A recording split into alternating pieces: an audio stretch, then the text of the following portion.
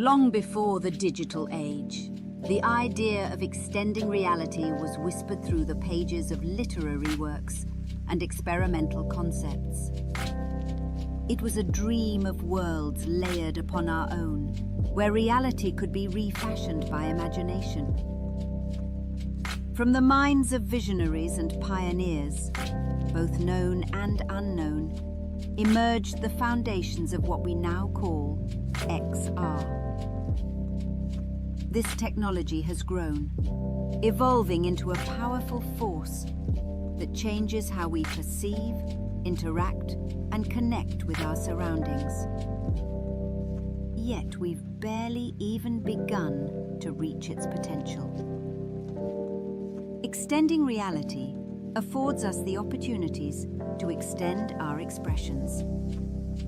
It provides space for discovery, pushing the boundaries of what is possible. Immersive technologies bridge the space between the material and virtual layer, allowing us to explore new dimensions of creativity and innovation. At GatherVerse, we believe in the extraordinary impact of XR for human betterment. These applied sciences have the incredible potential to enhance education, transform healthcare, and express a more inclusive and connected global community. It can drive sustainability and scale to undiscovered innovation, with the hope that these advancements benefit all of humankind. We stand in a powerful moment in time, where the evolution of the AI-powered metaverse will mold our future in ways we can only begin to imagine. As we gather for this dramatically important summit, we reflect on the development of XR. From its early inspirations to its present-day applications and the incredible possibilities that lie ahead. Today, we inspire for a near future where extended reality continues to evolve, where each of us climb to reach new heights and achieve remarkable feats. Together, we responsibly embrace the potential of this technology, knowing that the only limits are the ones we set for ourselves. Welcome to this 30-second GatherVerse Summit, where we explore the transformative power of emerging technologies paired with humane standards, where we no longer look at XR and AI separately from each other, but as a fundamental extension of our daily lives, enhancing our interactions, experiences, and understanding of the world around us. Join us as we move forward, discovering the extraordinary and near limitless possibilities for humanity. And may our gather be well.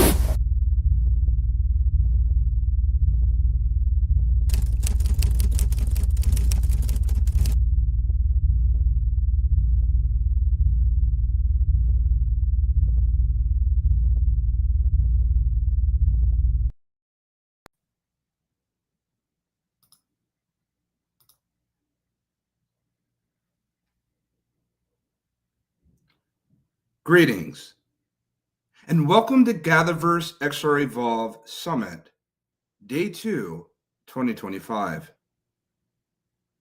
We are at the precedent of something rather extraordinary happening in this world when it comes to innovation. We've never seen technology move at such a rapid clip. We've never been this way before. Over the decades, we've seen extraordinary and quite capable technology arrive to our doorsteps. We've innovated, we've scaled, we've gone from the information age to the application era, and from the applications era to the AI renaissance. And here we are. Sooner rather than later, everything that we know about artificial intelligence today, this time next year, will be completely different. Today, we interact with prompts, typing on our desktops and laptops and tablets. But tomorrow, we'll be interacting with hyper-realistic immersive simulated environments. We'll be interacting with AI with a personality, with a caricature, perhaps a body, a visualization. One day, soon, your interface will look similar to you. It will look at you, and it will be able to not only understand your language, but your disposition. And in turn, you'll be able to understand its disposition and it will believe that it has its own disposition of theory of mind, self-aware. We are in need to be able to stay ahead of this new arriving machine species that is meeting us at our doorstep. To be able to teach it human alignment, of values. But in order to do this, if we're going to extend reality, then we must bring all of reality with it. This is where GatherVerse meets at the intersection of humanity and emerging technologies. For accessibility, education, equality, community development, safety, privacy, wellness, ethics, care, compassion, these things and more is where we meet at our 32nd Global Summit that we find ourselves at today. There were many things expressed on day one, and we're heading now into day two, and there's so much to unpack, and we only have a little bit of time to do this. Tell a friend, tell a neighbor, tell a family member. Share what it is that you're about to hear today. Our next roundtable discussion is focused on glasses. But what happens when glasses begin to think? There is much to be able to explore here. We have much to be able to unravel. We have further to go. We've barely scratched the surface. May our gather be well.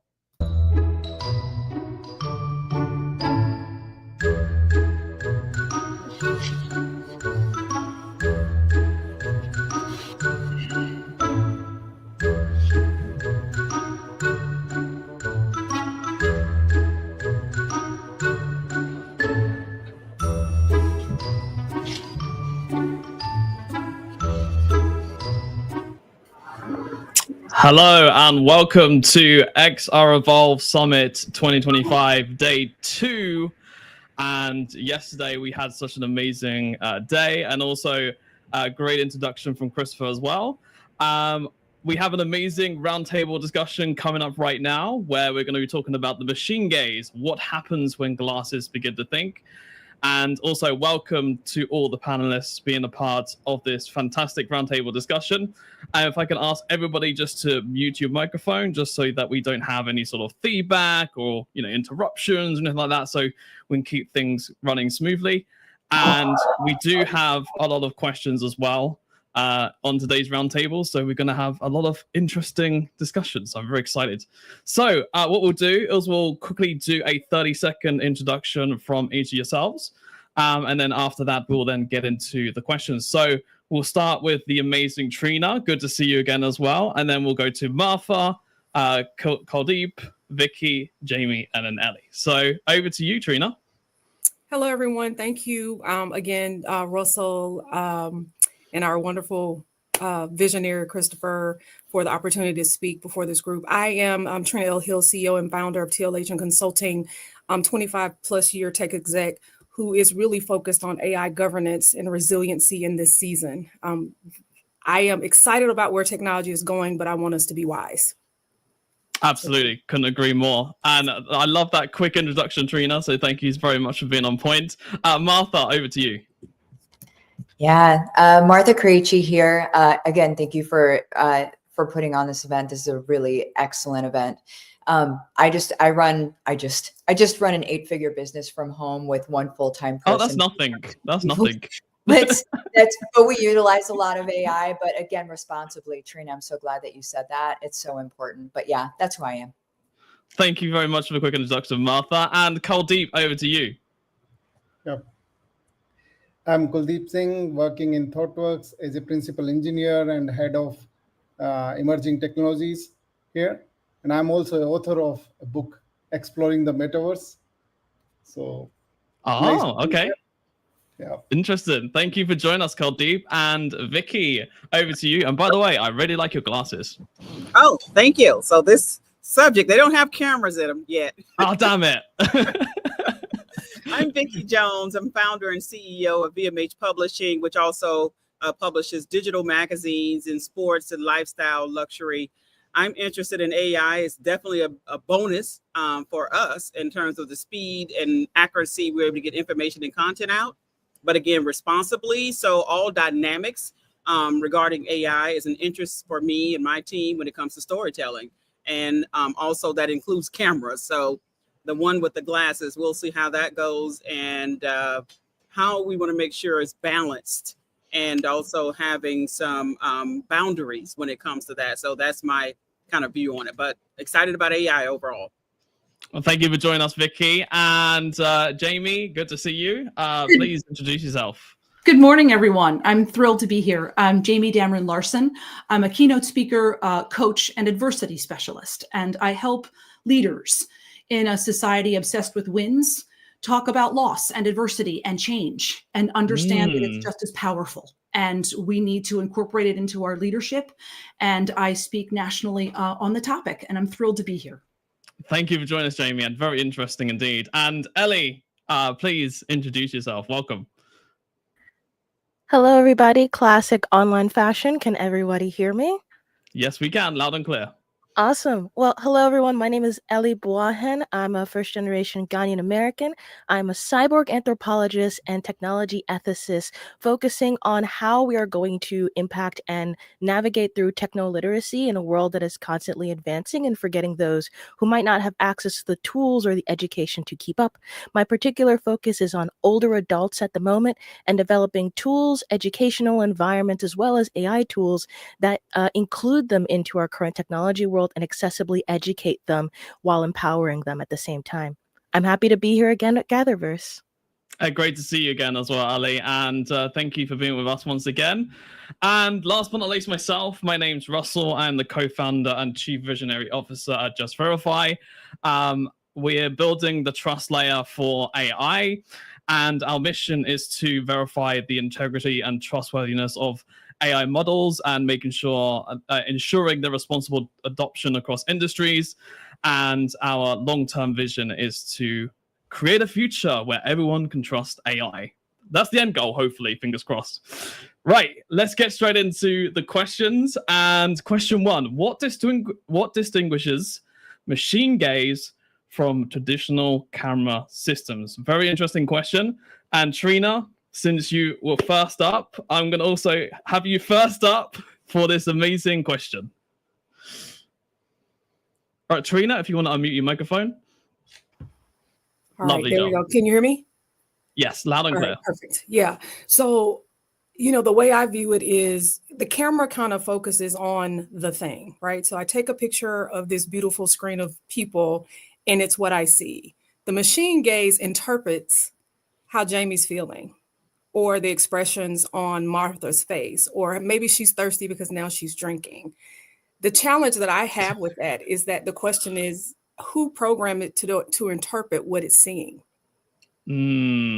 Right? That's right. Because maybe maybe she isn't thirsty. Maybe she's nervous, right? That could be true Maybe as well. Jamie's sad, and just her facial expression is that she shows up as a coach. And so the normal things that we would view as being sad is not showing up. And so as we think about machine gazing, we need to ask the question, who's making the decision on what we see?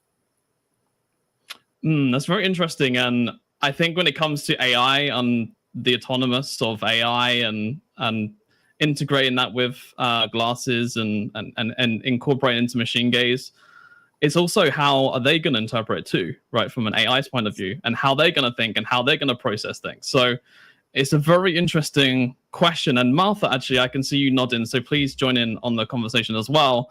What are your thoughts on what distinguishes machine gaze from traditional camera systems? Yeah, I'm nodding because it's the same idea. But it's also the reverse surveillance that's happening too. So we think of the outwardness of it all, right? So I'm surveilling these things and I'm able to collect data from these things, but you don't realize that it's happening to you too. It's also looking at your eyes and seeing how you're reacting to things. And so there's the reverse surveillance that's happening and a whole networking of the reverse surveillance. But yeah, Trina brings up an excellent point of who's to say, because whenever we look at just the neurodivergent spectrum, I mean, if we just look at that, we all have very different reactions to things, and they mean different. They look different. Sometimes somebody is completely melting down, but looks stone-faced. So like, That's true. it's really uneducated. So where does the education, excuse me, actually happen in that? Trina, I mean, that was a great point. I mean, they're all saying also is, you know, poker face, right? Like if you have a poker face and it's reading your facial expressions and you have like one of the most straight faces that you possibly can within poker, because obviously that's how, you know, poker players read each other, is like, what's he actually feeling? Or, you know, what is actually going in through his head? So it's a very interesting question that you bring up there, Martha. And my next question is, how do smart glasses reframe surveillance as a social dynamic? So Kuldeep, I want to bring you into this one, and also Vicky too. So Kuldeep, what are your thoughts on that? You also have to unmute your microphone, by the way. It's a little trick that we have. I think we permanently put it on though for you, Kuldeep, so you're not talking. I'm joking. Okay, thanks for that. So coming to the question, so it's an era of changing from traditional CCTV based. Oh, there's a lot of feedback there. Vicky, please. Okay. We'll hand this question over to you now. So, you know, what are your thoughts on how do smart glasses reframe surveillance as a social dynamic?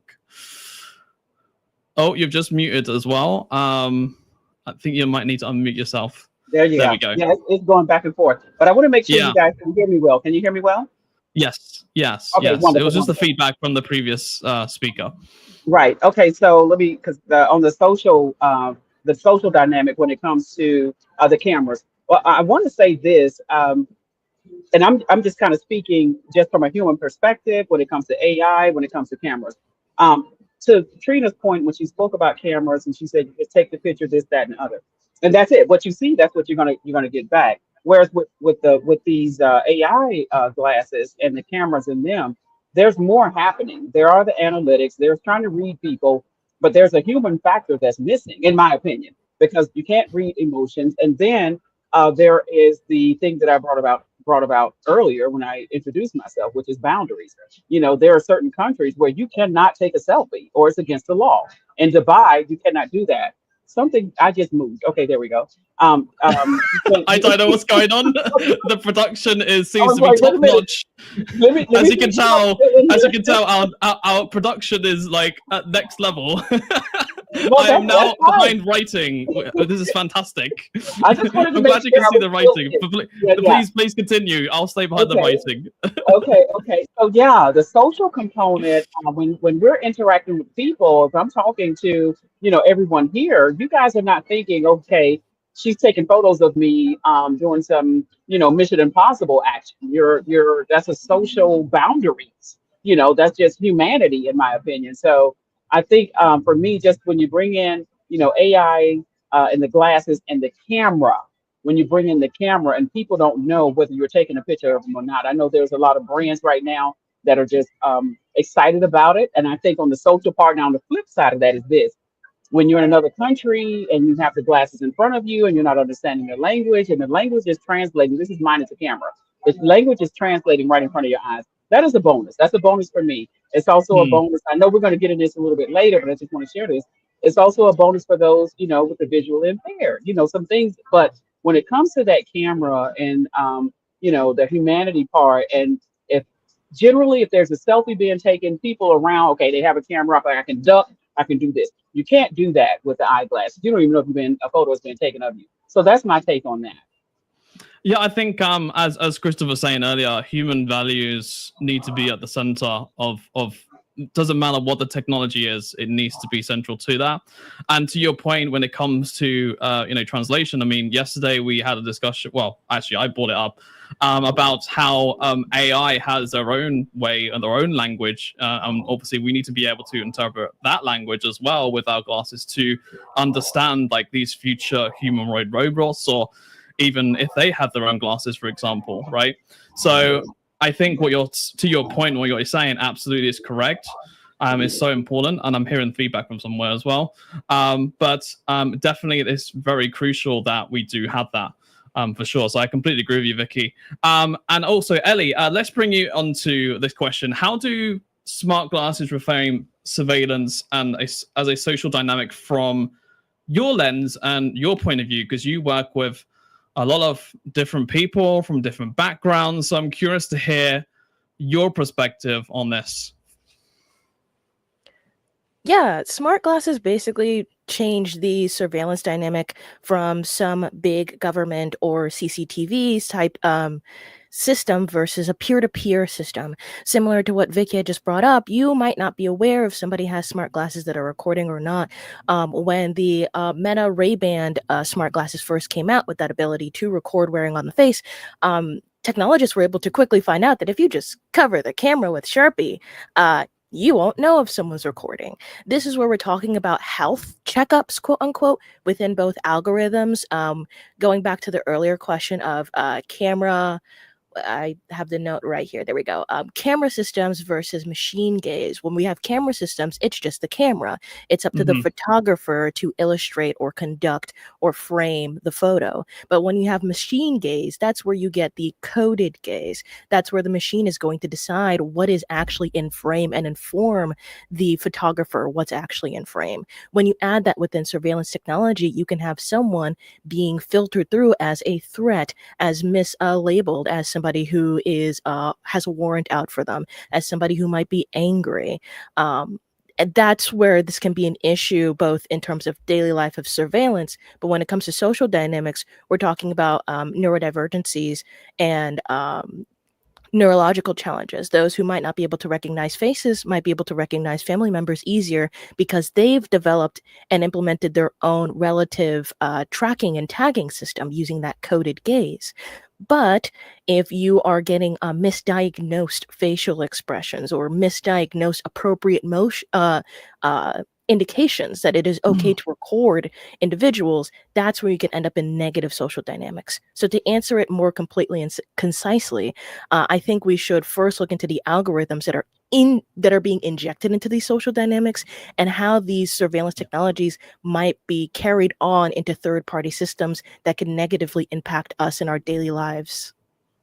No, I completely agree with you 100% there, and it kind of reminds me of like vibe coding, but but through the lens, right?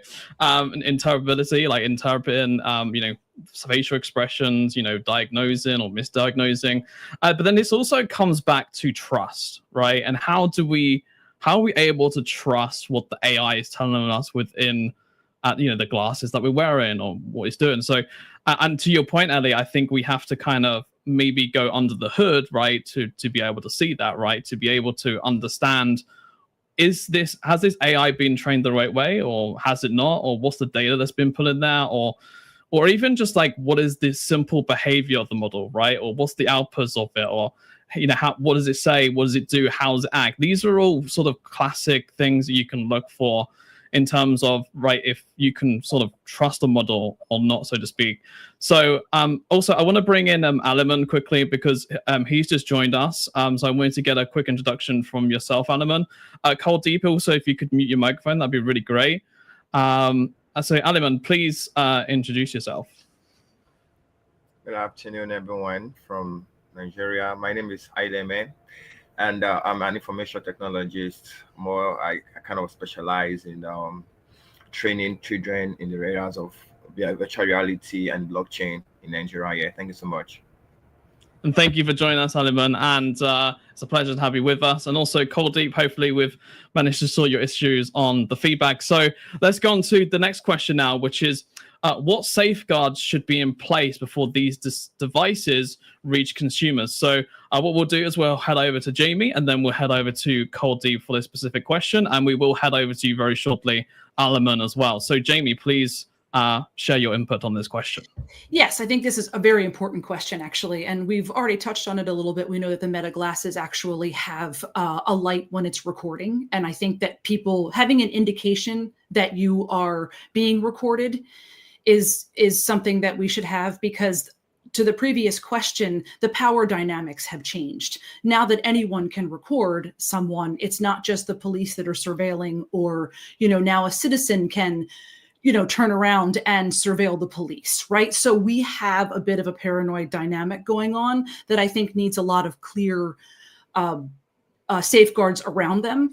I do think we also need to really be respectful to private or semi-private areas.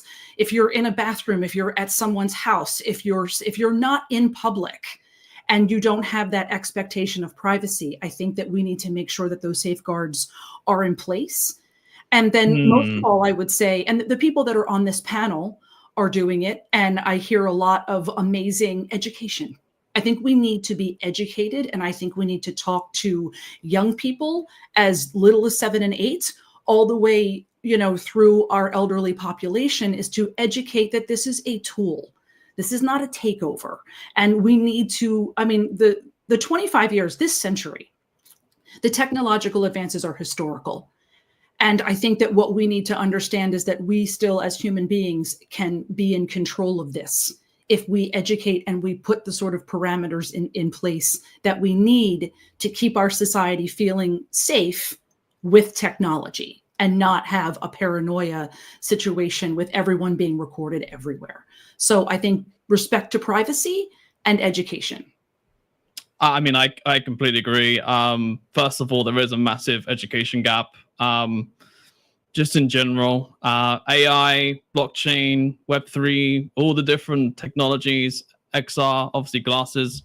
There's a big, massive gap when it comes to the education aspect. So I think fundamentally what you're exactly saying, Jamie, is 100% we need to have more education. And as Christopher says also, the technologists need to become teachers too, right?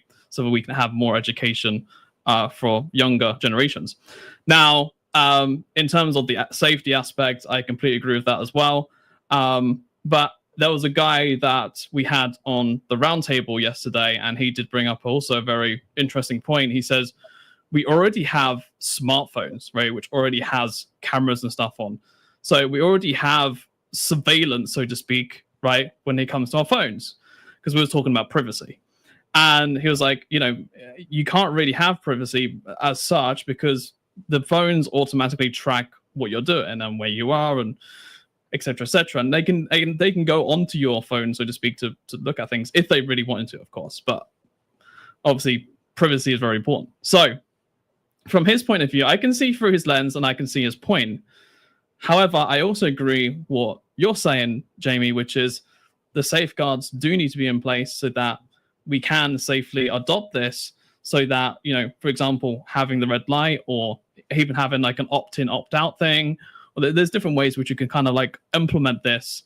I think it's important that we do have those in place, because if we don't have that, then there's no way that you can trust wearing these glasses, having them on day to day, and it might put a lot of people off adopting or even potentially wearing them. So, Kuldeep, I want to bring you into this question. What are your thoughts on what safeguards should be in place for these devices to reach consumers? Yeah, I'll start with the point where you bring in that privacy is remaining just a thought on depending on situation. For example, autonomous vehicle, autonomous driving car, we are already getting surveillance from there. But that's a specific case. As long as these devices are defined for specific case, for example, autonomous vehicle, whatever is streamed, that will be used for this purpose. If that transparency is there, then it's easy to trust on those devices. Otherwise, it's really hard to trust in being in such an environment where people are wearing these glasses, where everyone is being recorded. So that's the other side of it. But the people who are wearing, for them also, these devices are not yet ready, in my opinion. For example, safety nudges should be integrated into the operating system of those devices, so that the application developer can't change them. Mm-hmm. For example, if you look at Apple Vision Pro, bring in few of the extra features, but developers can't access each and everything from the device. Still, they are limited to the internals of the sensors of the data. Similar set of things need to be established in these devices, so that even if we are getting surveillance, but not every developer, not everyone will be able to access that. Only the part of thing, maybe if someone need to sense the eyes, only the data from those eyes using those APIs will be able to access. You can't really access, even if the device has other data, that should be at the lower layer. So the architecture of device need to be really in that way that it is an whole operating system making the in the devices, rather than thinking it as a plain Android application or a plain iOS operating system where anyone can build application and try to use everything what is being recorded or anything. So and other thing is the user interface design for there should be defined standards. For example, safety nudges. If someone get into the environment which is not supposed to be, a child may be there, or the environment of a hospital, for example, where someone is not supposed to be recording something. Now, Right. AI should automatically detect such environment from operating system level, and it will stop, blur or stop that person or warn that person that you are here, you are not allowed, and things like that. So those devices need to be constrained, need to be under some standards, practices, why and what purpose these devices need to be used, rather than thinking of an open device anyone is using. So no, I mean, you bring up some very, very good points there. And while she was talking, I was instantly thinking about, because AI is, I mean, we have AI agents right now, right? And it's heading more towards more autonomous and agentics, right? As we're heading into the future. So when it comes to, and I do want to bring Trina in this question because I'm very curious to hear what she has to say. And thank you, Kuldeep, for sharing. And then Alaman, we will head over to you very shortly. I just want to kind of get Trina on this question. When it comes to fully autonomous, right, and being able, like, for AI thinking for itself and training for itself, etc., how do we put these safeguards, these safe rails in place if these machines are just fully automating everything anyway? Like, they can decide what they want to do for themselves, right? Yeah. So first, I tell people in my Southern voice that I don't believe AI is for everything, or AI ain't for everything, as we would say in the South, right? So first, let's start with back to what problem are we trying to solve, and how are we going to leverage AI in order to address the problem, right? And then whether it's what I call traditional AI versus the plethora of AI options today, then you can figure out how to use it and then figure out how to govern it. The thing that I've been talking to my clients about is do not fire all your people. I know it sounds really strange, but there is this mental vision that, hey, we're going to just get rid of 500 people that have been governing your banking processes and your compliance, or your medical processes and compliance. We're going to just get rid of all 500 of those people, and we're going to let a machine make the decision. No, what you should be doing is figuring out where to leverage the machine to make things more efficient, right? And then having people oversee that. You don't need 500 people, but you probably need a good 100 or maybe a good 50 that can govern. And then when they see something, they say something. And what I mean by that is it's not just the system is down, the physical servers, or I can't access the system. Is the model doing what it's supposed to be doing, right? So if Russell comes in and the agentic AI is saying, oh, he comes in, he's allergic to peanuts, and I'm going to just make this up. He's allergic to peanuts and soy. Well, the machine should say, hey, we have this medication that Russell cannot take. But somebody else should be overseeing that, because there's a new medication on the market and it hasn't been updated in the system that says that they leverage almond oil as a base of that particular medication, right? You've got to have checks and balances. We cannot remove people from the process. I think people are the greatest safeguard we have. We can definitely put compliance there. And like Kuldeep mentioned, you can add some software guardrails as well, but we cannot remove humans from the scenario. You cannot remove them from the conversation, because here's the reality. The machine is going to do what we teach it. It's like a child. AI is a kid. You're raising this child. When you raise a kid, you don't birth the child and just leave it to itself. No, Right. you have to feed it. You have to educate it. You have to teach it. You have to also discipline it. You have to oversee it. It's the same thing. We can't just build it and leave it. And so it's going to be, to me, vitally important that we continue to leave people at the core. AI is a tool, right? But we cannot be removed from the equation. We are, to me, the greatest asset in this conversation. The tool just helps us amplify our greatness. It does not replace our greatness. It does not replace our humanness. I will jump in because I agree. Human in the loop is important. Human oversight is important. But as these AI, as we head into super intelligence and even general intelligence, AGI, these AI and autonomous models, etc., they're going to be smarter than any human on the planet, and that will get to the point where you won't be able to unplug them anymore, or you won't be able to have human oversight anymore. And eventually they'll get to the point where they'll just go off and do their own thing.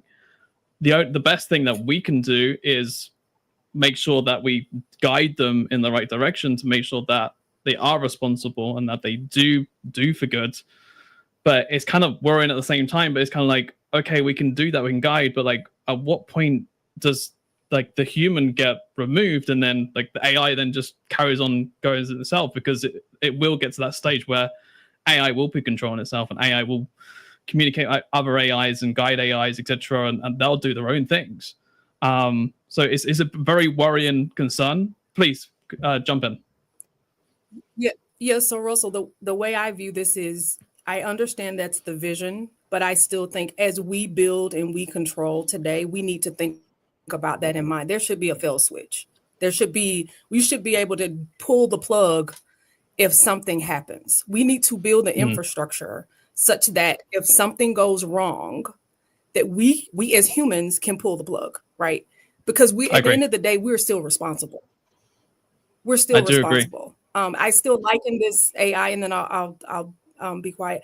I still liken it to, again, parenting. At some point, your child, you can no longer control what they do. They have to make decisions on their own. But there again is still accountability that is built into this world. If you speed, you're going to get a ticket. Eventually, you continue to speed, somebody's going to take your license, right?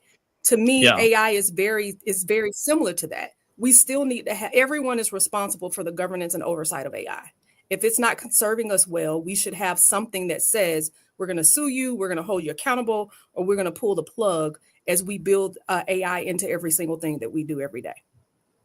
Couldn't agree more, Trina, and thank you for going with me on that conversation. I do sometimes go off topics and off questions, so please just keep that in mind when I do ask some side questions. So getting back on the topic now, which is what are the implications for children or elderly users when it comes to glasses? And Aliman, please join us and share your thoughts on this question.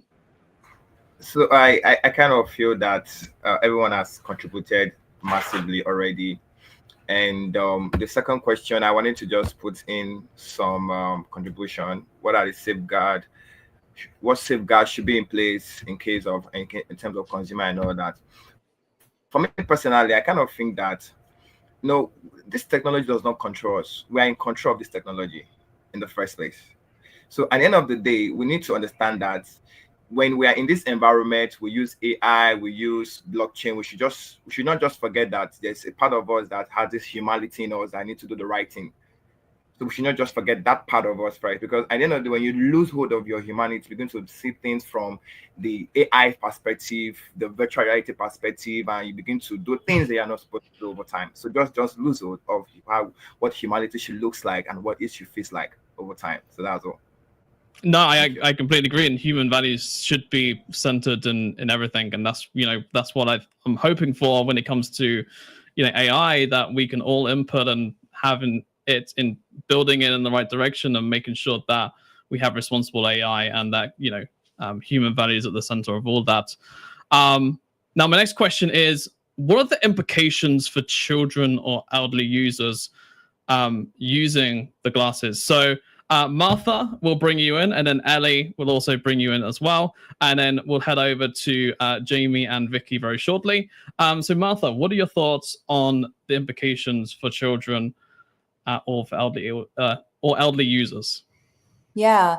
So I think I'll take children because I think Ellie should take the older one because that's her thing, right? I think for children, well, I'm going to harken back just a second. I left a note to myself so I wouldn't forget.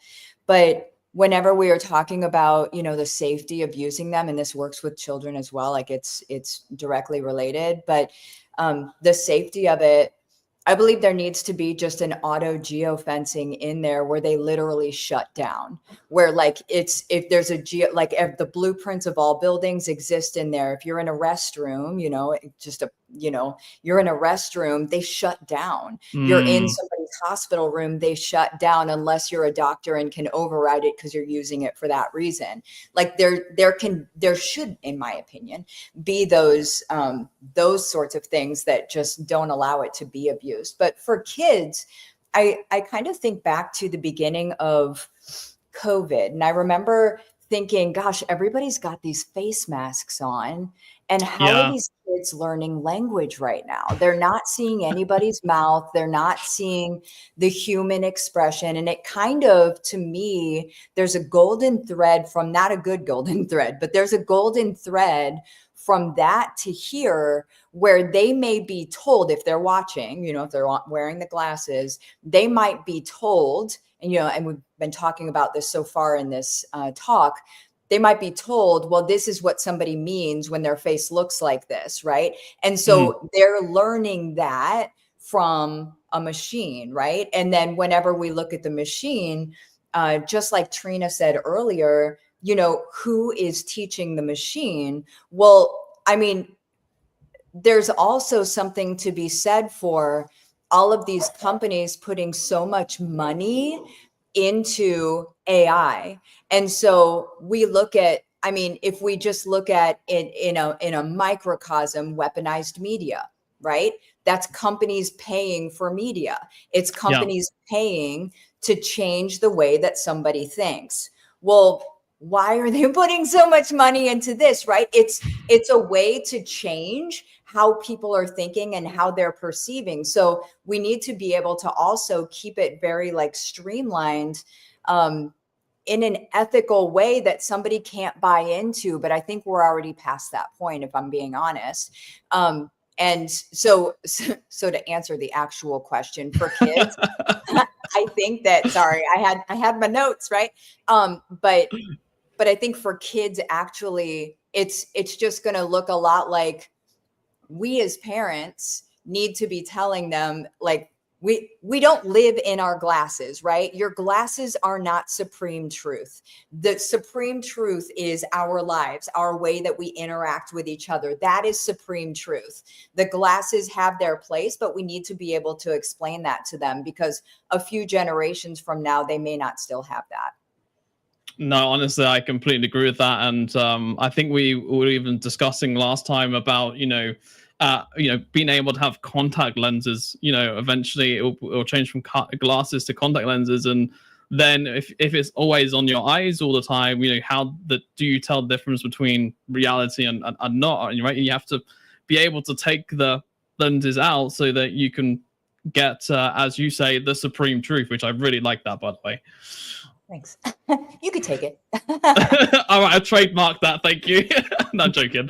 Ellie, over to you. What are your thoughts?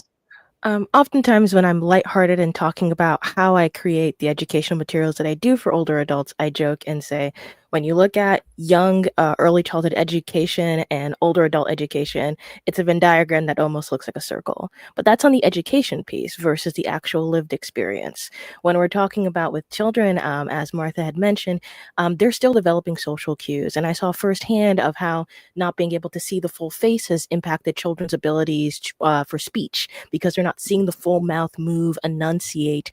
And so that's leading to gaps within their ability to communicate. In addition, for older adults require autonomy. they are adults first and foremost. So when we are bringing in this visual technology into their spaces, they should have the right to consent. They should have the right to not be overdiagnosed. It can be helpful for them. For example, there's an older adult who wants to live independently in their home. They can have their AR nurse remind them where their medication is placed. Their AR nurse be called an emergency to let them know that they've fallen, for example. But the overdiagnosing of, oh no, you're doing something that might be dangerous, and calling that interjection, older adults can sometimes feel over surveilled on top of not being integrated and guided into this new age of technology. So for older users, I think we should remind them that they do have the right to privacy, on top of which, on the technology end, we have to implement that. Speaking from an American perspective on privacy and law, many states, you don't have the right to your face. Across the US, you don't have the right to be forgotten. And those are very important things where your data is constantly being processed, especially off device. An older adult might just want to be able to video call with their kids or show them something cool without bringing out their phone. But now they're getting advertisements for the things that they showed on their camera. And many older adults are not afraid of deleting photos or deleting information.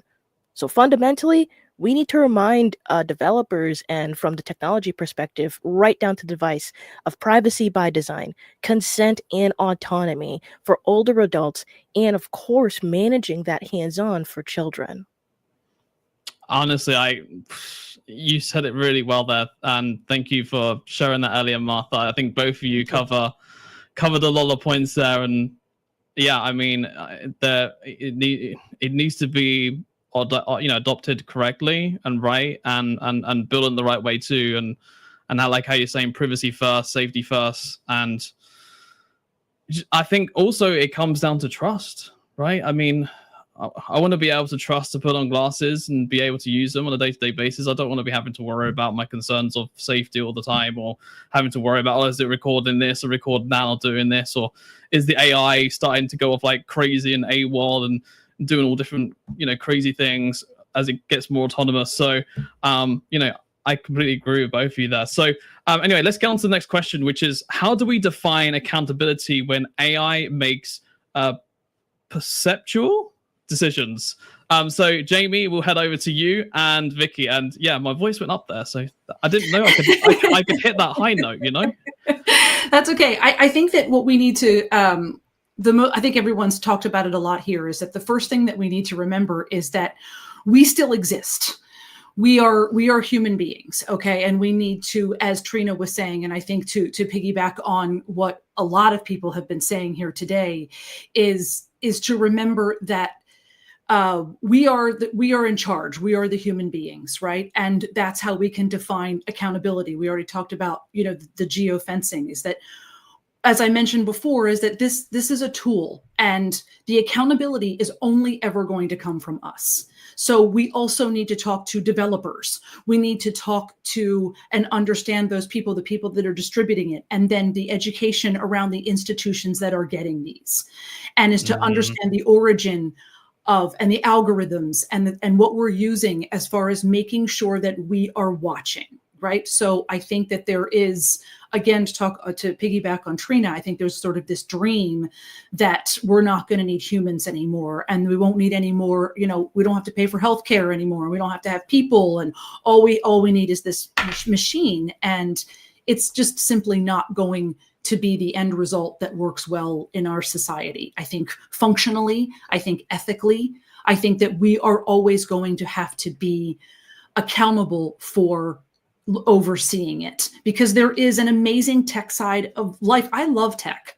I think that it's helped my life. It's helped my business. It is a wonderful part of my life.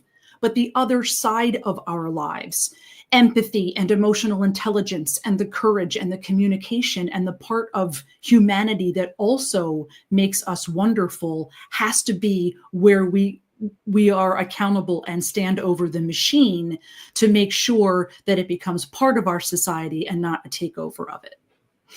I mean, yeah, I really like, I want, we're getting some feedback there, but I definitely want humanity to be centered at all of this. Like, human values have to come first. like point blank period. Doesn't matter what technology is, what you're doing, how you're doing it, how you're building it, what data you're inputting. I mean, it doesn't matter if you're doing Gen AI or you're doing AI with glasses or whatever it may be. You always have to come back to making sure that human values are first and fundamental. Because, and then also one more thing quickly is then to be prepared to hold businesses accountable and the responsible parties accountable for things that they're not doing, and to be able to speak up and say, this is incorrect and this is not what we should be doing. And so there has to be a pushback, not just an oversight, is pushing back on things that we find harmful. You know, it's the new cigarettes, right? So we have to make sure that we as a society also push back.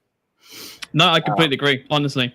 Sorry, Alaman, I'll head over to you shortly. I just need to bring in Vicky because Vicky was up next. Vicky, what are your thoughts? And please do share your thoughts.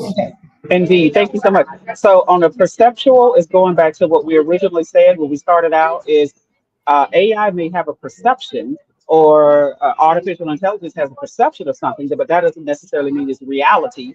We're talking about humanity. We're talking about emotions. We're talking about a stoic face versus someone who's actually having a meltdown on the inside.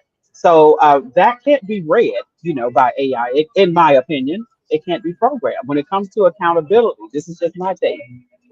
Someone mentioned earlier, and it's a very good point. I think it was Kuldeep, about when you're going into hospitals. Very, very good point. And someone else, many points brought it about it automatically shutting off. But will the programming include, okay, every room that you walk in or every building, it's able to detect that this is a hospital, this is a no AI zone, a no recording zone, or we need some privacy zone? Is it going to be able to save that and shut off? Will there be someone, a human, when you speak of trust, who is not trusting and they are not being responsible, and their eyeglasses are taking off in their purse, and then when they get into the place, they put them back on for whatever it is they want to record or make a video to put on YouTube to get 5 million hits to make money? That's a good point. You do bring up a good because point. that's what's happening. That is what's happening even right now when we use artificial intelligence just on recreating presidents and such, or even Denzel, who said something that he really didn't say for the purpose of getting 5 million clicks and get a check. That's where we are right now on that side. So add the glasses. I do appreciate, because like Jamie said, my business has, because there was a moment when I was not able to keep up with the speed with things that were happening for my vision and for how I was able to execute. I needed technology to keep up with me. Then came this flood of all these different tools as a result of artificial intelligence. So it's done wonderful. But when we talk about people misusing and thinking or hoping that human beings will just do the right thing when you're in a hospital, or when they're children, or when people are in the privacy of their home, they let you in to have wine at the end of the evening, and you put your glasses on in the bathroom and record their medicine cabinet or whatever. So I know we can do that with phones, but this makes it even simpler. So that goes into that accountability. And how do you do that? What is the programming going to look like in those eyeglasses or any other device, as far as I'm concerned, where people will just do the right thing? And how do you shut that off or trigger to shut it off? It's a great thing for the recording, but like someone said early on, they need to put the black stuff over it, and then we can still record. That is this example. So those are the things that that concern me. And then the other one of the points, when it comes to perception and that analysis, is like some of those people, no offense to people who have family members or who are that have a therapist or psycho, those that are in the psychology department. Sometimes people don't know how to shut that off. And every time you're speaking about coffee from Starbucks, there's an analytic that's going that just overly, oh my God, can I just enjoy the coffee? Whereas AI never shuts it off, and you feel like you're having a conversation, you're constantly analyzed. You know what? This is just too much. You're creating an environment of constant paranoia, defense. You know what? Let me get out of here, because I can't just have a decent conversation about a cup of coffee. I'm gonna have to jump in, Vicky. We are running out of time, but thank you so much for sharing that. And I'm gonna quickly just give 30 seconds to everybody to just quickly say some things. I know we're going to run over about a minute or two, but I'm sure Christopher won't mind, so we can do a couple more minutes. So I want to do quickly 30 seconds from each of you. What are your thoughts on just this roundtable discussion, and just quickly like one or two things from yourselves of basically how can we continue pushing these AI glasses forward? So just like one or two words of kind of like what are your hopes for in terms of AI glasses and the future of them. So I want to bring in we'll start with Trina, we'll go to Martha, Ellie, Kuldeep, Jamie, and then Vicky, and then we'll end out. Yeah, so look, I think the glasses, look, we're not going to stop the technology. I think you definitely continue to lean into the tech, but I think we have to use our voice. We have to make sure that we understand that humans are the most valuable thing that we have, and our voice is the greatest thing that we could ever leverage to influence the places that we go, whether it be the programmers or even the business leaders that are writing those big checks that Martha mentioned. We have to make sure that we're influencing them, as well as our legal system. We need our Congress and Senate to get ahead of the curve instead of being behind the curve. But AI is all of our responsibility. We're going to have to speed this up. I'm sorry, Trina. Martha, over to you. What is your quick thoughts very quickly? Yeah, so I think that we need to keep talking about it. So we're having this conversation right now, and everybody's sort of digging in and getting more insights into it and thinking even more critically about it. I think we continue that out into the real world and allow everybody to have these conversations and bring it up. So that's it. Ellie, over to you. What are your 30 seconds? Keep it as short as possible. What are your thoughts and how we can keep moving things forward positively? Firstly, shout out and thank you to Kate O'Neill. Thank you to Dr. Joy Bola. I'm stuttering right now. Baulawami. Shout out to Meredith Browsard. Shout out to these wonderful individuals that have been working so hard within algorithmic justice and privacy, from AR education to what is consent to what does the future look like within AR technology. There's lots of possibilities, but we really have to have a conversation of what our AI is going to look like and what that means for us. Kuldeep, over to you. Yeah. So I covered many of the things in this book, Exploring the Metaverse, talking about specifically how we should move forward, what is next lying for us. And no single entity will be able to bear the accountability alone. It is a collective responsibility of academia, industry, government, regulatory bodies, and even people who are using it. So every place we need to work. Then only this collective actionable plan will come. There is a framework in this book. This book concludes with that. We can't dive in the framework. Sorry, we're short on time. Jamie, over to you. Tech is a wonderful thing. It's here to stay. Make it a partner in your life. What I would say to people is learn tech, but think for yourself. Thank you, Jamie. Thank you for keeping us so short. And Vicky, over to you. I would say when it comes to privacy, I think governance and laws needs to come in, but we need to continue to educate ourselves and how to use it properly. Thank you so much for having a fantastic roundtable discussion. That is it from us. Make sure you follow every single one of these people on the panel. It's been absolutely great, and make sure you check them all out on LinkedIn. That is it from me, Christopher. I'll hand it back over to you, and that is it for this roundtable discussion. See you later.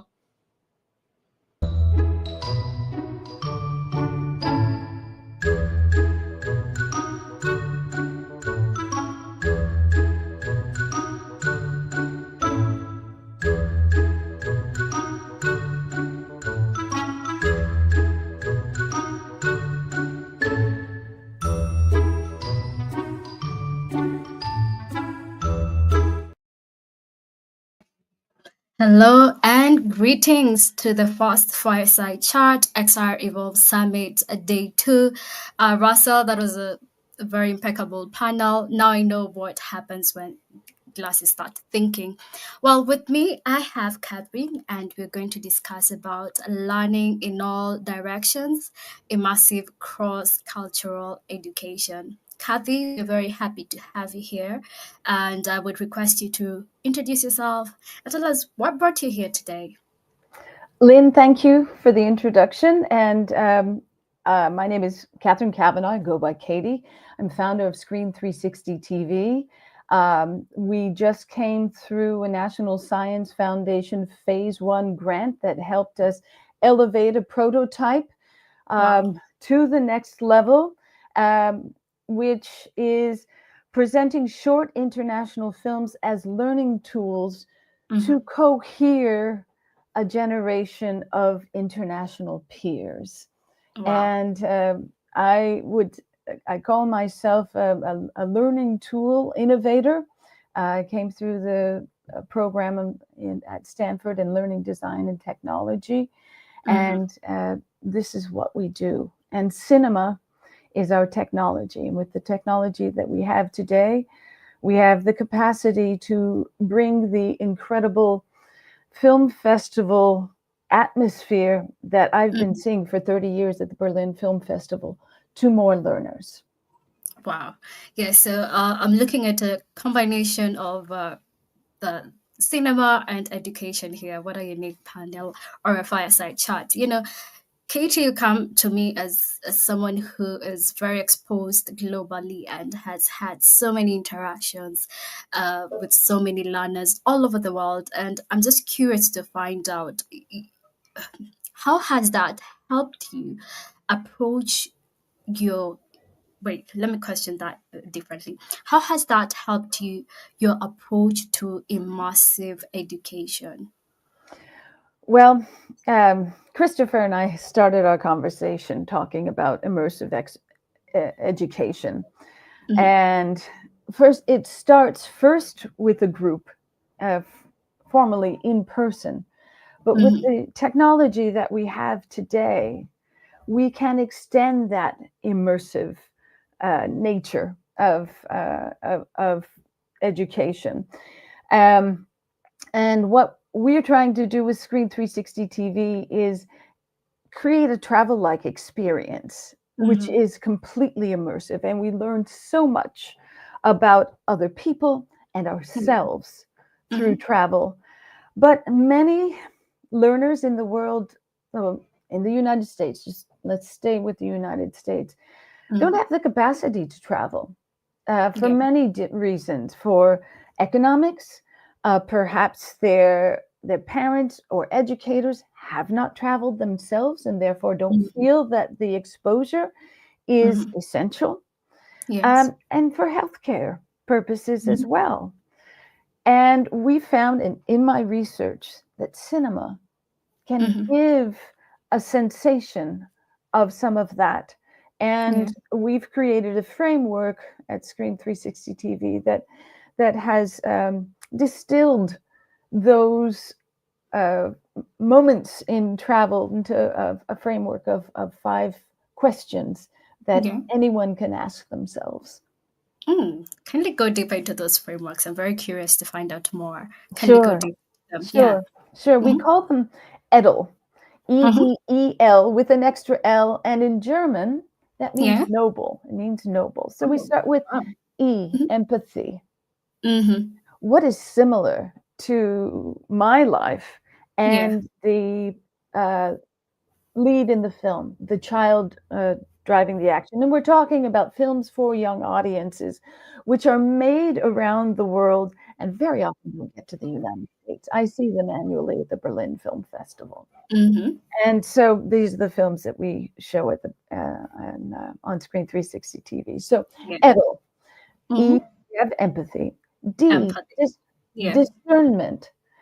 What do I like and what do I not like about what I'm seeing and what I'm feeling? That's part of the discussion. And this is super important to hone. This is critical thinking.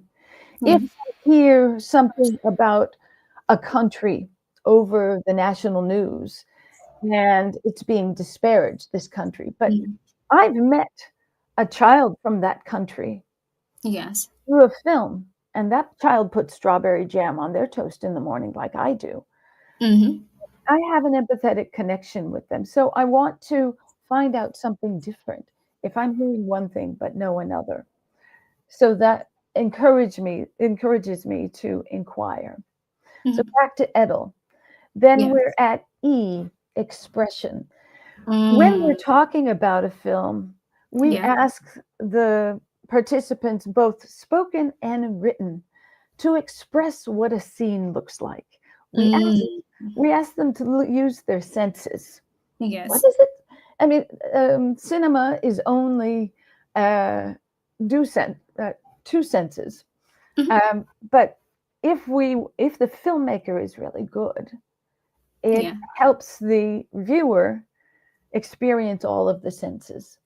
Mm. So I love that. similarly, we want the participant to apply their senses in their expression. And all knowledge begins with the senses, so Yes. says the early educators. And then we have L for language. Mm-hmm. The films we show are often not in English. In fact, we prefer that they're not, but they're subtitled in English. All right. So there is a chance to hear other languages and find cognates. Those are things that sound like words Yeah. that we know.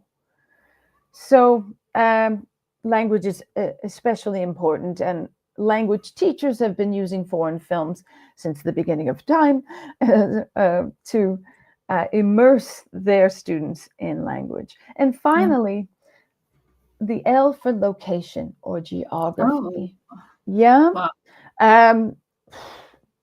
In my research, 5 major publications, including U.S. News and World Report, National Geographic, and the U.S. State Department, have noted the abysmal state of geographical knowledge in U.S. students. Yeah. So on Screen 360 TV, we have a globe, an atlas, where students can at least see where other classes are from and a little bit about them. And that Yeah. is huge. It is huge. And recognizing the borders and going outside of our borders. This is something that Christopher and I discussed that happened during the pandemic. For the first time, we Yes. looked over borders. We looked outside of our borders. Mm-hmm.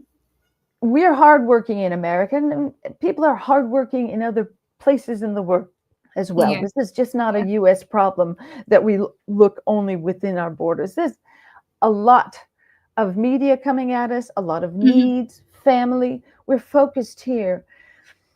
But I would say to you, when looking for innovation and solutions, Yes. we Yeah. need to look in, reflect, look out, look amongst our community, and look over borders for solutions and insights. Wow, that is such a great framework. And I think empathy and language stood out for me because I'm a multi-language. I speak multiple languages. I just want to even relate this to you mentioned some things to do with education and getting out of our borders. I just want to bring the massive aspect of this, and this brings me to the question: what is the relationship between filmmaking and immersive education? That's great. Thank you. Let's just start with, I listened to the last conversation and they were talking about Google Glass goggles. Yes. I have an allergy to goggles because the cinema, when you're sitting in a cinema and sitting beside people and sitting in front of and behind people you don't know, you are still having an empathetic reaction with them to the stimulus on the screen. This is really valuable for creating cohesion, especially when put in the extended reality that Screen 360 TV is, but it is mimicking the cinema of an international film festival where empathy is exchanged multiple ways. We have empathy for the protagonist in the film and other members of the film, the protagonist and film crew, the director. When the director speaks after the film, we get insight and have empathy towards them. We have empathy towards our classmates that we might be watching the film with. We know them a bit, and we'd love to hear their questions. We might have the same questions as they do. And then have empathy for the person we don't know, but who asks the question that we also were thinking of. So what Screen 360 TV wants to do is encourage the cameras on, see each other. Yes. Students want to see each other. You think of what Greta did with Fridays for Futures, and the demand that students have to cohere with their international peers. They want to know who they are. 60 out of 64 high school students that we interviewed for our NSF study had played games during COVID, but also afterwards, had played Fortnite through international hubs and had experiences with someone outside of their country and told the story about that, with vivid memory. So that's telling me they liked it and they want more. So that's what Screen 360 TV does, is give them a guided experience to meet their international peers. And if their family doesn't have $20,000 or more to send them abroad for a year, we bring the world to them and keep that level playing field with the other students in their class who may not get to go abroad when another student gets to go abroad. And so cinema really is the first extended reality that we know, and it's still quite valid. I feel that goggles watching, they have their use for very special cases. But for creating an empathetic connection, a global empathetic connection, cinema, and I don't know about you, but I always look around and watch people watching the film. I truly relate to the cinema kind of scenario, because when I was a child, and the only thing we had was a screen in school, and that was the only screen that most of us had. We didn't have most screens in our homes, and the only way we could learn maybe lessons like Christian religion or Bible stories was through cinemas. And until today, they're still in our minds because we related together and connected together. So I totally, I get you. I get the point where you're coming from. Tell me. For you, Lynn, my thesis question: what's your earliest memory of an international film, and how do you think it's influenced you today, until today?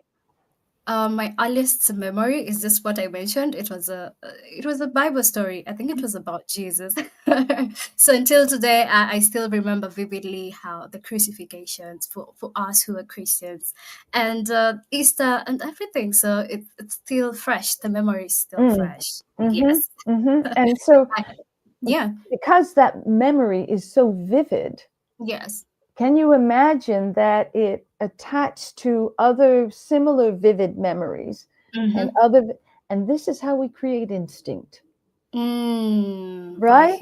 We keep listening to Spanish language films. We learn more language. We visit films from the Middle East. We lessen our fear of the Middle East, which is very important for American children right now. And Katie, we could go on about films, but I just want to wrap it up because we only have 1 minute. We could go on. I know time is so short, but what are the risks of cultural homogenization through XR experiences? Lynn, that was a really great question.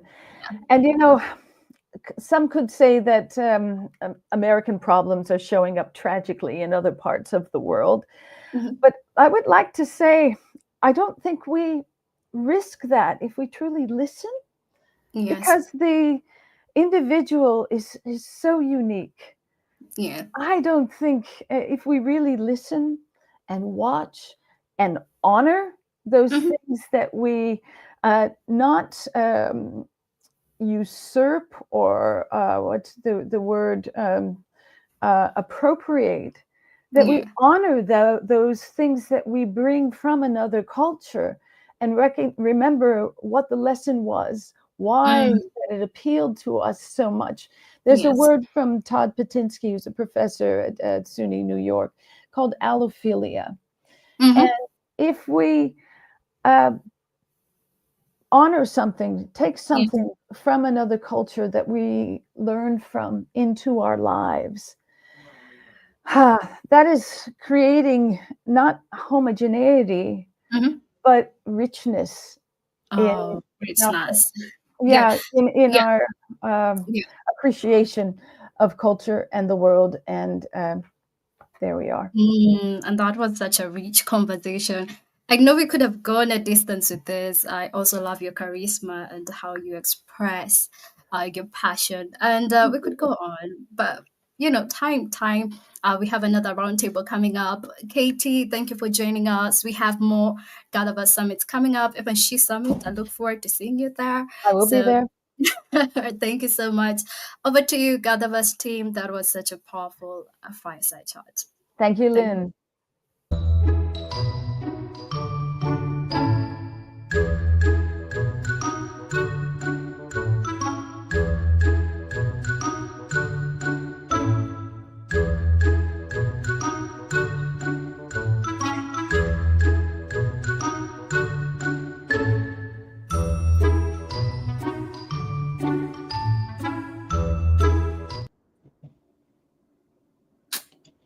And we are back like we never left. We're so happy to be here with each of you today. Please bear with us as we add everyone to the stage here, and we begin for kickoff here at this next roundtable discussion. I'll be your guest moderator, and my name is Christopher Lafayette, founder of GatherVerse Emerging Technologists, and I'm so happy to be with each of you today. We have a lot to be able to unpack at this particular roundtable discussion on focusing on global XR, the obstacles and opportunities, and I might add the challenges of XR that's deployed everywhere. We're so happy to have each of you that are with us here at GatherVerse.live, especially here for this day 2. I'm surprised to see all of you, being that here in the West, at least it's the summer, but here we are. And we're happy to see everybody else at the various social streams that we're broadcasting from. We have a extraordinary roundtable discussion to be able to lean into. Panelists, I'd ask that you mute your mics until called upon. And I'm going to go round robin here to be able to ask who you are and what inspired you to be here today to join us for this particular discussion. We have a lot to be able to go through and to unearth here.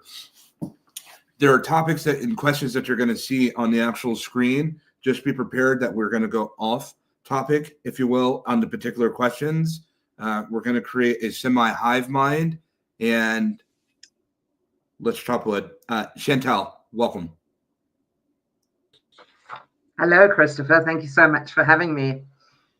So a quick introduction and what inspired me to be here. I am an identity architect. So I am not a tech guru. I have been listening to all the tech gurus and I feel a little bit out of my depth. However, I'm passionate as an identity architect. I am passionate about helping people come back to their humanity, figure out what's holding them back and move forward in the world. One of the biggest challenges we have in the world is connection. We're feeling this universal loss of connection. Now, XR, extended reality, AI, all of these things can deepen this connection. Sure. But it can also create more disconnection. So that's what inspired me to be here tonight. Thanks, Christopher. Thank you so much, Chantal, for that introduction. And we're going to be able to pass this on to Obagafan. But let me just say this. I think it's really important to say, we did bring this up yesterday too, is that GatherVerse really enjoys having a non-technologist here with us and to arrive with us, because we need to have a much more expansive, broader bright-eyed perspective on the different lens narrative that are arriving from everyone around the world. And so, Chantel, you're definitely in the right place. We greet you. Obagafan, please introduce yourself briefly and what inspired you to be here today. You might want to check your mic. All right, let's go.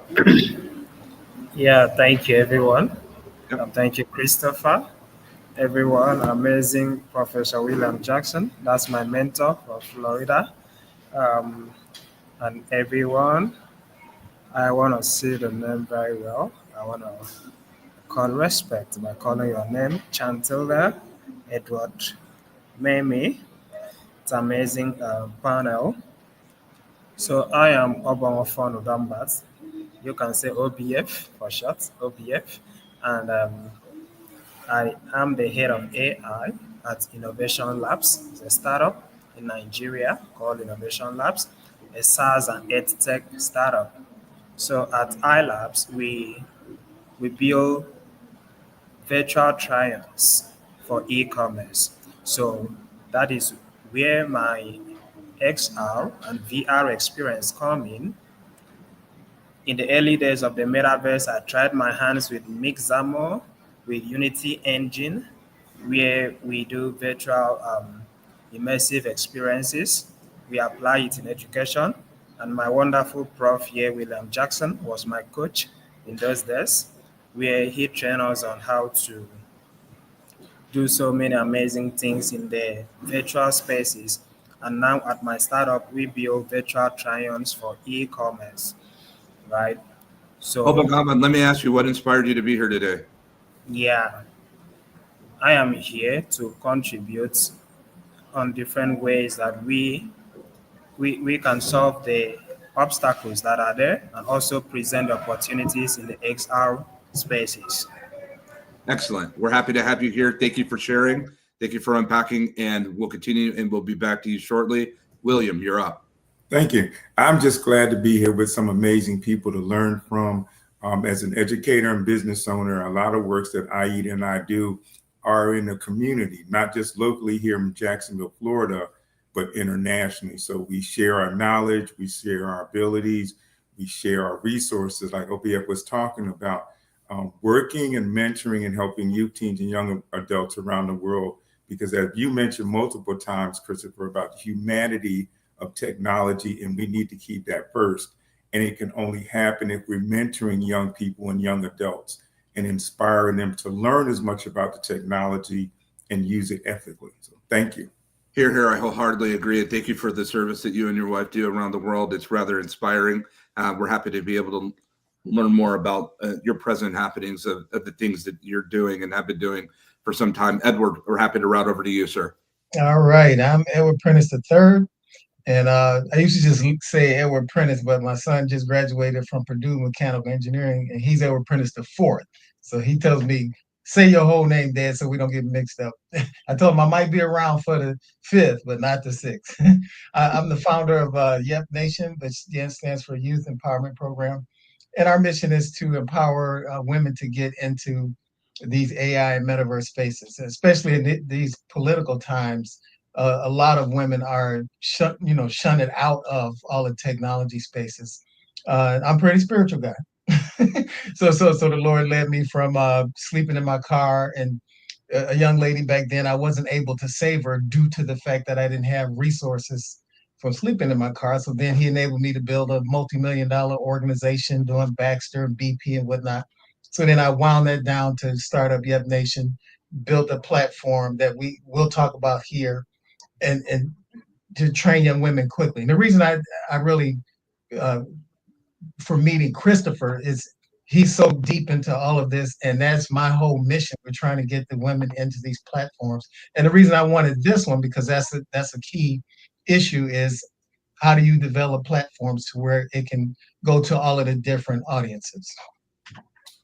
Thank you so much, Edward, and shout out to YEP Nation. I'm looking forward to chopping wood in the future. We're doing some good things together. Minnie, you're up. Yeah, good day, everyone. Good day, Prof.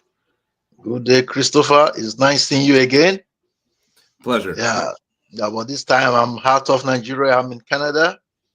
and I'm speaking right from Ontario. That's the province. I choose to be here for another reason, to extend to all young ones the opportunity for them to master the act of knowing what they learn in school. Because I know as the reason behind virtual reality, extended reality, is to make learning more easy and fun. So I believe that when we introduce edutainment, which is education with entertainment, into our educational airspace, it will make kids have more interest going to school. And I believe strongly my being here is to contribute to the question we had on ground, issue that relates to global gaps. They're trying to bridge the global gaps on Yes, but Minnie, XRE. we won't touch on that yet. Give me the inspiration of what brought you here today. We'll roll in that in a moment. All right. I'm inspired to share my thoughts and also to see how education will have a new face, that is digitalizing education. You couldn't have said that better. I actually agree with that statement in more ways than one. Minnie, we're happy to be able to have you here. We'll explore further on what you just said, and we may even kick off on that. But first, we'd like to be able to introduce Thomas. It's good to see you again. Thank you for having me here again. So I'm Thomas. I run RNH Creative Advocacy and Storytelling. My mission really is to use storytelling and creativity in a variety of complex, but also fun and motivating ways for the community. I work a lot with the neurospicy and mental health community, but I also do a lot of different events, and technology is a big part of that. I'm a believer, especially in this world that's changing so quickly, we have to be able to use everything effectively, compassionately, and with purpose. And I'm also a big believer in accountability and technology as well to serve people. And so I'm really excited to be here today to share my thoughts, but also learn from those around me and also explore ways in which we can help inspire the community together. Excellent, and welcome back. Is happy to hear these expressions. I truly think that mental wellness and mental health can be a tremendous benefit towards innovation, whilst at the same time, poor mental health can be a severe barrier to entry, if you will, especially when we think about accessibility. Panel, shall we begin? So I sit here and we're about to explore on these things of what are the challenging things that are pressing with us with XR. Let's get a broader scope of the narrative here. We build an extended reality, many of us, and whether we like it or not, audience, many of you will be building and have already been contributing to extended reality by way of data or input or contribution, a likeness and image.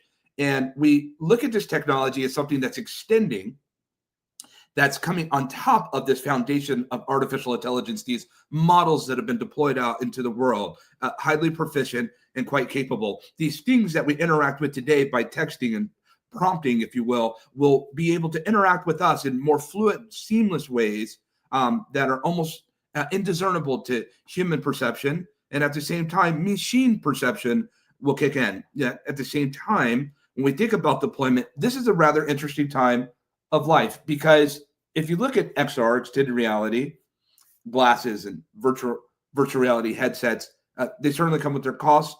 And traditionally, at many times, they have not been deployed around the world. So accessibility, William, is a big deal, which we're about to hard into you, and then we're going to route into everyone else. Accessibility has been a big deal in terms of access. It's a little bit different now because the new juggernaut has come on the scene. It has arrived, and it supersedes every single technology within the eco-habitat, and it's called artificial intelligence. And it's highly accessible. If you have common Wi-Fi and a decent device, you have it. It's unlike other different devices that need to be consumed, go through supply chains, what have you. William, I see a severe disconnect and disbalance happening and arriving in the world when these quite extraordinarily capable tools that XR has, that there will be so much of the world that has these tools and so much of these worlds that either A, can't afford it or don't even have the opportunity to access. You're someone that's traveled around the world and teaching this particular type of technology. What are your thoughts on this, sir? I think one of the things that we have to really watch out for is accessibility and equitability. It's great to have the access and the tech, but we can't forget that there, like you were saying, there are going to be people that have no access or very little access with these technologies to use the benefit themselves. And we have to, as an old school term, reach back and make sure there's equal accessibility and equal access, even if you have to minimize the current tech a little bit so that people that do not have the high-tech smartphones can access it, are able to. When we look at the human element, everybody wants the newest and greatest devices, but it comes to affordability that everyone can't afford it. But we have to look at how we can provide access, how we can provide accessibility, but also one of the things that was focused on is training to do it. Aida and I equate AI as if you give a 14 or 15-year-old keys to your Corvette, but you don't provide them any training, ultimately there's going to be a major accident. So there needs to be also professional development and to teach our youth, teens, and young adults how to access the AI, how to use it, how to use XR and all the iterations that go with it. Because if you don't, as we see now that's happening, young people are doing inappropriate things. They're getting caught up in environments they have no understanding, and it's slowly causing negative effects to personal self-esteem, bullying, cyberbullying, and all the other elements. So we really have to look at making it equitable, making it capable that people can access it, but also providing professional development and training. You know, I find that they're very interesting in the other side of things when there's a deficiency in not teaching, especially our younger generations, the proper use case and of alignment when it comes to actual any technology for that matter. But it tends to be able to compound or scale this thing of your very disposition and how people will use it negatively or affirmatively when it comes to any of these emerging technologies and devices. And how do we inspire a generation within education, Chantel? How do we give them and impress upon them the need to be able to use this for good, the need to be able to extend reality for betterment instead of for self-aggrandizement? But please, Chantel, give us more on that. So I'd like to build a little bit on what William was speaking about, and I'd just like to talk about representation. You know, I feel like our tech is just moving so fast and we're all jumping on the bandwagon. If we look at the explosion of AI over the last year or two, we're shifting, changing, adapting, growing, and we haven't even learned the fundamentals yet. Right. We need to just come back to representation. And we've got to come back to the fact that we are these tech models, this extended reality is supposed to serve people. Who are the identities of the people that our systems are supposed to serve? What are our cultural contexts of these models that we're building and these solutions that we're building? Do we incorporate local languages? Do we create something that allows our people to be represented effectively? And then tacked onto that, we've got to start catching up on that education curve. You know, and I don't have a solution for it, but I just want to say that education curve, I learn new stuff every day. How the hell are our kids supposed to keep up with this? You know? Sure. So, yeah. You know, I tend to think that if we don't begin teaching the world, and it's multi-generation, not even the young people. In fact, the young people that I submit are catching up onto this quicker than even our more mature audiences, if you will. And when I say young, high school on down, they are understanding this technology because this is the world that they're propagating. And similar to many of us, when I came into the world at a very younger age, a thing called Google showed up. I had no instruction manual. My teachers didn't know what it was. They didn't know how to operate it. They said, this is called Google, and this is called the Oregon Trail. Use it. And then whatever minimal direction was available, all I was given in this world was a search bar. And I had to figure it out for myself, how to move there and how to be able to navigate there, which is very interesting when it comes to literacy of technology. On the very first thing that showed up was the protocol, if you will, HTTP IP. But beyond that, Obagafan, I tend to think about when we look at disruption that if we aren't the ones educating the world, then something else will. let's think about those words again, because I want to hear your expressions on that. If we do not begin to teach the world of these technologies, human, then something else will, machine. They're more than happy to be able to step into the environment and to be able to fill the gaps of what humans have not fulfilled. What are your thoughts on that, Obogofon? Thomas, we'll get to you after. As quickly as you can, sir, please. All right, thank you so much. So, yeah, talking about the infrastructure gaps, I want to tell the part of Chantel who talked about the education gap is a very big thing. Education, we need training. We need lots and lots of training in the space. I'm talking from Africa. Apart from the infrastructure deficits, the fact that there is no funding, we do not have these tools. How many people here had the VR headset and all to be able to carry out these experiments? There's also huge gap in the education aspect.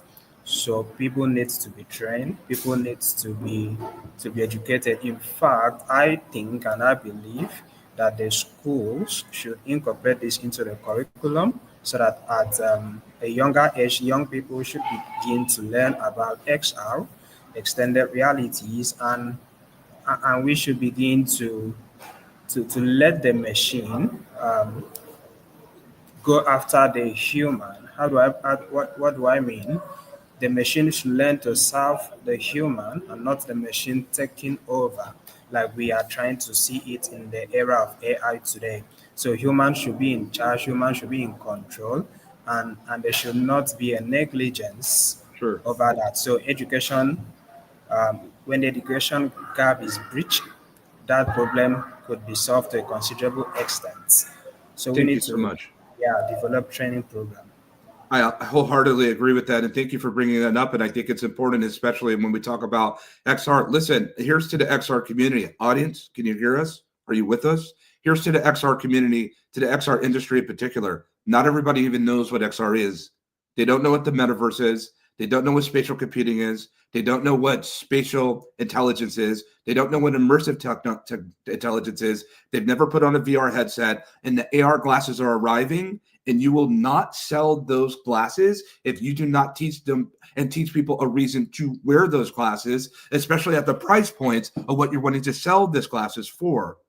I say that to say is this, even if we have WebGL, web interfaces, and we'll get to that in a second, Thomas, I tend to think that when we start to see this great adoption of these technologies, if we're deficient in education, it takes away the why and the reason. It takes away the power to be able to convey what we talked about yesterday when it comes to storytelling for other people to hear one another, because there's a medium that's been decided that hasn't been colloquially agreed upon in the world.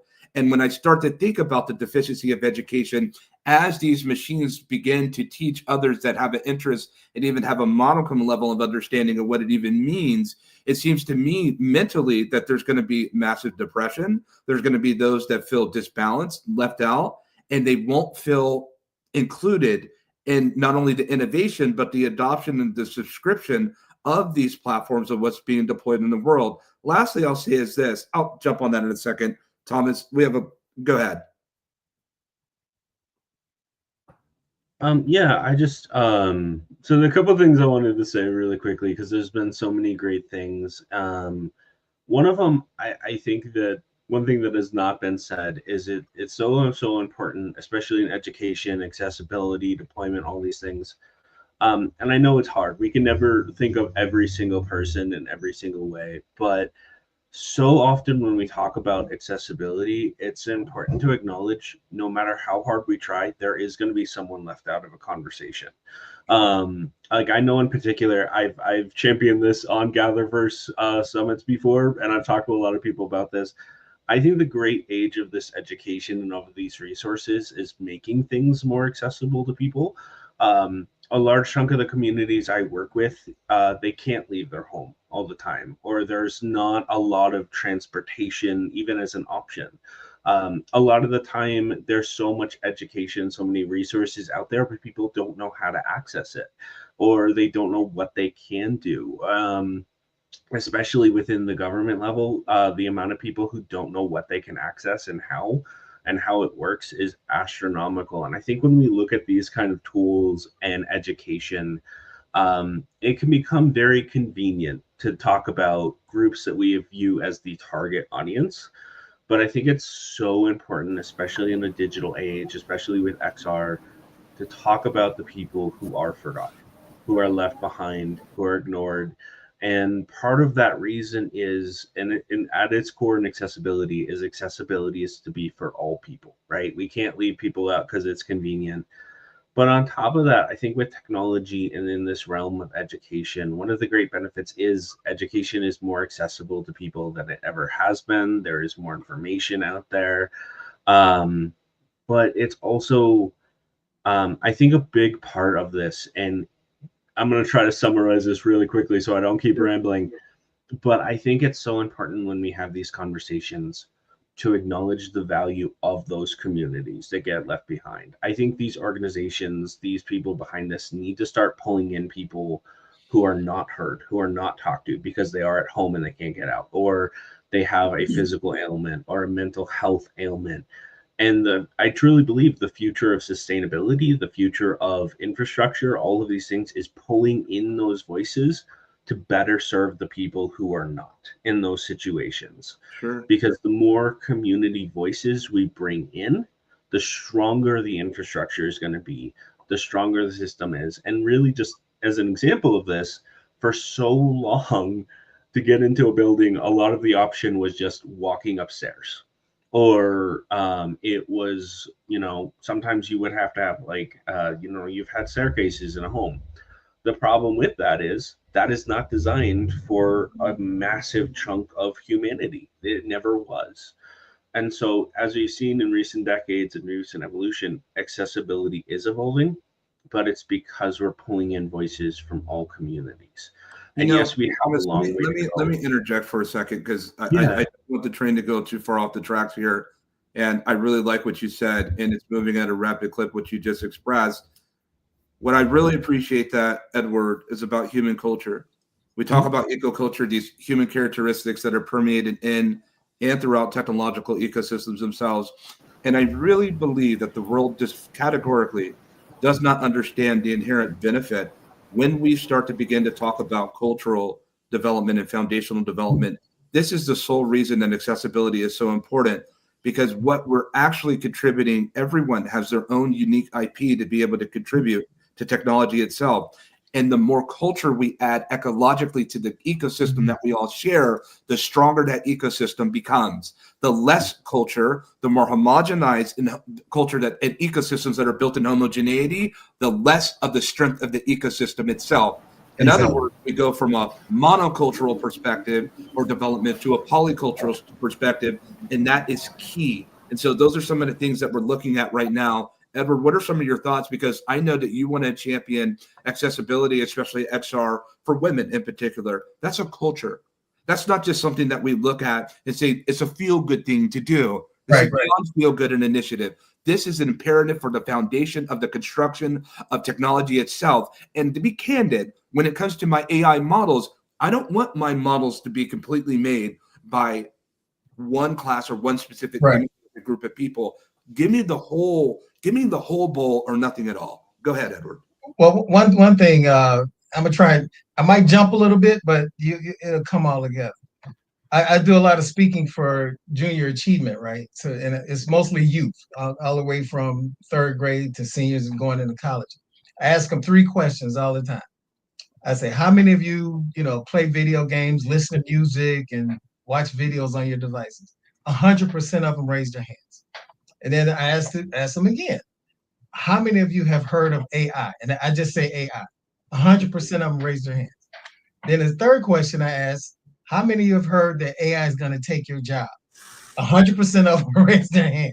So that's the mindset. And all of these corporations, and this is where I say it's going to jump a little bit. One thing about the media, as far as like music, video, is putting out a lot of garbage, as far as the kids from a learning perspective. and things like that. And the video games, a lot of video games are violent and whatnot. It's not a lot of learning games. And the reason being is not profit in that. The big gaming companies, they think the only way they can make money is if it's violent. So, and nobody is really trying to do things. And my grandmother told me something a long time ago. I won't get into the whole story. She said, you have to do well before you do good. I didn't understand what she meant back then, but I got it now. What she meant was, whatever you're doing on the front end, you need to do it very well so you can make a lot of capital, a lot of money, you get a lot of people involved, and then you can do good, whether we're buying laptops for people or we getting other corporations that come in on the well side to do that. So to wrap mine up, is we doing work for corporations. They got the money. So that's the well side. So, and you'd be surprised, these big corporations, they don't know a lot about AI. Most of them are still using Chat GPT. They're bringing in consultants to use generative AI to, start doing a lot of things. But in general, they don't have it. But the gaming companies are too expensive to bring that type of technology down. And as far as accessibility, that's just a matter of target audience, the objectives of the content, and delivery. So if a corporation needs full blast, their target audience got everything. If not, if you just need, some really nice, you can use WebGL. Our platform can deploy to any one of those, to the high end that the corporations need, or to the low end that we can still reach the youth. And then lastly, part of my organization, we already started. We've got a movie studio, we're developing music, and of course we can develop video games. And our main mission is we're only going to develop positive and uplifting media. And through that messaging, we're going to be training people how to, this goes back to you, Chantel. And all of the video games, and my son plays them, the blacks are always the bad guy. In all of the video games. I pick one. They always say, if somebody needs to balance that out. If you look at all of the gaming companies, Microsoft, Apple, all of them, the top 10 games are all negative. They're all negative impact. Somebody needs to address that. So that's what the goal of my mission is to develop that and move forward. All right, good deal. And I like the fact that you brought up the dichotomy of education. Minnie, we're coming up to you. I think this is important because let's be really clear right now, audience. When we talk about there are those in need of education, we're not just talking about underserved communities. We're talking about these corporate executives on down and everyone in between, because a lot of them are getting bad advice from consultants. I know this to be true. People that think they understand Gen AI, they picked up the book for the first time, they have a consultant moniker, and now they're prepared to be able to teach the world. And a lot of these corporations are being misguided and misunderstanding when it comes to the deployment of understanding all of these emerging technologies. In other words, I believe that most technologists have the need to go back to school again. How real is that? But I'll hold off on that before I end up having war here at GatherVerse. But I believe it's true. All these tech, just because you label yourself and title yourself a technologist, now that you're equipped with AI, turn on the camera, turn on the light. Let me see what you really know. Take all the space in between us, remove all the digital devices, and let's see what an actual technologist is, because there are real technologists out here and they're being overshadowed by these so-called technologists, and it's bad information that's being deployed to everyone in all the spaces in between. So I'm just saying, if you're going to be a technologist, my heart to you is to keep it real. You can be a technologist on day one, but don't run the hype on what it is that you're deploying and educating, because the people that you're educating are going to take your words as gospel, and they're going to be severely impacted by your vanity. But that's a whole different that's a whole different narrative, and perhaps we'll have a whole summit on that called Hype Summit. Come GatherVerse 2026. Minnie, what are your thoughts on the need for education and the gap in between, and what are you doing about it? Yeah, thank you very much. I believe that we need to take the new face of education very far. If I remember when the internet first was introduced into Nigeria, we had what we call cyber cafes. And I had the experience of spending much time in the cyber cafe overnight doing the needful to see how I can educate myself. However, today the era of cyber cafes have come and gone. They no longer exist as much. There's only few. And I'm looking forward to a time where every child in Africa will have access to education at the remote angle, not just in the remote region where there are understaffed communities, but also in the cities. And I have a business model for But that. Minnie, before you go there, what is the barrier to entry? What is the barrier to teaching every child in Africa? Let's just unravel this right now. Yes, the barrier is that is finances. There are no resources. The resources are being diverted into political adventures. They are not for educational purposes, even if they are there in the budget. Government don't spend that money for the purpose. Two, the enlightenment campaign is not large. Most persons are just claiming to know, but they don't really know because, like it's saying, when you are not informed, you are already deformed. There are more deformed persons in Africa because they are not informed with the current technology we have. Then we also look at the third aspect is that issue of being inferior. People feel inferior that these technologies are too advanced. They are not for us now. But the question comes, when will it come to you? Because when you wait for the technology to come to you, by that time you are pretty old, you don't have the strength to understand anything. And then you say, wow, this is over. Now, I'm looking for a way where we can solve these problems once and for all. And I have a business model that will solve that problems. And I spoke to my guys over here in Canada that, look, we are going to operate from here over to Africa and have every center in every country in Africa to have what we call a rebranded virtual labs, XRO, VRO, and tour center. Wait, Minnie, so are you telling me that you're on the quest to be able to teach and to educate every child in Africa? Is this what you're telling us right now live at GatherVerse? Telling you, I'm telling you This is what you're telling us right now? Then everybody that's sitting here watching GatherVerse right now, he just said the biggest barrier to entry is financial. Let's connect with Minnie and see if there's a way to be able to support this effort. And Minnie, we want you to be receptive to the people that are willing to come and to be able to assist you in this effort, to be able to pursue it. We do not have enough time to be able to cover all the ground that's needed in order to be able to touch on the things that need to be rendered out to be able to accomplish this mission. But we're going to put a narrative on this. Okay. We're going to put a narrative on this that Minnie cannot do this alone. He needs help and support to be able to teach every child in the continent and every child in the world. It's that simple. This is part of what GatherVerse does. We don't want to leave these expressions in these digital boxes.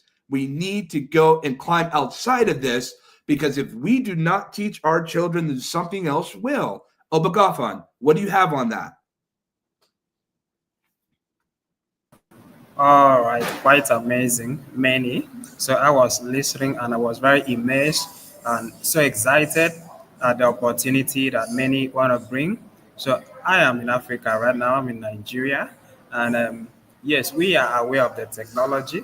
I work here in a tech hub where we have hundreds of young people my age in 20s, 30s. We have them right here with me in their hundreds, and they are working with AI, they are working with emerging technologies. So we are aware, and then we need the infrastructure. Obagafan, you're in Nigeria? Yeah. There's millions. It's one of the biggest, in Lagos alone, it's one of the biggest, most populated cities, not let alone in the continent, in the world. There are millions that are needed this education. Please continue. Yeah. So I'm so excited to hear from Menai that he wants to bring this opportunity. So young people are aware, young people my age in our 20s and 30s, we are so engrossed in technology. We are doing amazing things with AI and emerging tech and VR. So we need the technology and we need the education. Like myself, Prof, have been teaching us, William Jackson, since 2023. He has been with me and my startup, and we've been doing amazing things. Right now, we have a partnership with Google to train on the Google Career Certificate. I post it every time on my LinkedIn. And then So when Mina brings the amazing opportunity in VR, we want to set up labs so young people can go there, elderly persons, and learn the hands-on. So we know much of the theories. We can do some stuff with our laptop, but we need access to resources like VR headset. We need access to the AI smart glasses, and then we can do even more and more from there. Here's what I think is profound, and thank you for sharing that, Obagafa, and hopefully we'll have some minutes to be able to get back to you as well. When I sit here and think about the magnitude of this, William, this opportunity that we give, and we want it to be brief, here we have Minnie, here we have Obagafa that are saying, listen, we're dedicating our time, our minimal resources that we have, because we know they're not funded, they're bootstrapping. We're dedicating our minimal resources to be able to teach those in the populace around us. I will say this, if you're looking at Minnie and Obagafa audience, because they're over in the continent, if you're looking at saying that continent needs more education, I'm saying right here in Silicon Valley and the ground zero of AI, there is education that is needed here as well. And we are going to see in this great global AI arms race, while we're so busy heavily investing in unicorns and billions and trillions of dollars in investment in building out these foundational models, don't make the mistake that simple education is needed. Education is needed more than the next model. We already have 1 million models that we can't even keep up with, let alone the world is about to adopt this machine species. And this machine species is looking at us with computer vision. It's speaking at us with concatenated synthesis, parametric synthesis. It is about to enter into our lives. We are ill prepared. It seems to me that two of the most advanced people we have in the world just spoke right here at this roundtable, because they understand that technologists need to become educators. I can't reemphasize this enough. William, please. Well, I wanted to say, since I retired in 2022, my wife and I, we made the decision that a lot of our efforts would be in Africa and Latin America, not because we're not concerned about what's happening here in the United States, but the mentality and the thinking has to change. We talked about gaming. We talked about entertainment. There's too much gaming and entertainment thought processes here in the United States. And one of the issues are our young people have so much access to technology. One, they take it for granted. Two, they're using it to try to make quick money, and the mindset needs to change. And also, when we're talking about education, we're not talking about classroom education. We're talking about education in the broad spectrum of the community. So when I was teaching in my last 2 years in the middle school, we came up with programs and curriculums to teach young people how to use AI, how to use VR, how to speak at conferences. So during that iteration of those times, the students received it because they showed that they were creative, they were innovative, but unfortunately, in many cases, in the educational system in the United States, that is not promoted. It's not given an opportunity to blossom in our students. The works that are being done globally emphasize creativity, innovation, imagination, which is great, but also the soft skills of cooperating together and collaborating together that you can see here in this great panel. Our works, my wife is Puerto Rican, so we try to do as much work as we can in Puerto Rico, Latin America, because those are blossoming communities. If you look at the things that we're doing in social media, blending Latin America and Africa, because of the historical connections with that a lot of people deny, we are trying to teach and model and share content through AI training. So we're doing 3 AI workshops now. My wife, Aida, she's working remotely in Uganda, teaching girls and women how to be business owners with the resources they have in the middle of Uganda. So it's great works, but it can be challenging because, like you talked about, the lack of access. And I'm gonna put this out there, governments across Africa, they have the money, they have the finances, they have the ability to provide access to their citizens. They just have to choose to do that. Let me say, William, before you go further, and there's quite a bit to unearth, and we have some minutes left. I must say, the other reason that the intimacy of education the intimacy of education. This is the last generation, us right now in 2025. This is the last greatest generation of human innovation and human education that will ever exist for the rest of our lives. This time next year will be more human and machine. Right. As we continue to move forward, I submit to you that machines will be doing the majority of education in this world. We can't compete. Right. Take advantage of it now. And one of the biggest reasons why we don't want to just teach people what these technologies are today. We need to get into a hive mind global cloud consensus corpus to start to teach the educators and teach those who we educate, what are we going to do after these jobs that we have are no longer available and afforded to us? How do we come together to innovate what's next? This has happened since the agrarian times. This has happened in Industrial 1, Industrial 2, the information age, applications renaissance. We have never been this way before. Not every set of people that walk the face of this earth and not every generation that lives on this earth experiences the great transition from one state to the other. We just so happen to be in a generation where we are going to understand what it means of severe and true disruption, and we must be prepared now. And the only way that we're going to do that through grace, mercy, and education. Santel, what do you have on that? You read my mind. You could see my responses forming there. I love the way this conversation is going with regards to education, but I come again from a whole person perspective. And if we look at our upcoming generations that are entering the workforce at the moment, Gen Z and Generation Alpha, and they are, or research studies have shown us that they are the most anxious and least resilient generation to date. Wow. These are our future leaders. What are we doing to support them? And we've got a fantastic opportunity with AI and XR and generative learning and all of this sort of thing. But we've got to remember that sometimes the solution can also be the problem, and vice versa. That's right.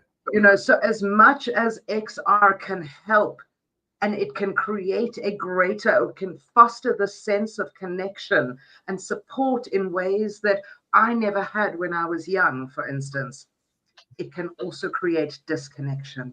And it can also enhance that anxiety that our young people are feeling. We've got to come in tandem.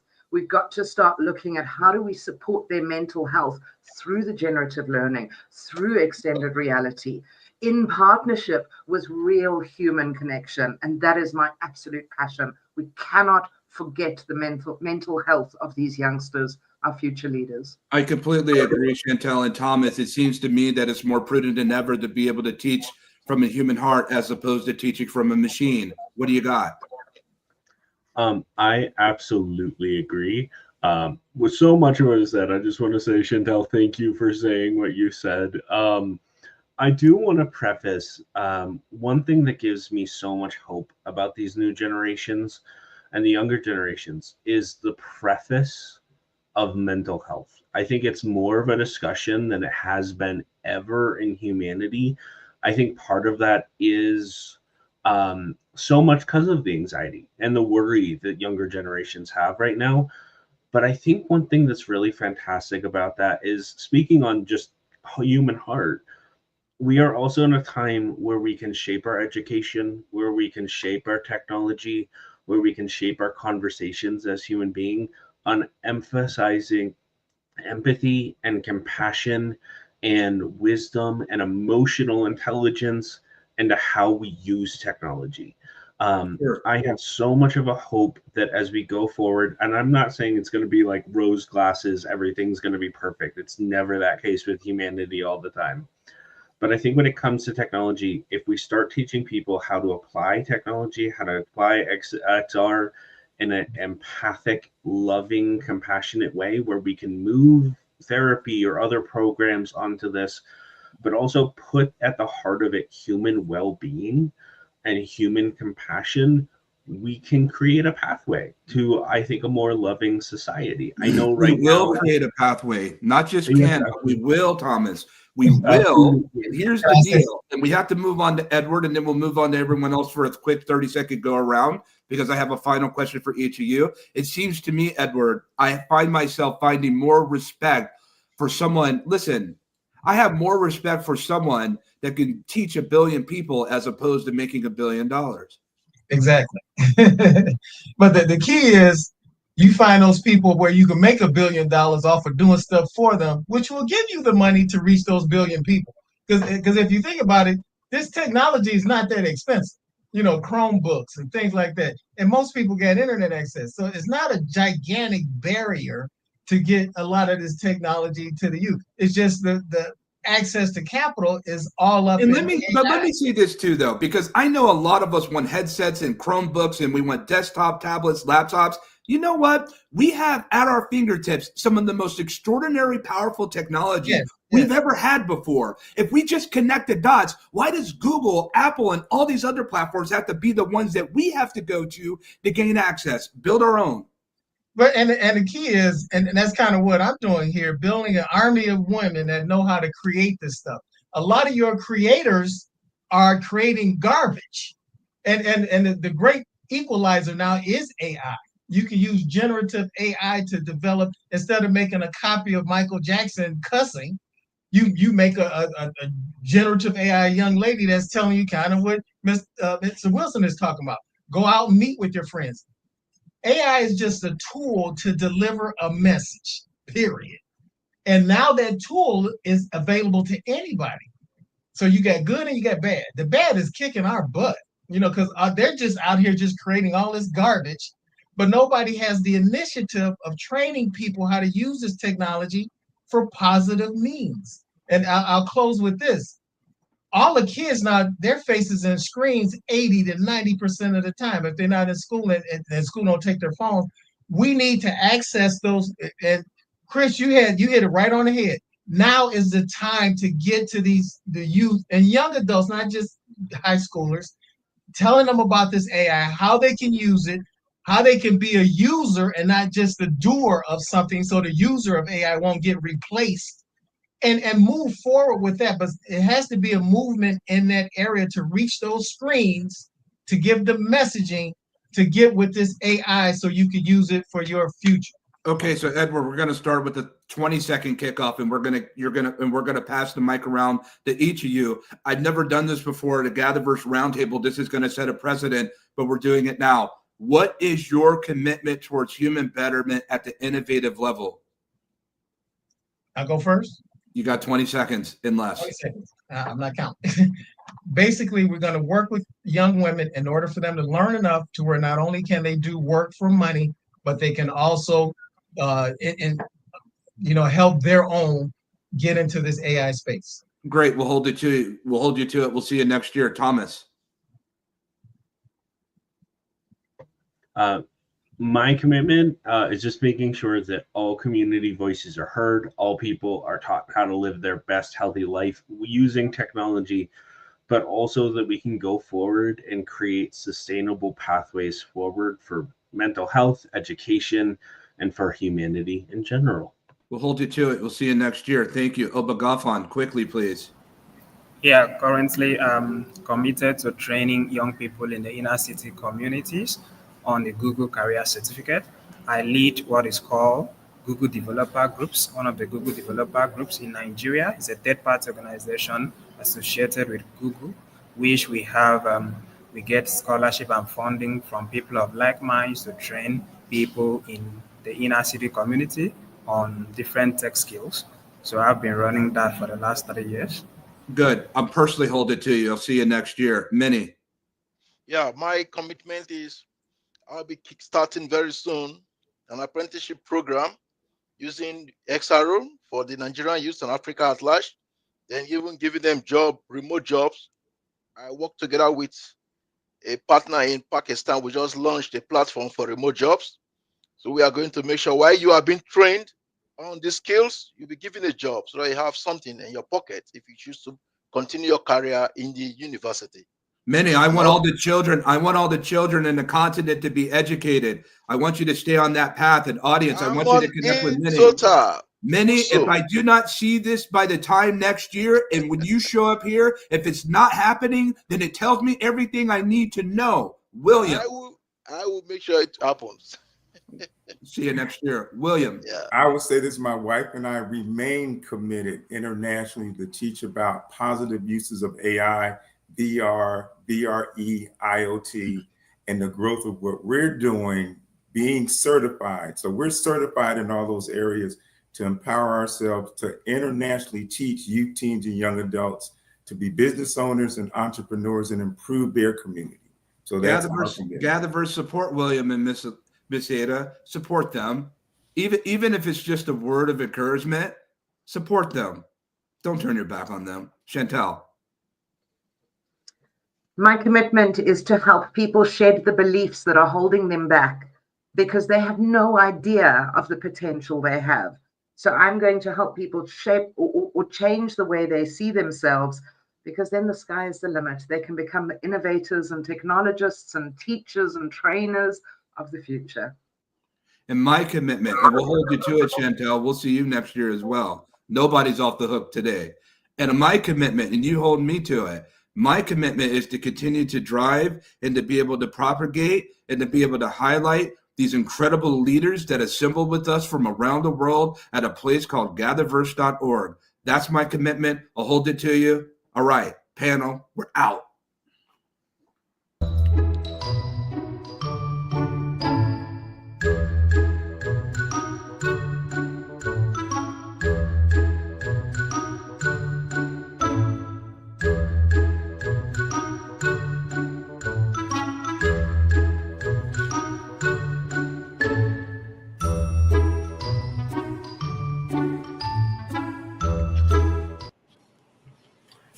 What an amazing fireside chat.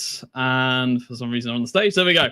What an amazing fireside chat, and what an amazing way to end things off. And on this fireside discussion, we're going to be speaking about immersive intelligence, XR agents. And I am very happy to have with us an amazing guest. It is the one and only Liam Broza. Welcome. Please introduce yourself to everybody, as we want to hear and learn more about you, Liam.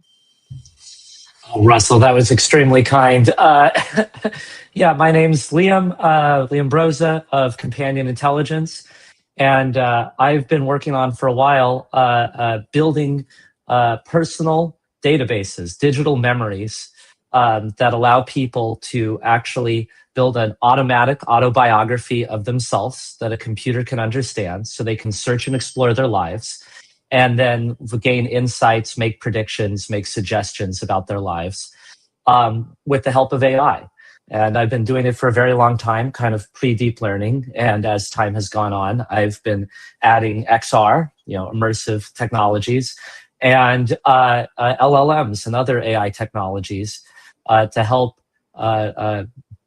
search, explore, and enhance your life with machine intelligence and big data, while keeping it private and secure. And the way that means right now is I've been working on an open source operating system and selling servers so that people can go to companionintelligence.com or build a server on their own and run their own home digital memory and home agents that are completely private to them. And they're assuredly private. We've over the years we've built cloud versions of our digital memory and companion platform. We used to call it LifeScope. Okay. And the other thing I've done is I built the biggest 3D web engine team in the world. It was called Ethereal Engine, and I sold it to Infinite Reality, who is now called Napster, and they're building the biggest open source game engine team in the world. It's up there with, and it's all focused on 3D web, and it's called Infinite Reality Engine. I left there last October, essentially to work on companion intelligence, which I just saw at the real inflection point in AI and wanted to go start a third company. And because I'm a mad. I want to jump in because work on AI. I'm very curious to ask you because obviously you've called your company Companion Intelligence. So I really want to ask, what does companion intelligence mean to you as a XR technologist yourself, and you've been doing it for so many years? What does that actually mean, like from your lens? So this was I bought this domain years ago, like pre-pandemic, and it was a concept I wanted to. It was a term that I had played around with the team about, which was, we have artificial intelligence, and a subsection of that would be companion intelligence, CI.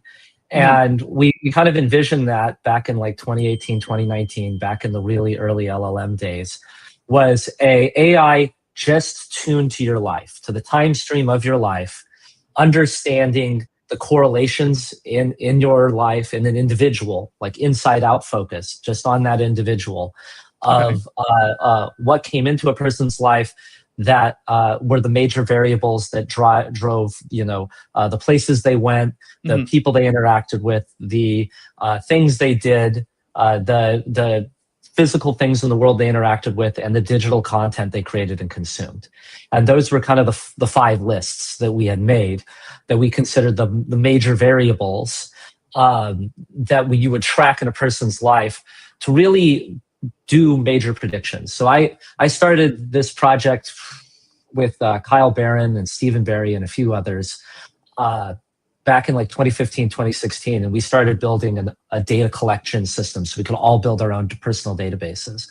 And then we just started hooking it up to off-the-shelf time series prediction engines, like stuff you would use in e-commerce to predict like product behavior. We also hooked it up to location-based AI model, like predictive models that were all built on like logistic engines, like tracking, delivery fleets. And we just hooked them up to people. And we found them really predictive, highly predictive. I could get a differential out of myself that would be like, oh, what is Liam going to do in T plus 12 hours? Oh, well, he's probably going to call his mom. He's probably going to eat out. Going to go down the pub. Yeah. And it would give me just a differential. I'm 78% likely to do this, 65% likely to do this, 15% likely to do that. And it would almost perfectly predict what I was going to do in the differential. And it was very confident about many major things. It could predict what I was going to do next, who I was going to talk to next, what broadly I was going to say next, where I was going to go next. And, we were just building these personal database engines, and we weren't even using LLMs at the time. We were just using the AI of the late 2010s. And it was quite powerful. And I had just, I just remember my teammates and we had really realized that we had stumbled on something big, because we had built a system to get more data, more up to date and cleaner than anyone else had on an individual. And we were really, really encouraged by that. I kind of set that project down during COVID to work on virtual worlds. And now I'm back to it. Now I've always kind of been building my own personal digital memory, I'm a data hoarder. I'm a quant self guy. I do all the things. I wear all the wearables. I have all the toys. But I think it's at the advent of ChatGPT in 22, I was just green with envy, and so were many of my other friends in this, because we'd gone off to do other things besides work on personal AI, and we realized the moment is happening right now. ChatGPT was really the starting gun. So I've been itching to get back to it and actually build this personal first vision of AI and this immersive first vision of AI. I'm just going to jump in, Liam, because I want to understand something. There's something that you brought up whilst you was talking there. About sort of personal digital memory, right? Why is the concept of digital memory or personal digital memory more relevant now than ever before? Why is that? Well, the Silicon Valley major AI companies are playing a game of cat and mouse with reality right now, and mainly what they're trying to do is convince everyone that we need these ultra large, closed source, hosted models to run all of our businesses. And they're doing that right now. And then they're going to start to push these idea of AI companions on people. We already see this with Apple Intelligence. We see it with Microsoft Copilot. Apple Intelligence, Microsoft Copilot, all powered by Sam Altman, right? Both of them under the hood. And you see this with Gemini. You know, it's essentially consuming Android, and everybody's staking the claim that you're going to have to pay, you know, that $200 a month. And Sam Altman's talking about, you know, by 2030, he's going to put 50% of people out of work, and the remaining people in work will be giving a large percentage of their salary to their AI subscription. And then you're going to also be told, you know, when you boot up your iPhone or your Android phone or your Windows phone or Windows desktop or whatever, it's inputs equals outputs. That's what they say with Office 365's Copilot AI. Give us all your corporate data, because otherwise the AI won't be as good. Right? And then and then we're going to build you your AI. It's going to be vendor locked to our platform. And we super swear, guys, that we're actually obeying the law, you know, and our EULA. And it's a pretty bad existential moment, you know, like that we're in right now. That is very worrying and concerning, because there's a lot of people that are, you know, working right now, you know, who have their jobs, that, you know, worrying about losing their jobs. I mean, I literally saw on the London Underground tube the other day an advert saying, stop hiring humans, hire more AI workers, basically, like hiring your own AI workforce, etc. So let's ask a bit more. I want to kind of go more into sort of the agent side. What ethical considerations guide your design, specifically from companion intelligence? What ethical considerations guide your design for the personal agents that you have specifically? There, you know, we're doing a lot on that front. With radical transparency around our design philosophy. You know, we've wrestled with a lot of things. Like, for instance, we've been building like XR. You know, these are the XREal glasses we've been building for the Quest and others, and we've been struggling with and with this, the AI can just walk around the house with me, see through my eyes, hear through my ears, and I can ask it, hey, what's that photo over there? Oh, that's a Dali piece from 1912 or whatever, right? Okay. And that's going back to my personal box. It's not going to Sam Altman. You know, I could show you. If you can check out the website and see the boxes we sell, and there's a power in that. But like, for instance, we played around with putting an avatar in the room with you. An embodied character, a 3D, you know, an embodied agent.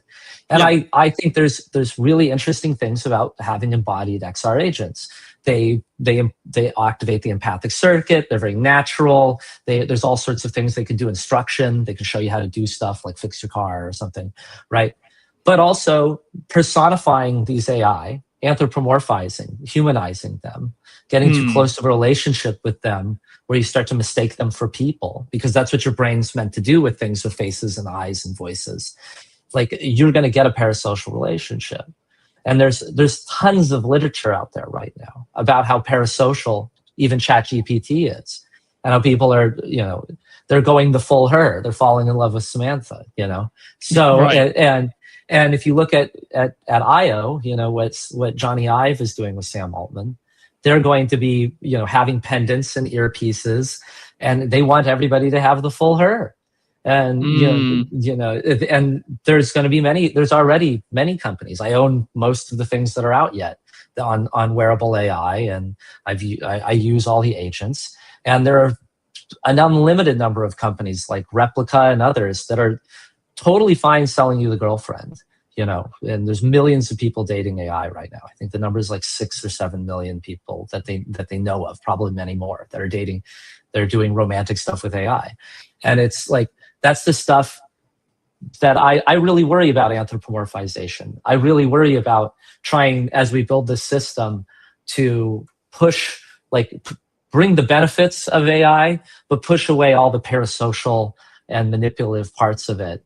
And I'm very afraid by an industry that is just jumping full force into like the most addictive things that you could possibly make. That's why we're getting AI slop, brain rot. These are the terms of the day.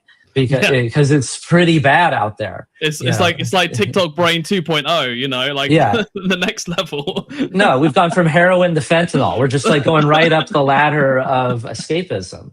It's really quite bad, you know. Yeah.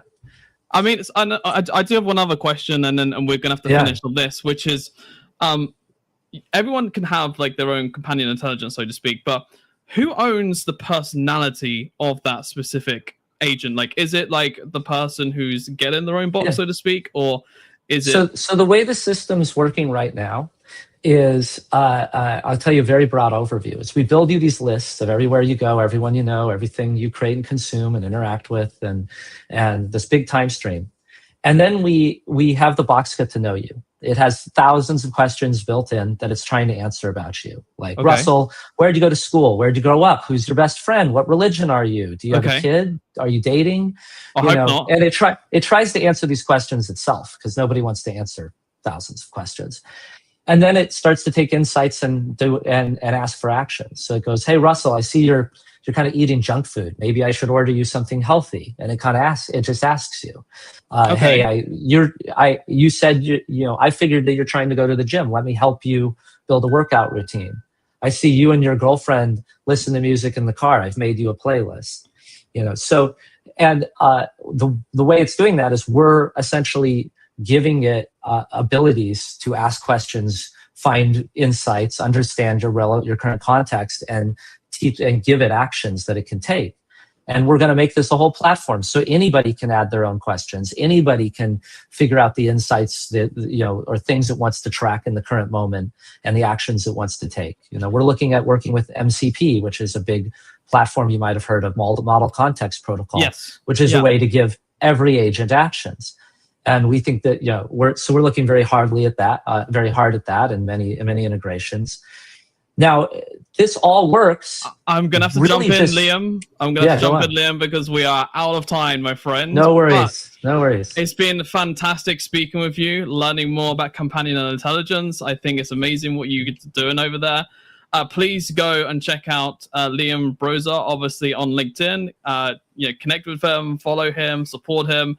Also, he's doing amazing with what companion intelligence and what he's doing there. So make sure you check out his website as well. And on that note, I'm going to have to jump off as well. So that is it from us. And up next, we've got a roundtable discussion coming up with Christopher, and we've got lots of more also coming up after that too. So that's it from this fireside chat, and I'll see you very shortly. Goodbye.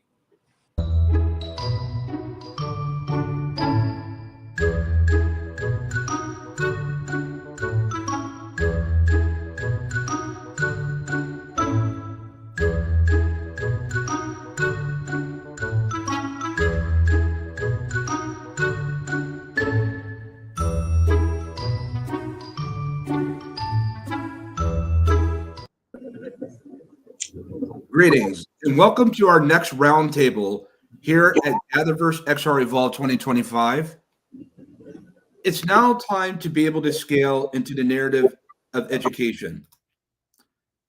We're so happy to have all of our roundtable panelists with us today, these professionals that have come to gather with us from around the world. Audience, we see all of you that are still with us at GatherVerse.live. Apparently, we're not the only one interested at the intersection of humanity and emerging technologies. We're so happy to see all of you still, even at our social platforms, which we're broadcasting quite literally on several streams that are happening concurrently right now. To all of you that are familiar with GatherVerse, welcome back. To all of you that are with us for the very first time, we greet you. We've assembled this particular discussion at this intersection of education and AI and XR, meaning extended reality, with great intent and particular purpose. We want to be able to go beneath the surface and above the mountains, if you will, to enter into the cosmos and to be able to explore further into the outer regions of understanding of where we're at this particular moment, this particular day, when it comes to education itself. The reason that we find this particular discussion so enlightening and rather important and urgent to have is because we're about to arrive to a state of existence where machine species is coming to meet us where we're at. and we'll meet them where they're at.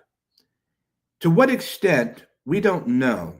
What we can say is that the AI that we're inherently dealing with today is nothing in comparison to what we're expecting tomorrow.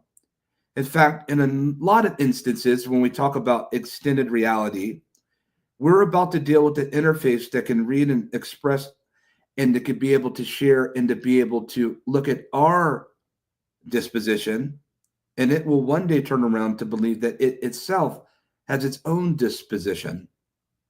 I think about the leaders that are here with us today that deal and cover a number of different topics, but I'll let them to be able to briefly express to us who they are and what inspired them to be here. But moreover, audience, this may be one of the most important roundtable discussions that are happening on the place of this earth. As dramatic as I know that I can carry the license, I actually mean it. So we'll begin right now with Dr. Messina Morris, who comes to us from the ATL. Please. Hi, everyone. Hi, Yoda Chris. How are you? Good. So I am Dr. Messina Morris. I am a Metaversity pioneer, an XR and AI strategist.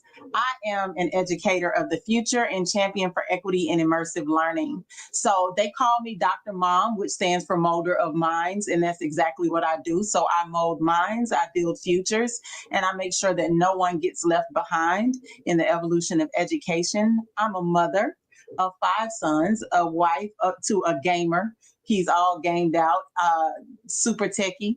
And my 2,500 Morehouse College sons in Atlanta, Georgia. So I am happy to be here and I am inspired to be here because I feel like this is where we're going to get the most adoption of AI and XR is going to be through education.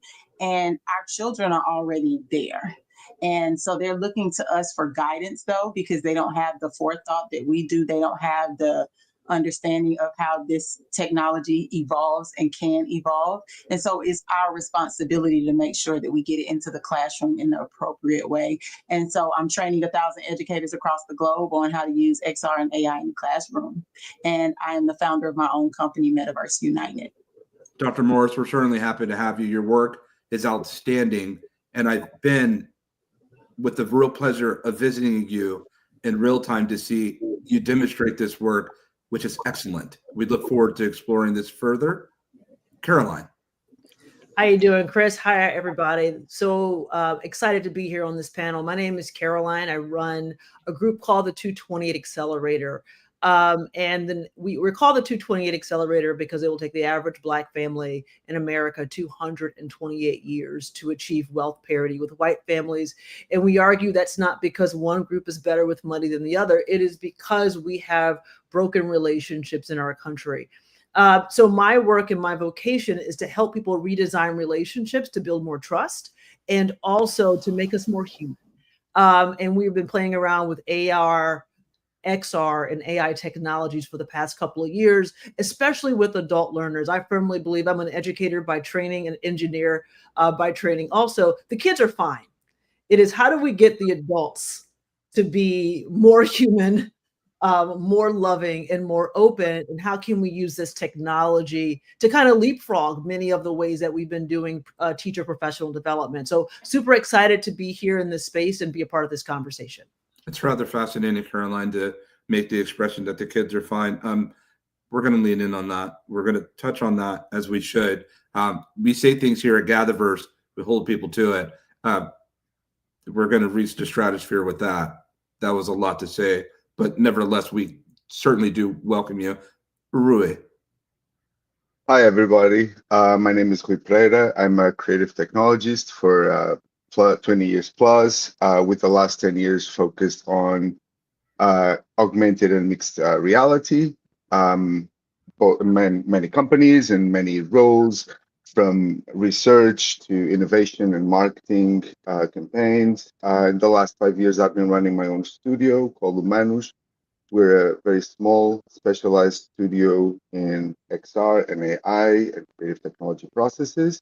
And I'm also an educator. I've been teaching immersive technology and especially augmented and mixed reality at NYU ITP since 2016 with the main objective, not only of exposing students to the technology, but more so to develop a critical thinking that's much needed in developing XR.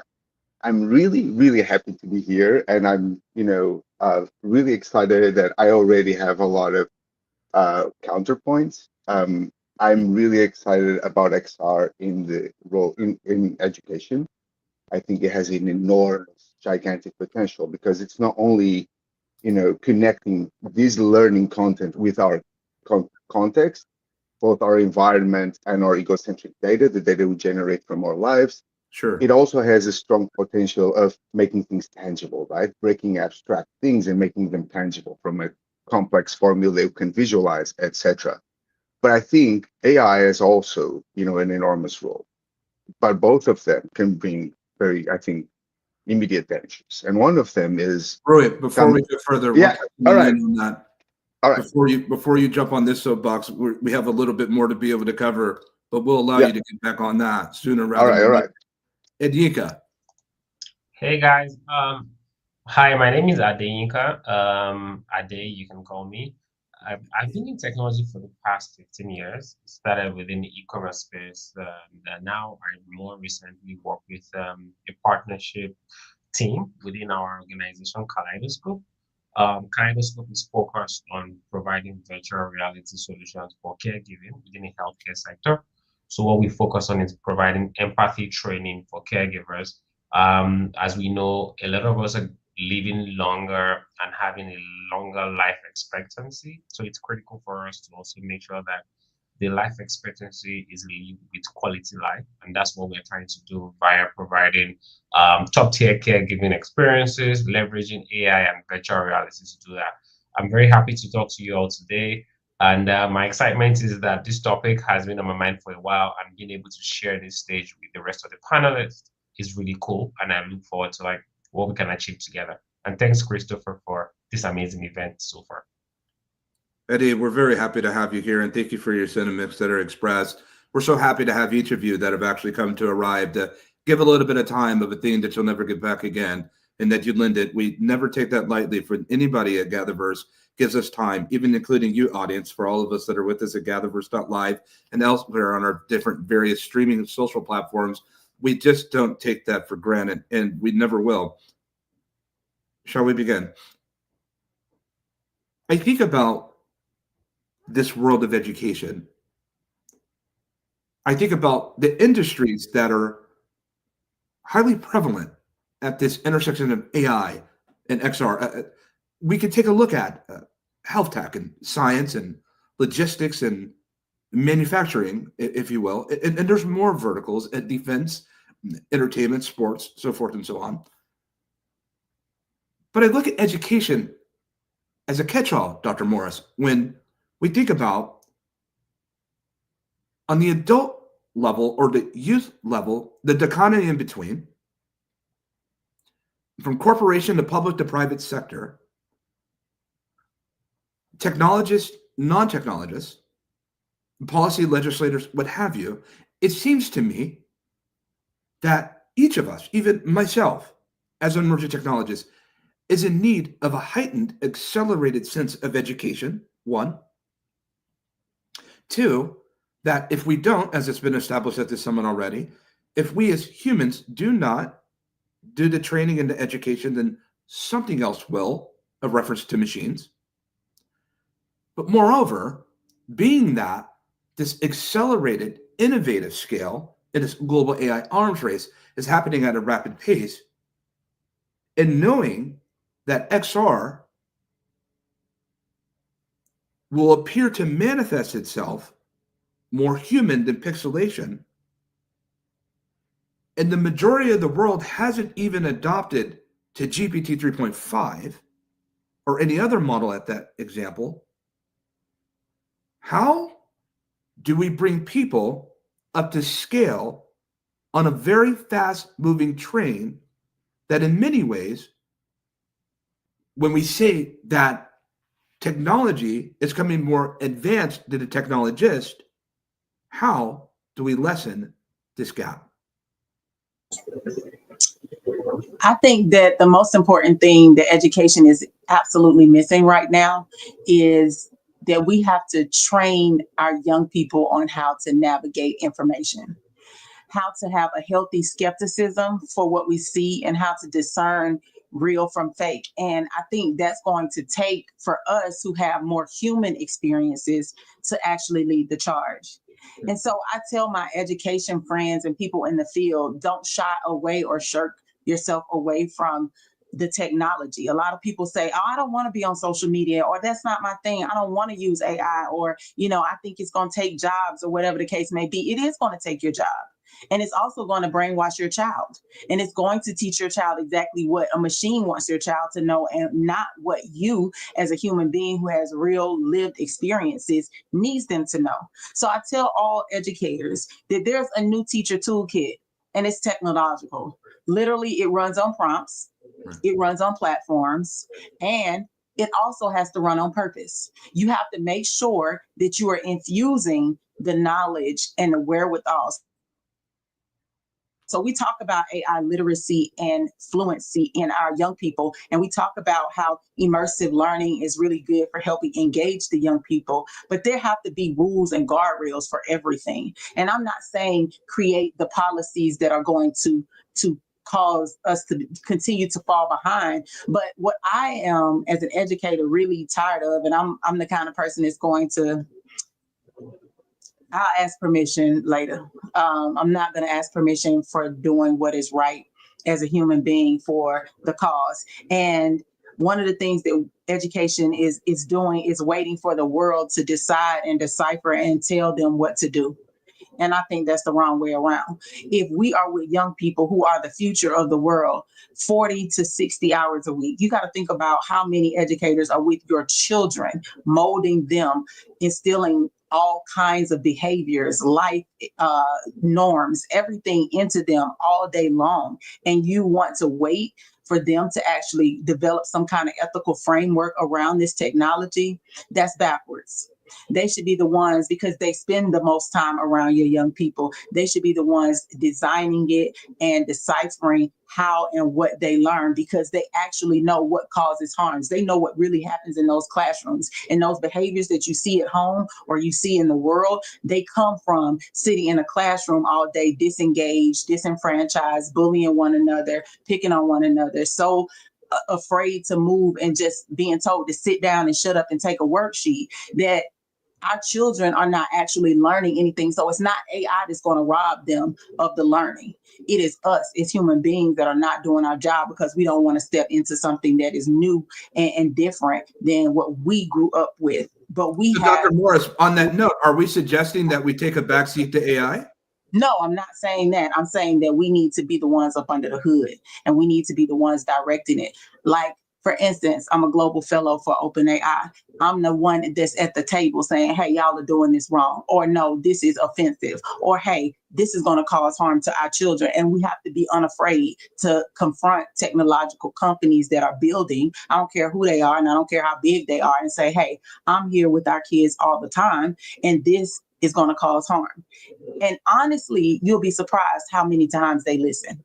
Dr. Morris, we're going to come back to that. I have a really powerful question for you on that. We're going to come back for that. We're going to chop a bit of wood on that, because listen, everyone, we're going to bring this home. There's a lot. We're about to be completely candid up in this roundtable today. Oh, yeah, let's go. You know me. And Caroline, I have to get back to what you said in your introduction. You said that the kids are all right. I don't think so, but you say the kids are all right. So I'd like to hear what that means from you before we get, you knew we were coming back to that. If you didn't, I knew you were coming back to it, and I'm glad you did. And the reason why I said that, Chris, was like you mentioned the cosmos, and the kids and children are closer to the divine than we are. I will say, like, kids know what's wrong. They are still flexible in their minds. Their sense of judgment is there. And I think that the way our world is designed makes them distorted by the time they become adults, right? So I'm like, so I was like, the essence of being a child, I think they're fine. I think we have a lot to learn from the babies. We have to teach the babies. But, I think we also have to think about the world that we want. And I think when we're in these periods of incredible technological disruption, and I'm going to borrow a phrase that I picked up when I first met you, or I was introduced to your work, you're like, we're entering in the age of machines. Okay, that's a period of disruption. Like, how do we recalibrate as a society to say, all right, what world do we want? Do we have the knowledge needed to get to that world? And what new knowledge is required? I'm not convinced that we have the new knowledge. I think there are a lot of pieces that are being flown around, and folks are trying to say, okay, this old world, like, how do we fit this new technology into this old world? But what if what we're really being asked to do is, no, let's reimagine a new world. Let's reimagine a new world. And then how can this technology help us prototype rapidly this new world to get us closer? So Chris, to bring it home, when I say the kids are all right, I'm thinking about my niece and nephew who are 8 and 9. Their hearts are big and bold and brilliant and imaginative. You know, I find that rather interesting, and I do believe now I'm on the same page with, we're twin, if you will, on that. And I think about some of the things that Dr. Morris said in concert to what you just expressed. It seems to me perhaps the kids are all right, because while all of us adults are vibe coding, chasing billion-dollar, multi-billion-dollar unicorns, we care more about our pockets than the ones that are to inherit these things that we're innovating. But I do believe that at some point, audience, let's lean in on this. At some point, we'll be so disrupted. Right. We'll be so disrupted that whether we want it to or not, we will find more time on our hands to think about these things of what we've been innovating for in the first place, rather as opposed to only innovating for financial capital gain. I'm not saying go out there and don't monetize. I'm not saying don't go out there and generate revenue, create whole entire financial small economies that can turn into large, that can blossom. But at the end of the day, vibe coders, the vibe code will say to the vibe coder, I don't need you anymore. I got it from here. Rui, I have a real concern. I have a real concern about where this roundtable is going when we think about the older generations, 25 up, the more mature generations that are so stuck in their ways, they don't want to move forward. They're so set in their way, and they have all these challenges with, and they don't understand the magnitude of the coming wave that not is long to happen, but it's happening right now. Under the banner of education, Rui, for the sanctity of education, it seems to me that we have the smallest window afforded available to us, audience, before at some point we'll have to surrender to the machines. Rui, what do you think about this? I'll get there. First, I want to completely disagree with the kids are all right. I think from I understand the point of view that, yeah, they're purer, as beings, than we are, less distorted by society and what they've been facing. But what they are facing now is they're being bombarded by information at a level that has never been seen before. And they are digesting, multitasking, multi-streams. Attention is going to shambles. So there's a lot of things that I don't think it's, the kids are all right. Are the older generations all right? No, it's a big change coming. And I think, one thing that I think it's really important, and, going back to the point made before, it's really, really important. And that's one of the reasons I teach, XR and with AI. We need to develop a critical thinking. We've been pushed for decades with this vision of innovation is force, innovation is good. It's like, no, innovation is not good if it doesn't work. Innovation can actually, be not innovation, right? We need to care. It needs to matter. It needs to resolve or to solve a problem. It's not just creating by creating. Now, the problem with AI in education for me, or not a problem, but one of the things that I think we need to address is developing not only critical thinking, but also a factual thinking, understanding what's truth and what's not. And for me, the big problem is that the interface that we access information, that we research information, is changing drastically.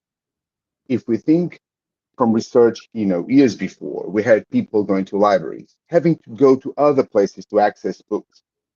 We have the internet, and now we can all do researches from our homes. We have access to all the information. We do it in a way that we get multiple sources, and it's up to us to construct the reality from those multiple sources. Versus OpenAI, you ask a question and you get one answer.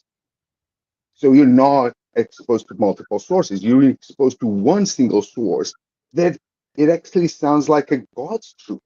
So that for me is scary. What happens to research then, right?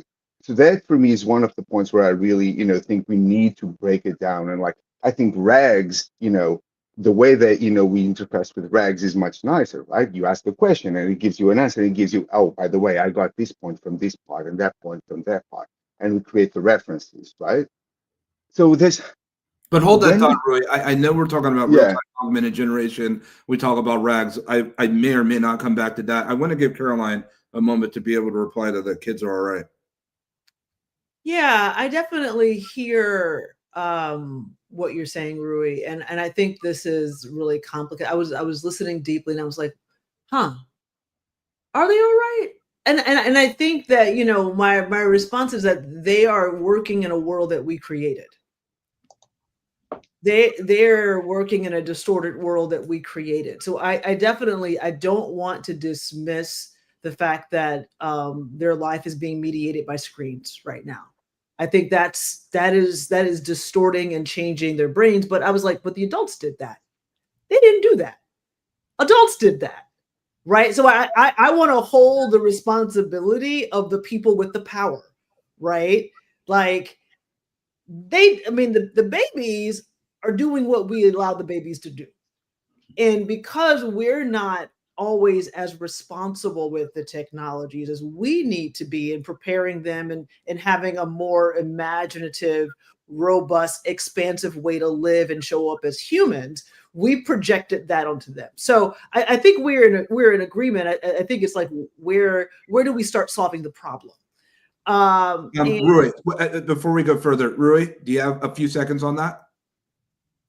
No, I think we're completely agree. I mean, I just want to bring back the thing, our generation, it wasn't internet, it was TV, and it was the kids who put a towel, on their neck and jump out of the balcony, right? That was like the problem of the children in the 70s and 80s because of TV. We grew with that, and in the end, it's not the media. I mean, yeah, we can blame the media a lot, and it's true. And I agree, but in the end, who's responsible is the parents or the people who educate these children, being there, helping them understand reality, right? And we have a problem where society doesn't allow for that because parents are working 2 or 3 shifts, and they are less accompanied than ever, and always with this companion digital being. So that's where I think we're missing is parents, or society helping and being closer to these children and helping them, guide them early on. Let's keep that. But 1 second, Dr. Morris. I have to ask Adi because we don't want to abandon him, and I promise we'll get back to you. But Adi, are the kids all right?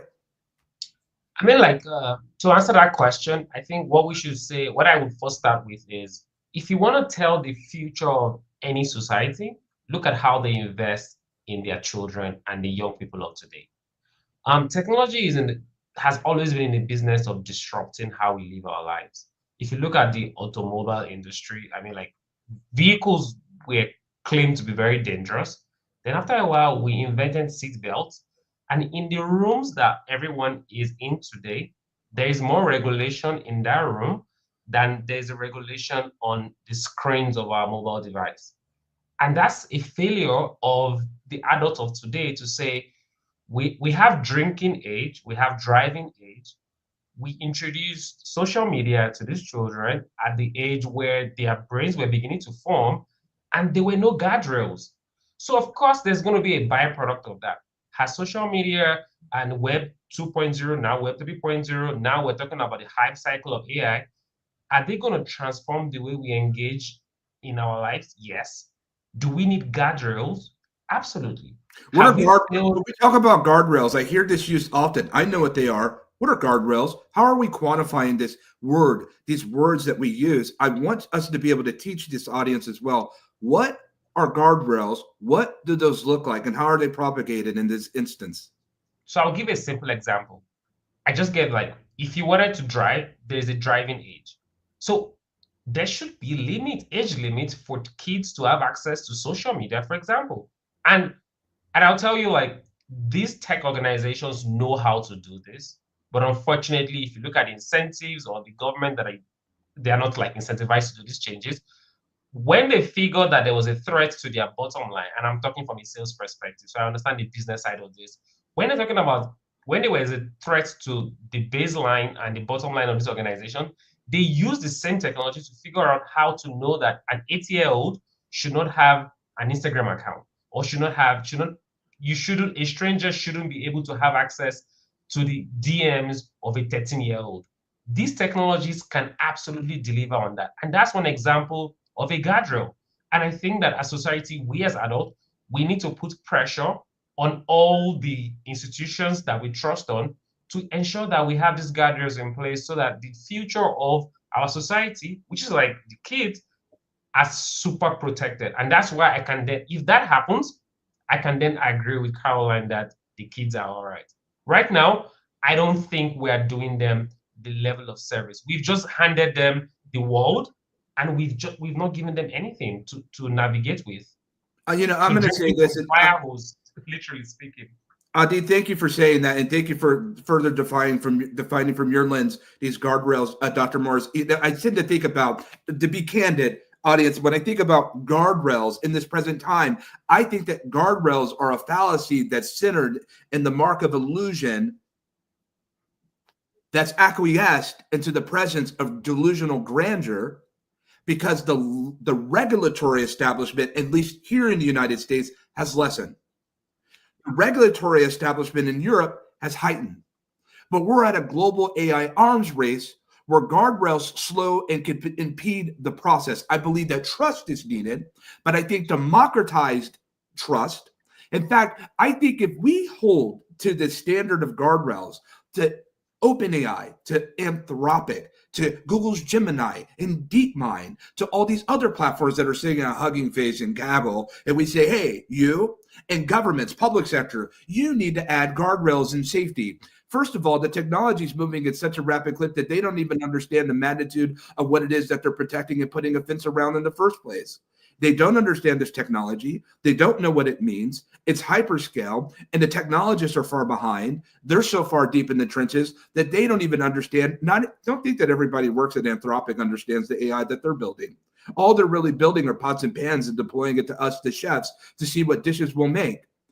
As the kids go, the kids are all right in the sense that they will be the ones to inherit and to be able to get right this muck of a mess that we have made. However, the kids are not all right, because if we continue on the path that we're having and as its potential of destruction, the kids will not even be around to be able to make things right that we have made wrong.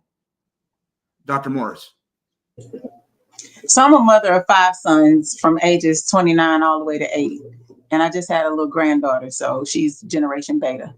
And so when I think about the harms that she will have to go through, the things that I've seen my 8-year-old have to deal with, I often think about, how are we as parents, how are we as adults the ones that have actually, like you said, caused this catastrophe, right?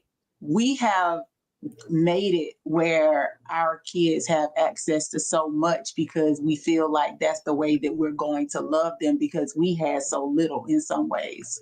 But the little that we had was still love. The interactions, the human touch, the sitting down at the dinner table that we had, that whole thing has been a lost art. But the reason why I use AI or I use extended reality technologies, especially for teaching, is to give back that time. I feel like that we have cornered the time market when it comes to education on all of our children. We say that they need to go to school for 8 hours a day. Then they need to participate in extracurricular activities. Then they need to come home and train. Then they need to come home and do homework. When are they going to have time to sit down with their families and get to know who they are?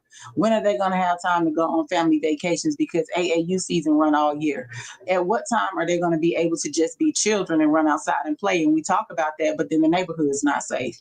But so all the things that we are talking about are issues that we can solve because we created. And yes, when you talk about guardrails, when I say guardrails, I mean teaching young people how to use this technology to solve human problems well. So AI should be used to help you accelerate your understanding of how to stop global warming, like I call it the Human Extinction Project.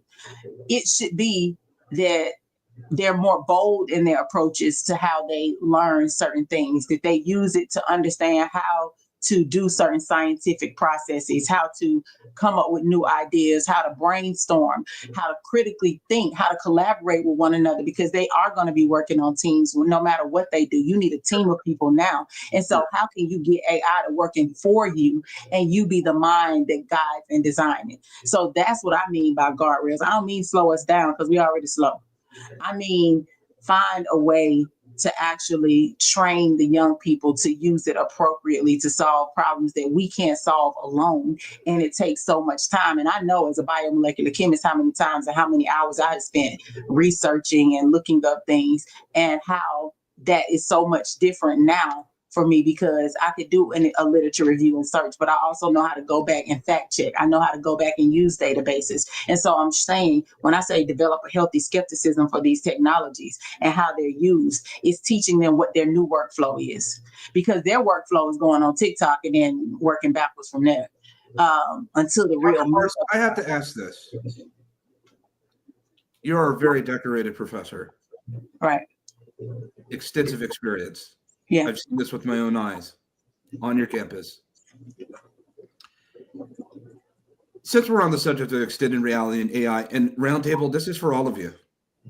We'll start with Dr. Morris. This is a pivot. We know, for those that have been dealing with immersive technologies, that the immersive set that we're dealing with now will pale in comparison to what we're soon to see at hyperreal human resolution standards, or hyper-realistic immersive simulations, or real-time augmented projection and intelligent holography. With that said, Dr. Morris, if it is produced by OpenAI, Anthropic, Claude, DeepMind, if there is a professor that you deem more capable than you at what you do, would you step aside and allow this machine to replace you? I'm irreplaceable. So you know better. I'm irreplaceable. I work with the machine, but I probably would have designed the machine to be more human, to be more personable, to train my young people in a way that. What makes you more irreplaceable or capable than this incredible machine that they innovated right here in Silicon Valley with all the benchmarks you can ever want from a PhD study professor? What is it that we're seeing right now that you have that it does not? My heart, my care. I have raised babies from my womb all the way and taken care of people to the tomb. Do you understand? And that experience is remarkable. It is something that you cannot replace. I understand what it means to live and to keep something alive. I know what it means to hold a baby while they're sick. I have a child with autism. Okay. So I know what it is to try to communicate without being able to speak. I know the goodness of God, and I've seen his glory on the earth. I've seen miracles happen in my own life, and I've seen healing and wholeness come from broken places. So that is irreplaceable. And I don't care what PhD you have. If you don't have a heart, you ain't teaching them nothing. Dr. Morris, well met. Caroline, AI cannot procreate and it doesn't have a grandma. What does this mean in concert with Dr. Morris just expressed about the profound and significant impact of the human heart as an educator? I've been waiting for this question my entire career because, like, we have to be undisciplined, and I think this is a moment where you said, Chris, in the last seminar or the last section, like teachers and educators become technologists and technologists become educators. I think the way we've disciplined, like this is over here, like theology is over here, philosophy is over here, science is over here. We're at a moment that all of it is coming together. And I think what makes us beautifully human is the 12 inches between our brains and our hearts. And if we can connect that, then we're able to do things that are beyond comprehension. I think AI might be able to map our neural networks, but they can't map this. They can't map the human breath. They can't map the prana. They can't map the cosmic energy. And I think when we think about this age is like, how do we become more human? Like if AI can do all of this stuff, let it do it. It can't become me. And I think one of the challenges we have, and I'll be really transparent, most of my expertise is in K-12. And we have created a system that creates workers, not humans. And we think our system is successful if children are able to go to work. Well, people are not machines. You cannot fuel a machine and it still is a machine. You don't give a human water, light, healthcare, and it becomes a cadaver. So I think we need to lean into the specialness of what it means to be in this body and the consciousness that comes with humans. That is not in the education field. That might come from some experience in philosophy and theology. And I think this is a moment that we say, like, no, we're taking all the books off the shelf. We're putting all the information out to figure out how do we navigate this space right here. So I think that in education, like we got to decouple this thing. Like success is not just creating workers. Like we might need to redefine success to say, how do we create more and deeply connected humans? And taking that, Caroline, if you will, how do we create not workers, but thinkers? Thinkers. Yeah. How do we create thinkers for the other side of the AI frontier?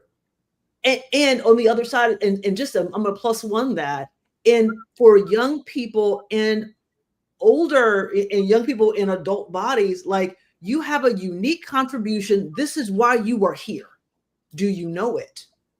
Do you know why you're here? Because I think folks can go all the way to adulthood and be in adult bodies, but not know their unique purpose.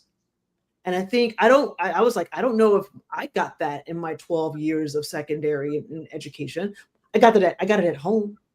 You know, I find that rather fascinating that the generations that are here today, Rui, so much of us have been taught about work hard, play hard, carpe diem, carpe vitam. And we have such a focus on work so that we can sustain, to be able to procure income so that we can take care of our families. Dr. Morris just beautifully illustrated out about how much time does a child even have to be able to know their family with all the committed responsibilities. You know, I saw this thing, I'll kind of segue for this in China. There's a great test that they take every year, these young people, and they take this test once in their lifetimes. And they study for this test so hard, they're falling asleep and passing out in classrooms. They have IVs that are set to them.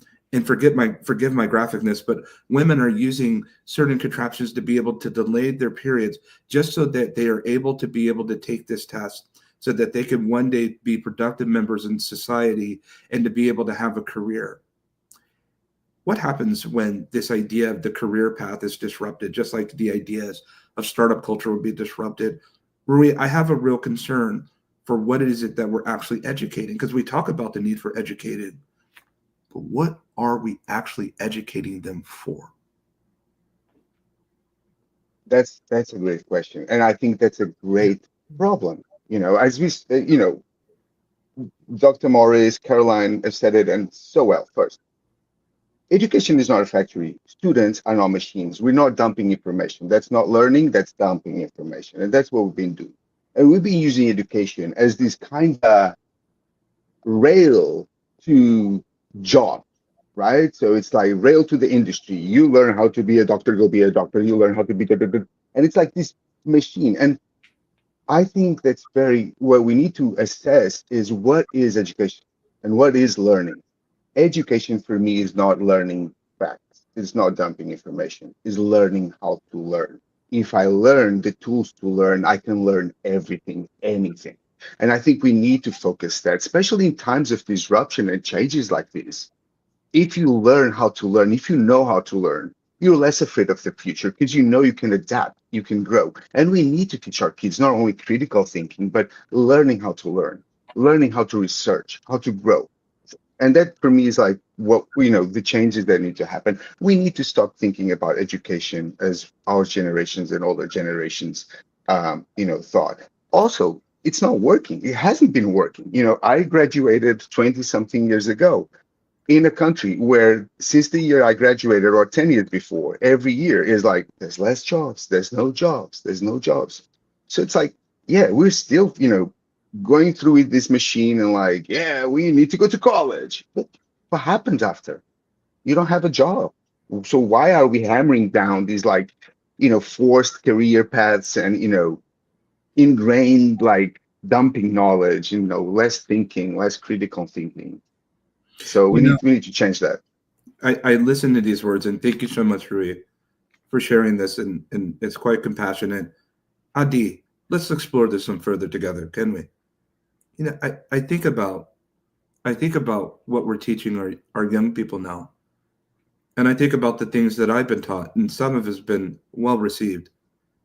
But so much of what I've been taught is no longer even existent and relevant for this world that we live in today. And it seems to me that we're heading in this AI frontier. The compass doesn't exist. There's not even a North Star. There's no guide.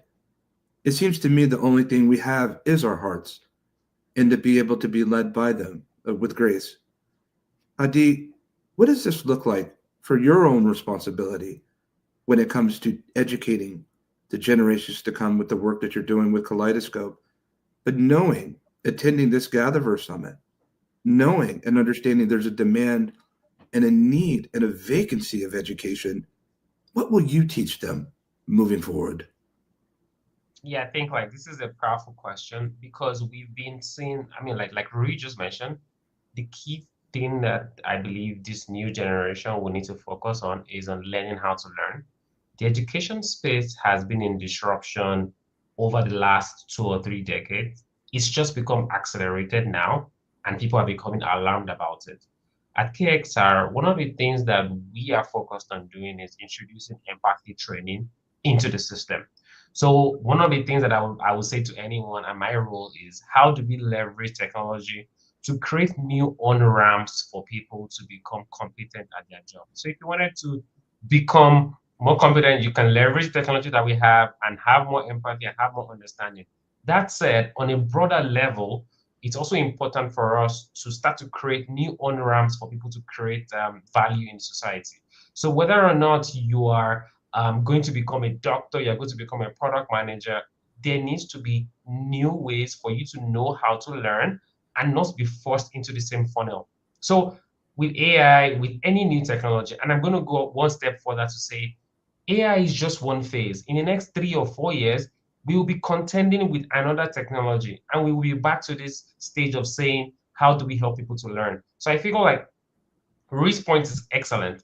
Let's spend more time on helping this new generation to learn how to learn so they can stay ahead of the curve. And also, we need to glorify new career paths that don't exactly follow the existing mold and don't follow the existing system. So my role is also to be a role model in society to the younger people. Like I have about 10 to 15 people that I mentor to show them how things can happen, how you can learn something in 9 months, become competent, do it for the next 3 years. 5 years from now, you learn something else and you become competent in that same thing. So we're living in a multi-portfolio career life. You will not be one thing for the next 60 years. You are going to become multiple things. So how do you have that framework to be competent and efficient in this new world that we live in? Sure. So that's my role. Let's mentor people, let's inspire them, and let's show them examples to let them know that this is possible. Adi, I appreciate your candor, and I also appreciate your attention to cadence. We don't enjoy a lot of time to be able to figure this out, folks.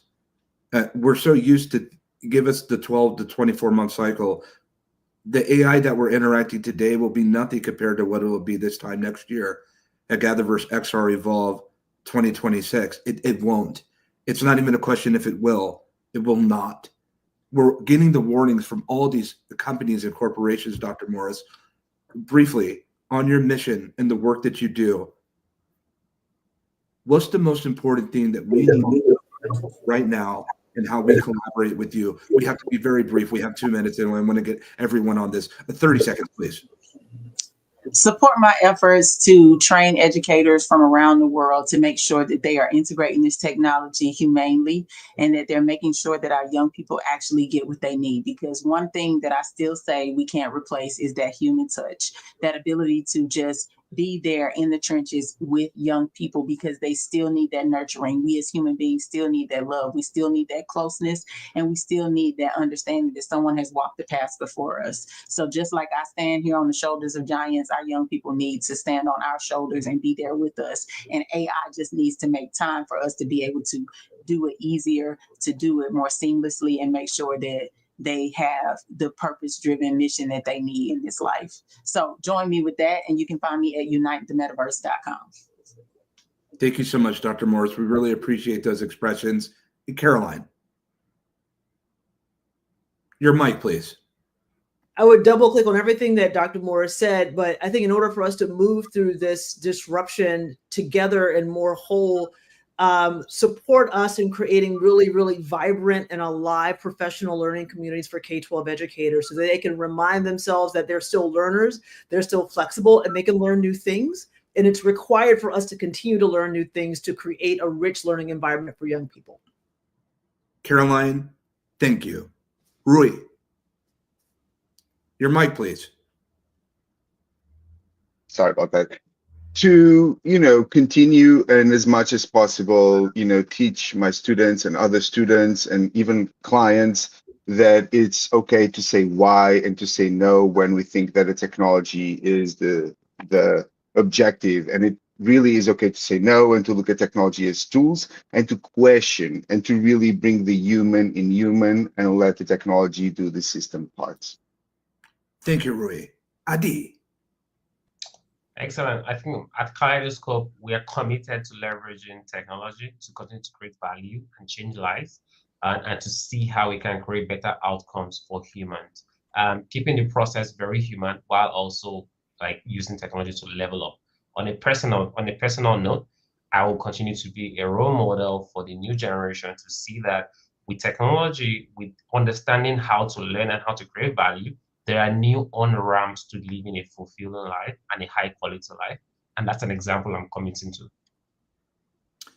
I have to leave on this last question. I'm sorry. I just need another minute or two. Dr. Morris, does humanity have a fighting chance? You're in the vestiges of education, unlike most people I know that walk the face of this earth. Do we have the capability to stay ahead of the machines at this innovative cadence that we're seeing right now? We do. I think the thing that most disturbs me is that we have allowed for there to be, because there are only 5 people really in the world that's running this. You think about the CEOs of the largest tech companies, ain't but 5 of them. Really, let's be clear. So we put the power in the hands of 5 people. And I think that's the most disturbing thing. And that's why I said I'm calling all tech companies to the carpet. And that's why I stay in their face and I stay tagging them and I stay posting, because you're going to hear me. You're going to hear me till you hear me in your sleep, because I'm going to need you to be accountable. I'm going to need you to be accountable for the things that you do. I'm going to need you to understand that there's a human touch that must be honored in this time and this effort, that there are 8 billion people in the world and you have 8 billion people counting on one person to do right. Dr. Morris, thank you so much.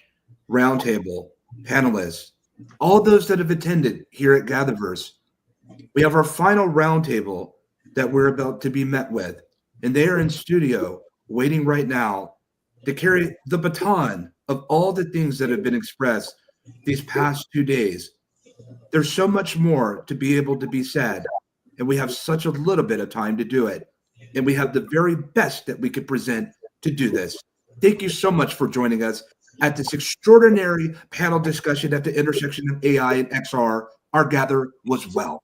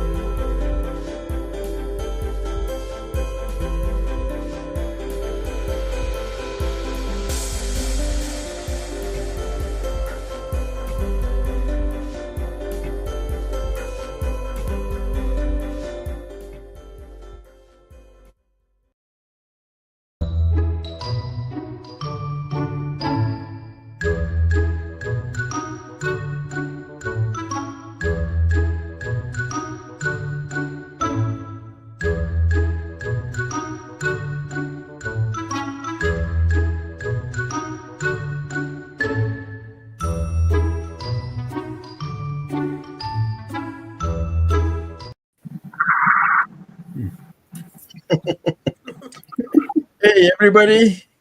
Hello. Hi. Nice to see you all. Hey, nice to see you. Hi, Dada Yaga Idai. I greet you from Kabete in Kenya in my traditional Kikuyu. Vai, Dada Yaga Idai. Nice to see you, everybody. I see everyone is almost in. Yeah, there goes Diana, right on time. And I want to welcome this loud table to the GatherVerse. And I hope that the gather will be well. It's very nice hearing from Christopher Lafayette there, wading up, saying that you guys have the buttons to take this further from where we are.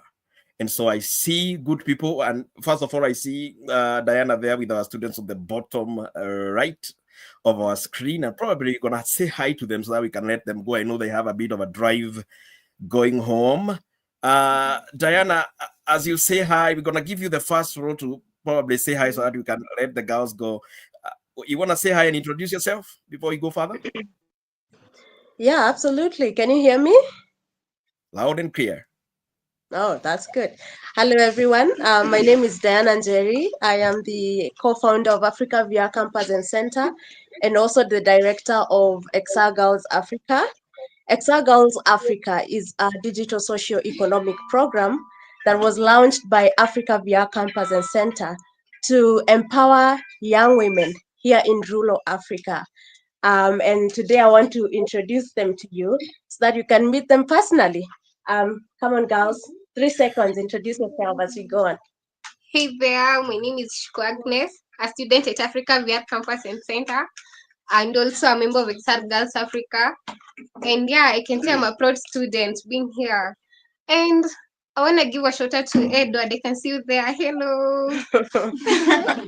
Yeah. Hi, Edward. Yeah.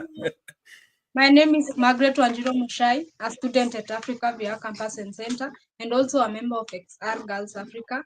I would like to give a shout out to Paul Wayaki, the founder of Africa VR Campus and Center, and may the gather be well. Margaret.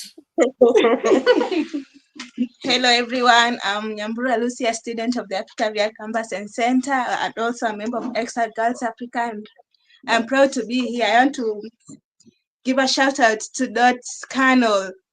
I see you there. Paul has said a lot about you, meeting him here.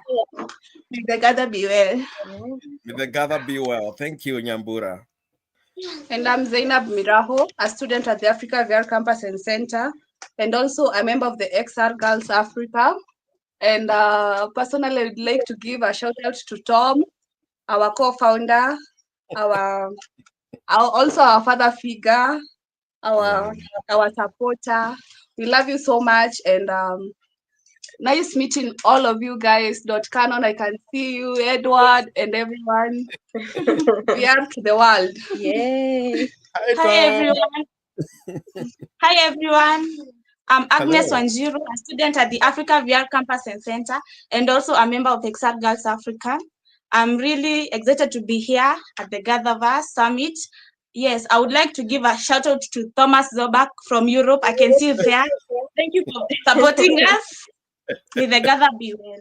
May the gather be well. And Diana, before you roll off, so that you can take those guys, the first question in our discussion was empowering marginalized communities. How can XR bridge gaps in education, healthcare, and employment for undeserved communities? It seems as if you are holding that realm over there before we let you go. Yeah. Before I answer that question, Paul Wayaki, we have one young boy here representing XR Kids Africa, and I told him, let's not introduce you today, but you know what he said? VR is for everyone. So let me give you. Okay, here he goes. Just say one word, and you head it off. Go ahead. Hi guys, my name is Isma Medika. Yeah. And VR is for everyone. Absolutely. Thank you. I would love to answer that question, Paul. This is something that we have been definitely doing, and there's one thing that I've been saying here. For us who have been, been in this industry for a while now, we can all agree on one thing, that XR technology is no longer futuristic, right? It has become a present day tool that can be used for empowerment, for education, for sectors like healthcare. And that's exactly what we have been doing here with XR Girls Africa. These girls come from rural Kenya, and they went to local schools that there were no microscopes. They can testify here that in their school, they only had one microscope. Can you now tell me a one microscope being used by 40 students viewing a cell? How can they understand that? But using this technology, if they just get a glimpse, or even they get a chance to view a cell using the VR headset, that picture that they see will never come out of their mind. They grasp it, and they are able to draw it and to answer the questions that comes with it. So VR, when it comes to education also, we talk about virtual labs, where a student in rural Africa can stand shoulder to shoulder with a student in a developed country in a virtual world and discuss complex subjects and answer, complex questions in subjects like chemistry and get to learn from each other. There's nothing better in this world like meeting like-minded people. And that's what you get when you bring students across the world in a similar space, right? They get to exchange ideas, they get to learn from each other, and with that we'll create a better world. Yeah.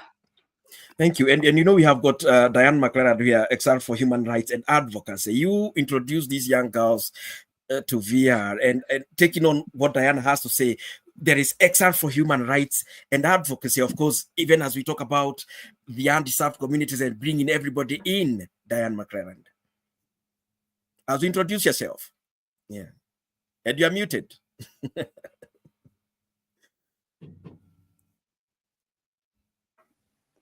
Mic test. Oh, You're good. Go ahead. Paul and Diana, I want to thank you so much for including me in this panel. Our association over the last 3 years has really changed a lot of our lives because we feel you are like family, and we want to help other young women around the world realize that they have a lot of opportunities. And our U.S. girls had a chance to see the Africa Power Girls and the Titanium. I'm mispronouncing that team name, but saw them in action as they presented their ideas to a panel of judges. And it was just so inspiring to the young girls in our country to see our young new steamers in Africa VR presenting some very compelling ideas for change. And so I think the peer-to-peer influence is so important, and that's what I think we need to continue to foster, because I think that's going to be the tool we use to change paradigms, old stale paradigms that need to be changed. And I think all of us together can work to help our youth see new ideas and new avenues. So again, thank you so much for being here. We love you, Paul and Diana, and we want to work more closely together to bring more youth to this table. And again, because it's all about empowerment for the undeserved. And one thing is that we have got a representative here of XR Women, Paige. The question that I can give you is, how do we break barriers? And it's right there, on the slideshow: affordability, accessibility, representation. XR Women, what are you doing in your side of shores when it comes to XR and AI? Muted. Paige, I can't hear you. I think you're muted.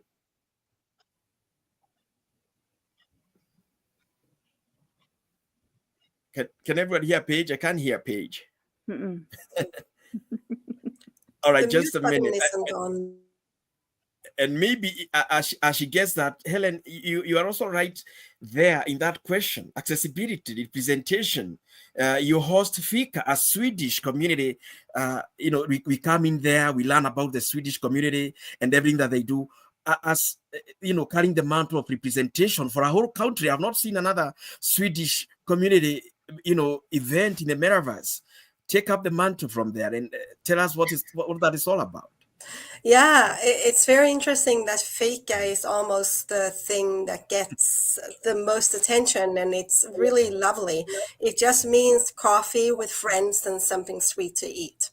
And I have done it now for 2 years, every Thursday afternoon, and people come and we just sit down and we just talk. And I have people coming from all over the world. And this hour where we sit together pretending to drink coffee if we're wearing our headsets, or actually drinking coffee or tea, depending on our time zone, if we're on our PCs, it's just lovely. And it really, it shows the world a picture of Sweden, and it's also brings other people into our Swedish culture. It's just lovely. And I've tasted that coffee, and I can tell you that's when I learned that fika means coffee in Sweden, and I love the coffee. Paige, did you get your mic back? Oh dear. Oh, just as she's still, twitching that out. It's that we have XR role, of course, in many industries, in many aspects of life. And one of them is even climate and environmental issues. And Dot, I think you have talked with so many people who have, been in this sector of using XR for environment and climate issues. Tell us about them, and will they be successful in their, projects?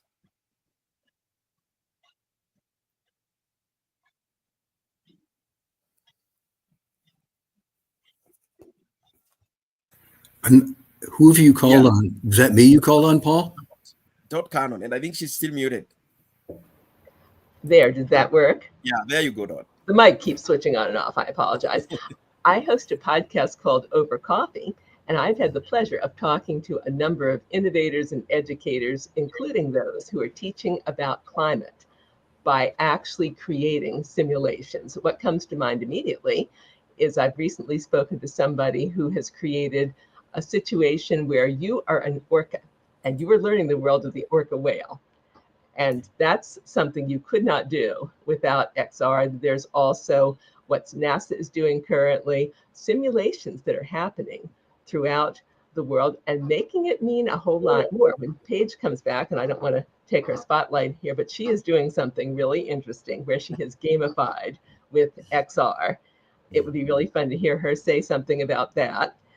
But it gives a chance for all of us, as far as XR goes, to do things we could not do otherwise. You could lecture all day about climate changes happening, but if you can see the coral reef changing, or you can see how an orca whale pod reacts, or you can see what's happening at Earth Science at the center of the Earth. And this intrigues everybody who isn't necessarily a scientist, because I'm not. I'm an arts person. But you can get people's creativity engaged, and that is what's exciting, I believe, about this. There's Paige. Oh, yeah. Paige, do you get your mic back? I believe I do. I hope that you can hear me now. Yeah, go ahead, Paige. Excellent. Thank you. I'm so delighted to be here with so many esteemed friends and new colleagues. So how do we break barriers in the XR technology, affordability, accessibility, and representation? We create a million opportunities, pathways, and facilitations that can look like immediate leadership role development to creating more flow and accessibility, having, for instance, I was just at Augmented World Expo, and one of XR Women's past speakers, Jen Smash, who represents the amputee community in the metaverse, had a lot of questions about representation and possibilities of launching different ways that she can facilitate more accessibility. So encouraging each one of our members in our community to use their voices, their experiences and stories for the betterment of humanity is saying, yes, of course, we need you, I think is one of the most important direct things we can do if we only have 30 seconds to change somebody's life, to have full belonging and acceptance and space. And that full belonging page is what you gave girls from Africa. You highlighted them at Augmented World Expo, and that is the door to accessibility right there that you opened for them. And really thank you for the campaign that you guys are running over there. Feel like moving right now. Absolutely. The Girls of Africa VR, hosted by Diane and Jerry, has created opportunities for cross-cultural, multicultural communication and new relationships. Diana joins us in XR Women, in Women of Workrooms. She's and your students are part of our lives. And when we share care, we build more worlds with care. Thank you, Paige. And you know what? One more thing that we can use the XR for, of course, and we know one of the maestro of that industry here is Tom Nichol. We have talking about mental health and well-being through XR, and you have been a master of meditation in XR yourself. How is it? How is the progress? Are we winning? Are we successful in that sector? I believe it is. Whether we gather together and have like structured meditation classes, or even if we take like that 30 seconds together and create a meditation out of connection, and even within education, when we teach each other how to create something or use our voices in new ways. I remember first being taught by another woman in our community how to create a script. And today I sit with other women who I have the opportunity to see that same script proliferate in new ways. And so it becomes like this beautiful new chain of a ripple of impact. By breaking those chains, by breaking the chains, we get new ripples of impact, really. And like I said, we do have two masters of meditation here, Tom Nichol and Edward Jakowiak from Montreal, Canada. Mental health and well-being through XR. You obviously lead communities that campaign for this and are up for this, gaining their own well-being. I have myself refreshed, my conscience in your leading in meditation in XR. Come on, guys, tell us about what's happening in this sector, Tom and Edward. Well, I just want to say I really appreciate Paige talking about millions of things and ripples of stuff. I mean, I think those are exactly the things. There's no one right thing to do now. And, after listening to the panel before, when you listen to these questions of how are we going to have kids develop critical thinking skills when their teachers can barely keep up and 5 people own everything, and it just, some of these questions seem impossible. But then you start off a panel where you have the Africa VR campus students introduce themselves, and that's the answer to the question. You get up in the morning and you'd create a ripple of influence. You create your little bubble of humanness. That was the question people talked about over and over again. The transactional stuff, that's going to happen. We don't have to worry about it. How do we keep the human? What does the human really mean? And it's what we saw. It's what we saw in the difference between the first people introduce themselves and then the boy at the end. You could tell he didn't have the same practice that some of those other Africa VR campus students. They really know how to present themselves, and it's a beautiful thing to see. So, meditation is certainly one of those things that straddles. There's both utilitarian benefits from it, that people try to quantify. I think people who are more serious about meditation see in it a personal practice that expands who we are, and also deepens our connection to the people we do it with. That's the beautiful thing about XR. It takes it from an individual practice that's kind of been reified into something that we can do together and support each other that way. So yeah, I think meditating in the metaverse is one of many things that need to be done. But again, I just say that this is the hopeful panel, because you're showing it. It's one little pocket of humanness at a time. And of course, the metaverse lets us connect across a lot of barriers. So Thank you again, Wayaki. Edward, you read us every Friday in a session of meditation, and you're playing spatial audio music that we feel bathed in. Tell us about it, Edward. Well, I kind of got into it like first starting going to meditation classes in VR, and attending all these classes, and I was wondering what people were talking about meditations, taking breaths in and out. And after a while, I was wondering, why can't I do this on the video board like that? So what we do is, like, I have in a world, a block with screenshots around me, and I play. And there's a lot of meditations on YouTube I find, and I listen to a lot lately on TV. But I want it to be great for everybody, just sitting in an environment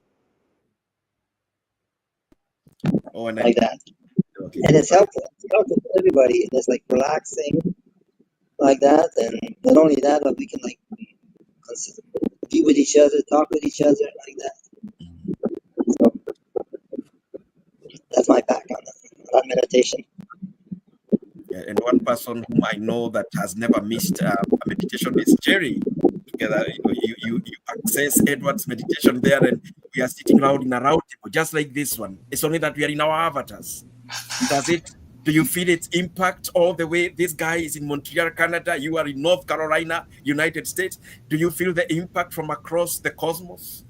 I definitely do. It's very innovative the way he set it up, and he brings in different videos, singing bowls, and different scenery, very peaceful and tranquil, and it just kind of sets the mood and gets you into that space where you can just relax and absorb it, and it's really. And then he kind of put couches in there and plants, and he has 4 guard cats that watch over you. He's done a great job with the place, and I enjoy going there. And I say, well done. I know he had some help, but he's learning a lot, and he's taking it to teach us some things. So I really appreciate the effort, and he's done a great job. He did another meditation place, so he's expanding his meditation horizon across the metaverse, and is very appreciated. So. And the Jerry who is spoken right there, everyone should know. The world should know how much Jerry beats me in metaverse golfing. You know, I'm just telling the world right now how much you beat me in metaverse golfing. But Thomas Zoberg, a serious guy, a phenomenal guy in Europe, doing all the XR moves. What's the effectiveness of immersive learning versus traditional methods? And maybe even as you're talking about that, what is the effectiveness of that, you know, the education and skill development in XR? Yeah, I have the privilege to teach in Germany at a university. Yeah, a couple of years I was used to the traditional forms of teaching, that is about sharing PowerPoint slides, showing videos, being in the classroom, going outside the classroom. But now that I have stumbled upon the ability to let people experience social VR, taking them to places they would have not get maybe in their lives, opened a totally, for me, a third pillar in education beside video conferencing and the physical classroom. For example, we will be able, and hopefully that can happen this year, is to take my students to the Africa VR campus and center, and getting closer to each other than we are experiencing right now, maybe working on projects, which really is amazing. And I'm truly, I'm really thankful that in my lifetime I have the chance to be close, for example, to you and Diana, also approaching a cultural proximity here. Right. And you know, we cannot talk about VR without actually obviously talking about ethics in all XR applications. And the question is, if the users and the institutions that create these ethical standards, how responsible are they in the XR usage? How responsible are we when we are using XR? Paige, you want to take this up? Absolutely. Thank you so much. I believe XR Women has a code of ethics. We start with inclusion. We create a safe space to be more brave within. And we create consistent opportunities for participation. That looks like many different ways. And one thing that we considered when we tallied the votes for real world impact that Diana and the XR Africa girls have received is not only is there that ripple impact, but their code of ethics can hold the same values, right? So XR Women and XR Girls Africa, we really shared this humanistic center where women can blossom to be their highest potential selves.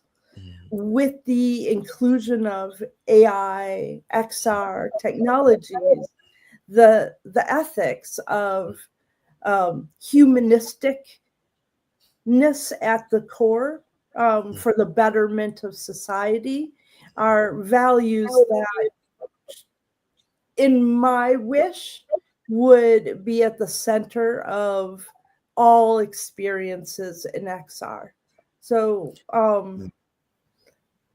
Diana is, in my opinion, leading the way in an ethics core in the education and the initiatives that build, well, from the mushroom farm to having like the baskets within the world for financial like opportunities and more equity.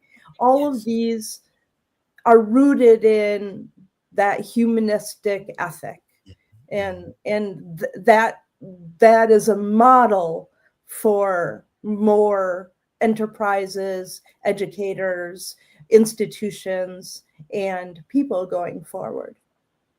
And you know, Diana McClelland is the one who taught these girls the ethics, even as they stepped in the metaverse. You know, you give them a piece of that cake so that they can uphold the ethics for as long as they will be in this industry. What can you add on that as a side comment, Diana?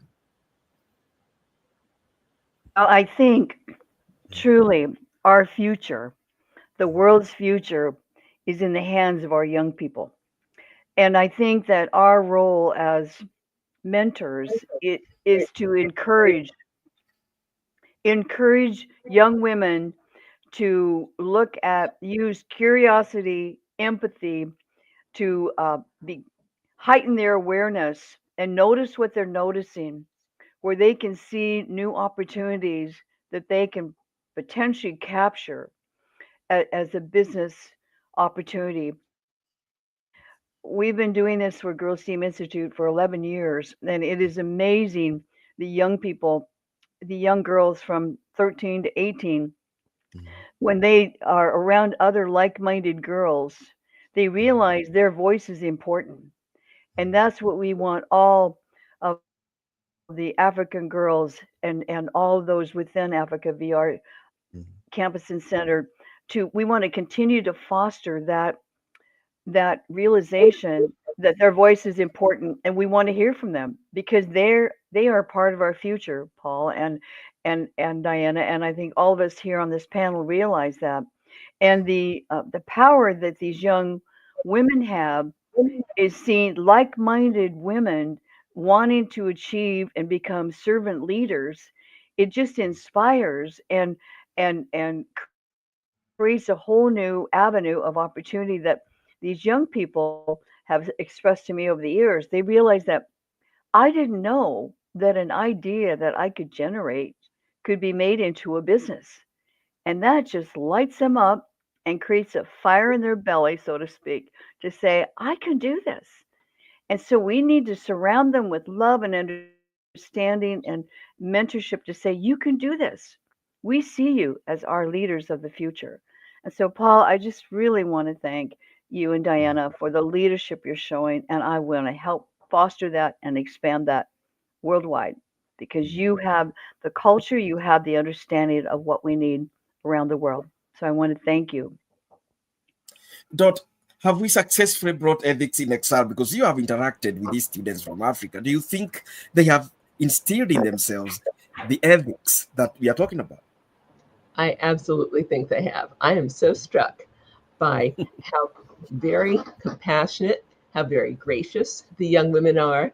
And these are girls who came from some pretty rough backgrounds from what I've heard you say. And by the way, Wayaki, Diana, thank you for the inclusion of this panel and for what you're doing, because you are really a bright light in Africa through AVCC. I really think that this is what it's all about. And I really think that we've just barely scratched the surface. What's exciting is these girls are starting to see that XR is going to be evolving. They're starting to do photogrammetry. It's going to be improving even more over the next few years, where I expect we're going to be seeing a lot of digital representations of the farm and of what else they're doing. And it's also personalized and customized to each girl. It's not, have a seat over there, read chapter 25, answer the first 3 questions. It's, what can you bring to the table? What can I, as your teacher, learn from you? How may I help you? How may we serve? And I feel that these girls are keeping what's really important in the world, which when you come down to it, isn't money, and it isn't what's my status, how far can I get ahead? It's how do we behave to one another as human beings? The world's our classroom. How are we a community? What do we give to it? And what do we leave them with when we leave with them? That would be great. And one thing, when we bring successful ethics in XR, one thing that is going to come from it is cross-cultural collaboration. And there are 2 masters of it here. I mean, Tom, Nickel, and there are 2 Toms. It's Thomas and Thomas too. And you're going to talk about this, the bringing of multicultural aspects in VR. I mean, guys, we have hosted a guy in Cambodia, hosted by girls who are students in XR in Kenya. You know, and you guys have facilitated all this multicultural. What's the whole aspect of that? XR as a tool of fostering cross-cultural dialogue and mutual understanding. Thomas Zobag and Tom Nico, go ahead. Well, just to follow up on the Cambodia, I think it's one of the great stories that is what I hope happens every day of the week and twice on Sunday in the metaverse as we expand, which is that a powerful story from one culture was told not by gatekeepers, not by the establishment, but by an artist who was part of it. He told the story of what happened that day in 1975 when the Khmer Rouge came and sent 3 million people out of Phnom Penh. He told it to the Africa VR campus, young people. They heard that story that way. And so they got the facts. They learned something about history, but they also got the human part. That's what we've been talking about here. I mean, they were in tears because this man had to leave his mother in a hospital that day. It's quite a human story. So, I mean, that to me in a nutshell is the whole thing, is people, just regular people who have the lived experience of something about humanity to share, particularly sharing it in that way with young folks. And, you know, that's, I'm never going to forget that. So go ahead, Thomas. I'm not sure what you're going to add, but it's, you know, well, yeah, I'll just blather on. Go ahead, Thomas. Muted, Thomas. Sorry, muted automatically. Yeah, if you look around, if you have a look at the news, you have the impression that our world is drifting apart somehow, and that political leaders somehow make us drift apart as societies on a national level, and also find it a good idea to, I don't know, having war back as a tool to solve problems.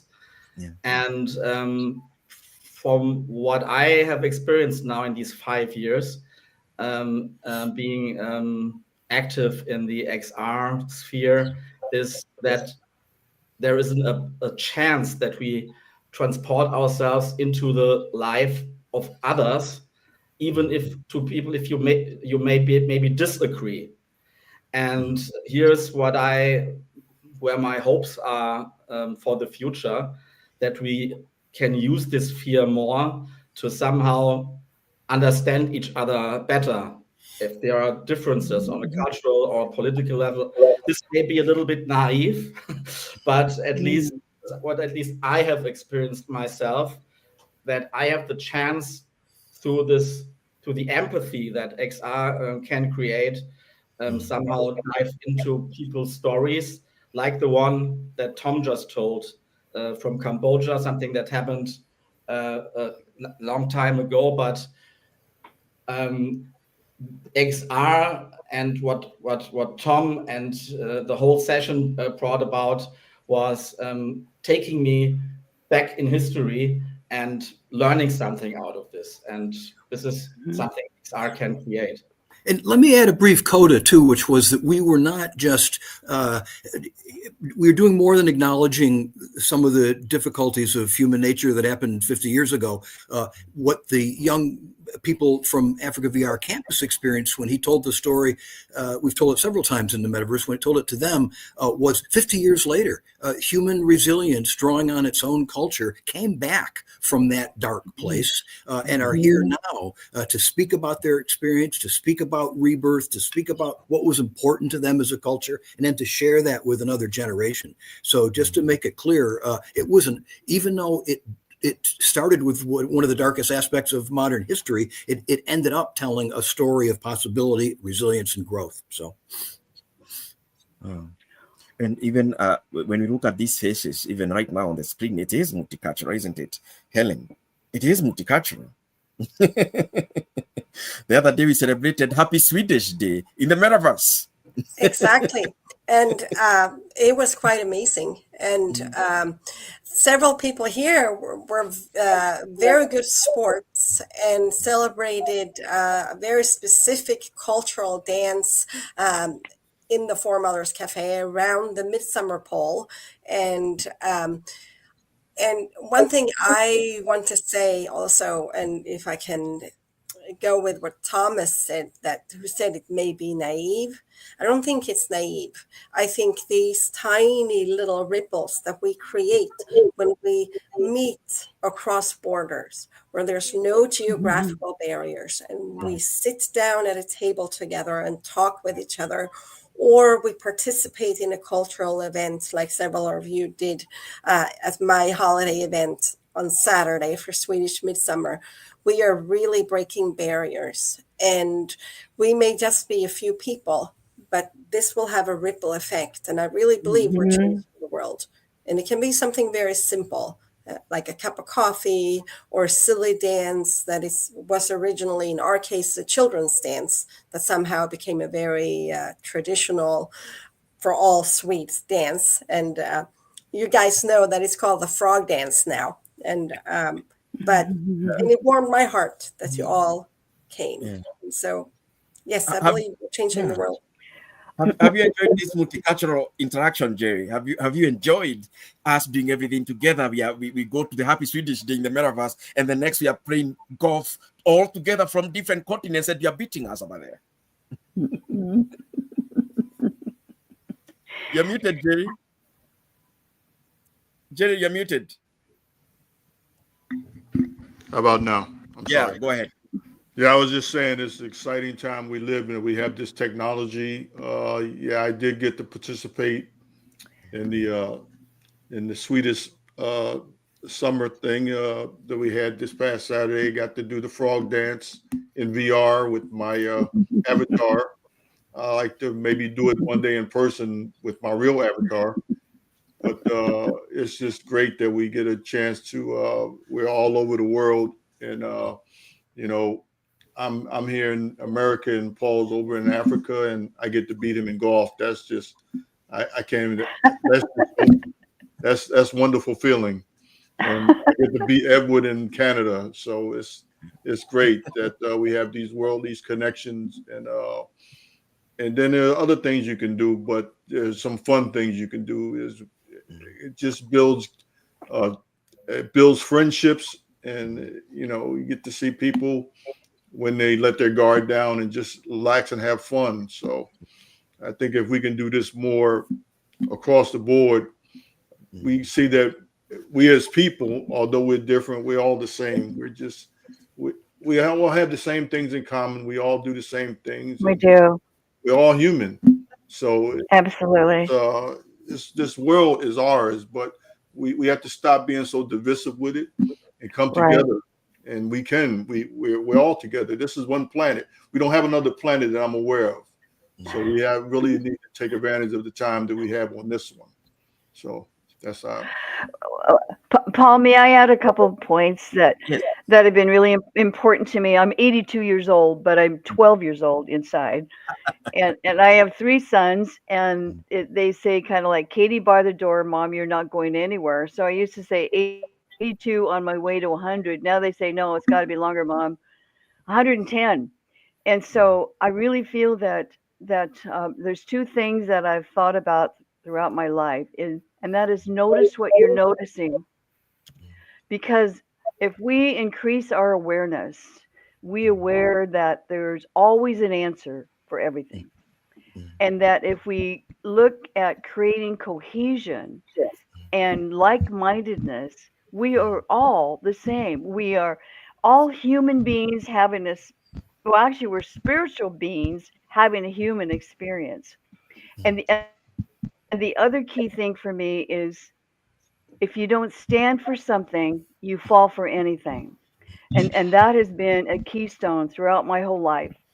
And I really think that we need to show our youth that their voices are important and to celebrate them. And each one of us on this panel has an influence over how we teach our youth to respond to problems, and how they can look at this as a lens they use.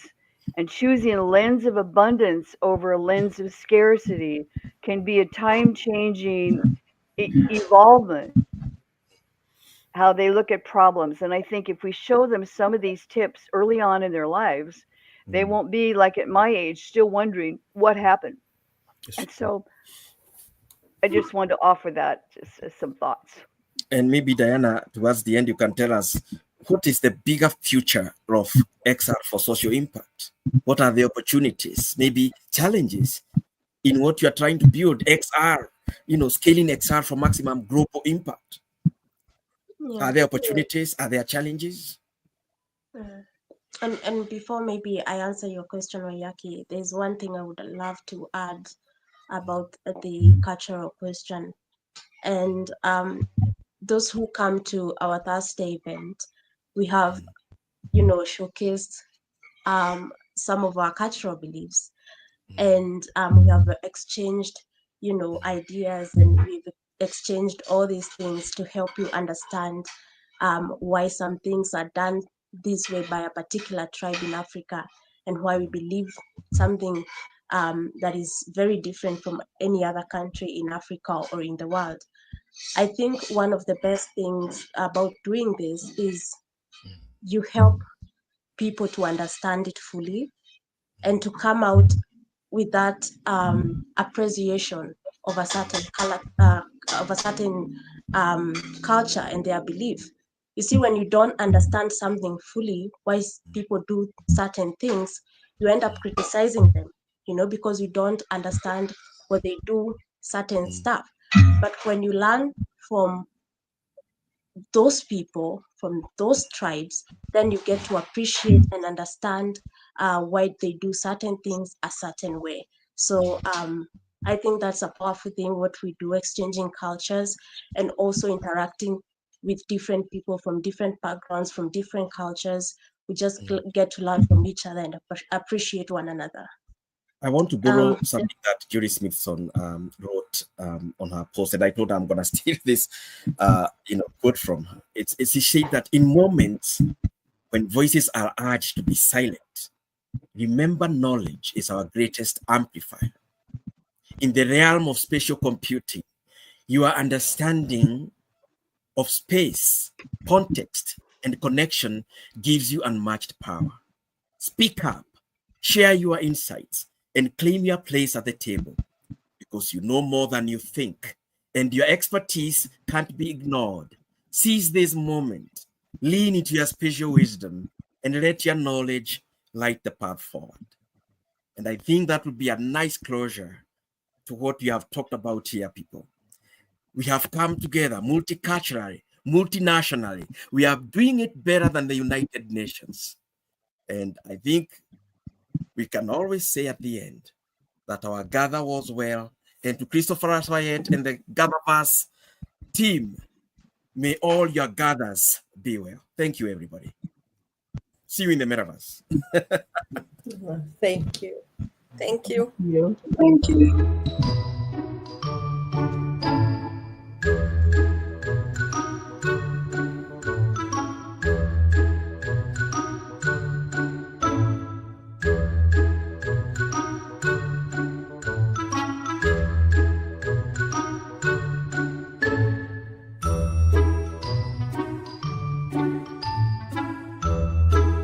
Hello, everyone.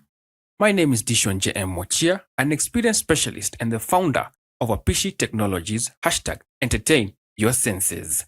It is a privilege to be here at the XREvolve Summit 2025, and I want to thank the GatherVerse team for organizing this wonderful gathering. Today, in my talk, I'm going to go through design that listens, making experiences better with feedback, presented by Mr. Dishon J.M. Mochia. Thank you, GatherVerse team, for this wonderful opportunity. Now, here at Apishi, we are redefining the art and science of experiences by combining cutting-edge tech, deep psychological insights, and creative artistry to transform environments into truly immersive and memorable designs. But I ask myself, and you as a designer, how often do we design in a vacuum? We craft incredible technological feats, intricate spaces, and build stunning virtual worlds. But without truly understanding how people feel and react to these designs in real time, we are essentially guessing. This disconnect means that even the most advanced multimodal setups risk failing if they don't genuinely match customer expectations and client goals. Now this brings me to the core of today's talk: design that listens. It is a concept that emphasizes the capture of people's reactions and feelings during an experience, then uses that feedback to refine and adapt continuously. A continuous feedback loop improves every experience by ensuring better designs, which start with better listening. And it is very simple for you to have a continuous feedback loop that improves every experience. It is very, very simple because, first of all, we collect, we analyze, we act, then we follow up. First, we gather feedback through surveys, observations, heart rate, or in this virtual reality, in this mixed reality setting, you look at eye tracking.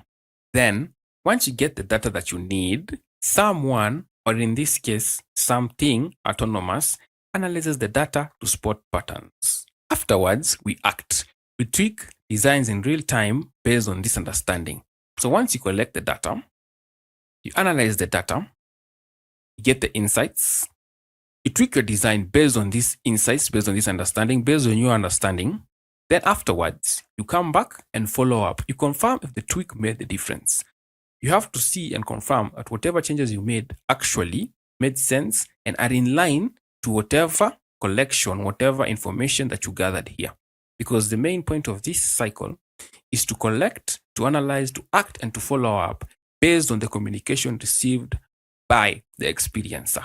So you as an experience provider, it is your duty. It is good for you if you collect, you analyze, you act, and follow up. Just collect, analyze, and act. You need to follow up to see if the changes you made enough sense.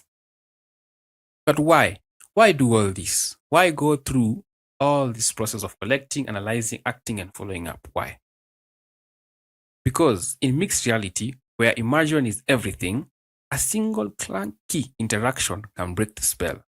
User reactions tell us what's working and what's not. It gives you information. It's their way of communication, which means having such feedback makes you and your work and your service or your products more accurate. And if you're more accurate, in essence, reducing guesswork in general leads to more efficiency, which is a high return on investment. Gaining feedback moves environments from one size fits all to adaptive and personalized. It starts by committing to put users first, using their voices to shape designs that impress and connect. So having feedback makes your work more accurate, more efficient, and more personalized. Feedback is fuel. feedback is a listening ear. Feedback is necessary for evolution. Thank you so much for taking the time to listen, pun intended. My name is Dishon J.M. Mochia. I am the founder of Apishi Technologies, #entertain your senses. This has been designed that listens, making experiences better with feedback presented by me at Apishi. I want to thank the GatherVerse team for the opportunity to express this opinion, to express myself. May you gather value from this summit as you continue to listen, and may our gather be well.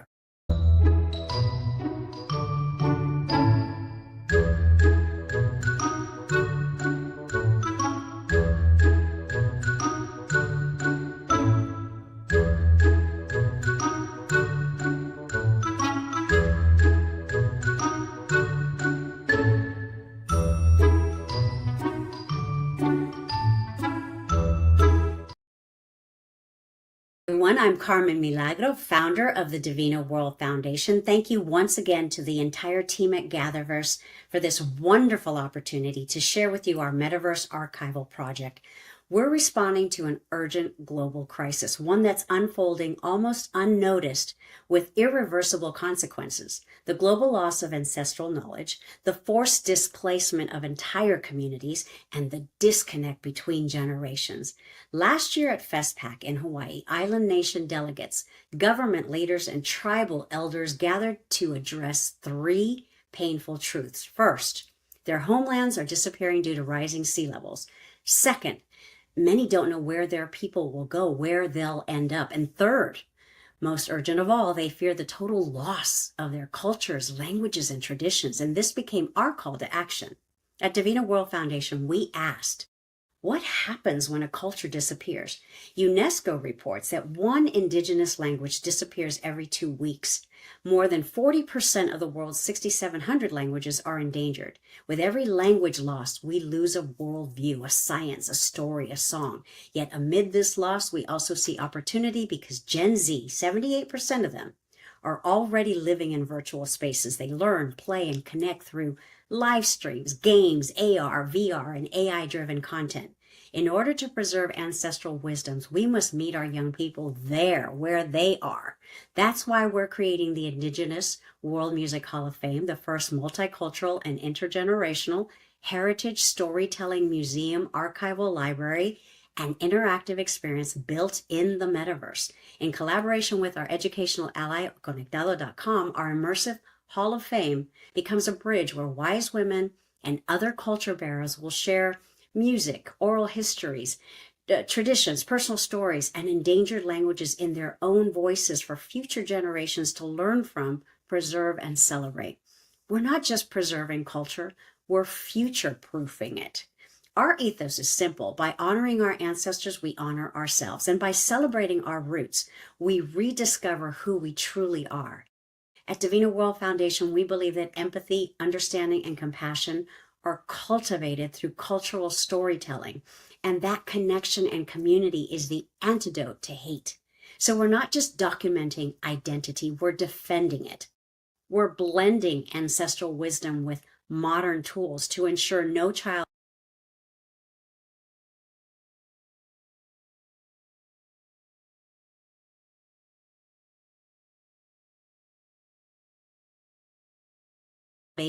can and will restore what's being pushed to the market.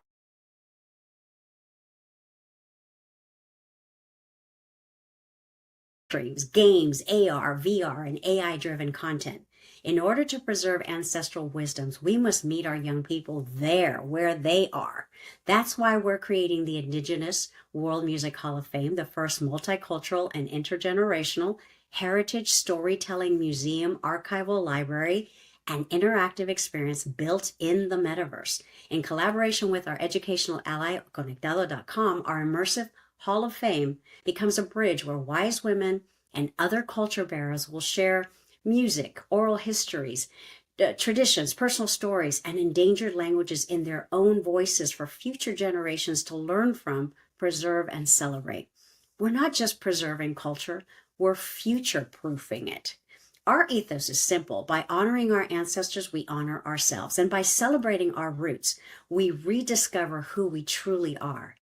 At Divina World Foundation, we believe that empathy, understanding, and compassion are cultivated through cultural storytelling, and that connection and community is the antidote to hate. So we're not just documenting identity, we're defending it. We're blending ancestral wisdom with modern tools to ensure no child grows up disconnected from their roots. We're using immersive tech as a safe haven for endangered identities. We're proving that ethical, community-led innovation can and will restore what's being pushed to the margins. This is our response to a disappearing world, and we're not alone. Our team includes artists, technologists, educators, donors, sponsors, and advocates, and together we're building a global movement powered by storytelling, equity, and the ethical use of AI to unite, not divide humanity. Because in a time of rising fear and fragmentation, we choose celebration over censorship. Culture is not just history, it's armor, it's identity, and it's resistance. And now I invite you to take a first look at how we're doing just that. Roll the video, please. Thank you, and please enjoy.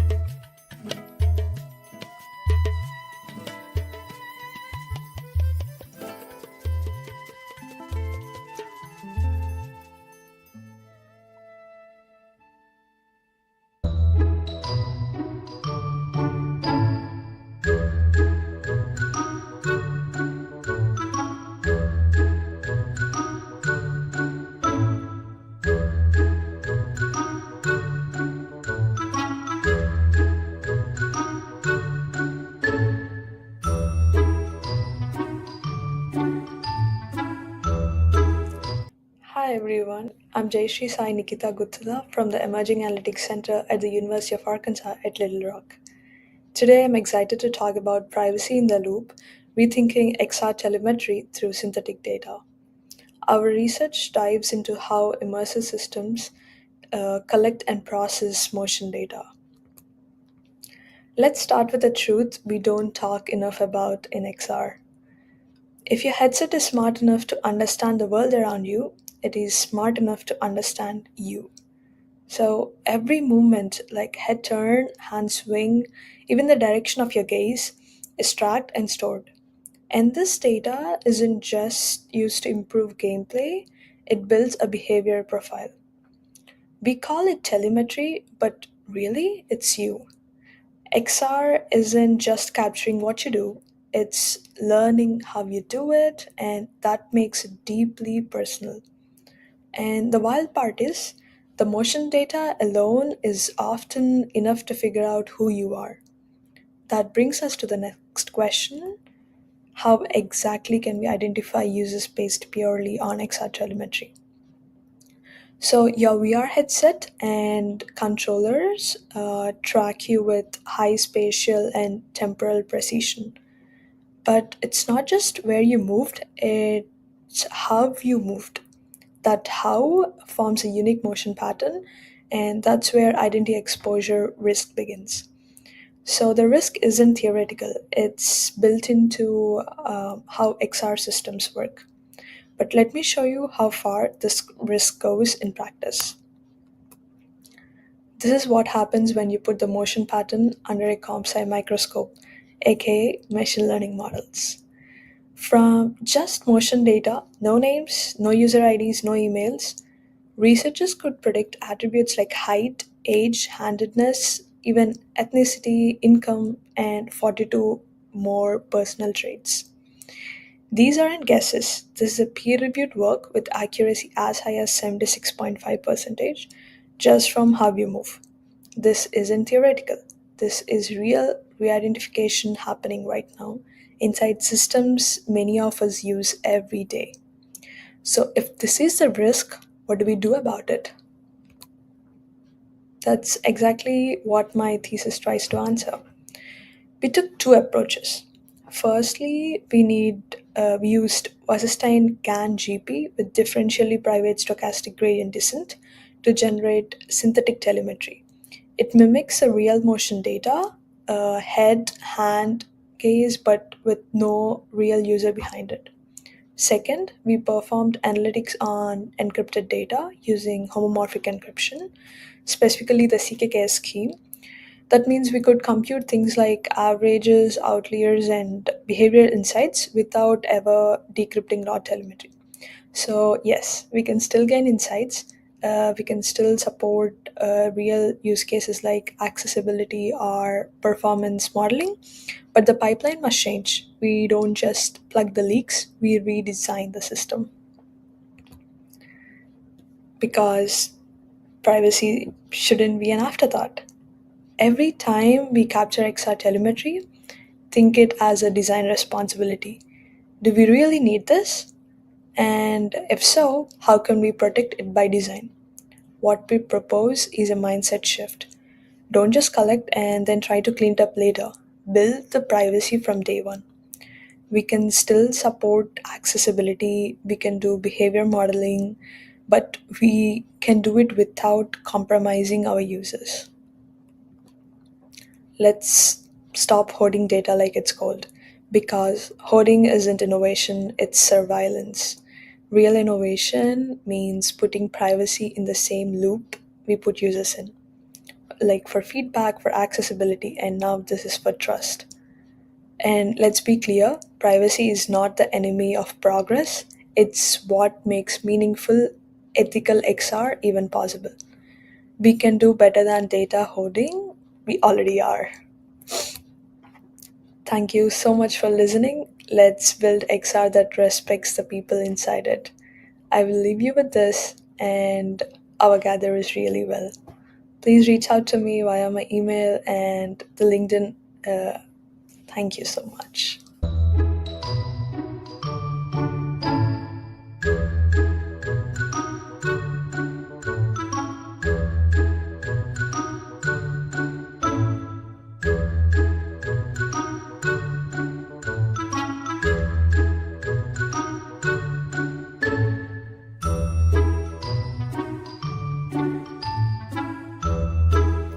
We often fear that technology will disconnect us from what truly matters.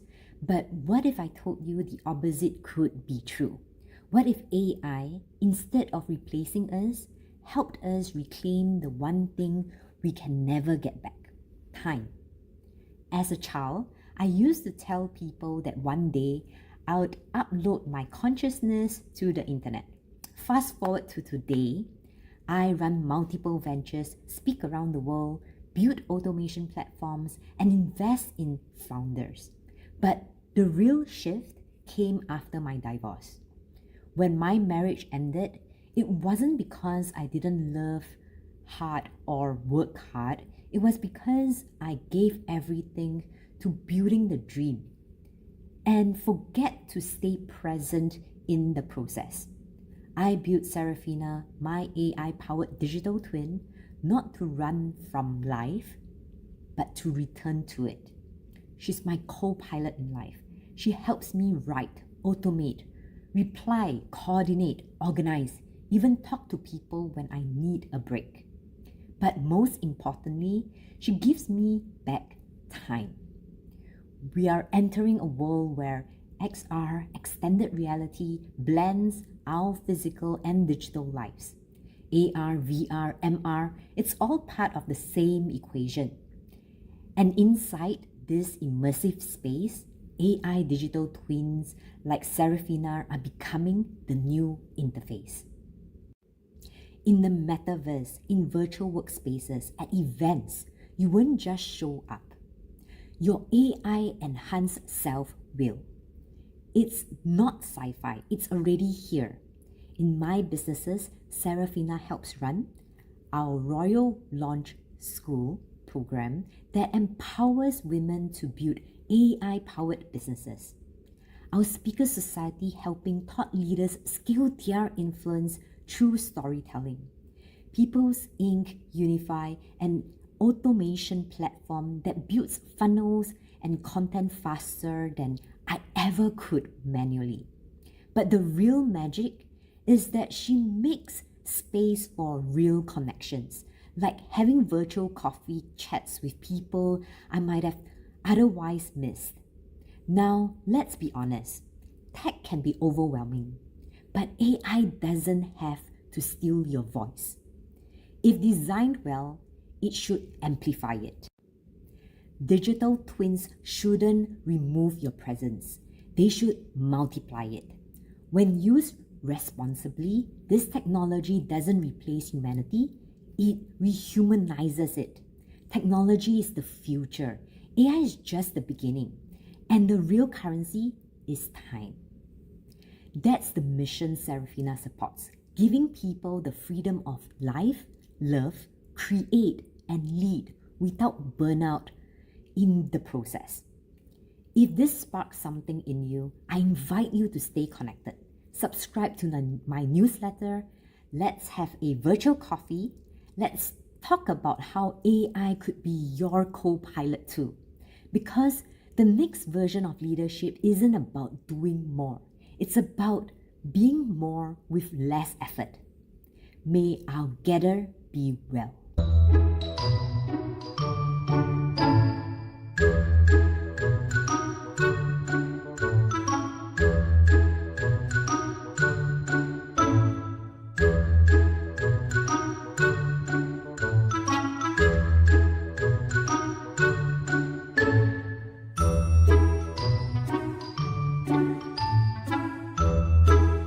Hi, hello. My name is Maria Dervenko. I'm a two times co founder, a former COO of a startup in tech, a career counselor and mentor, and volunteer for organizations supporting underprivileged children.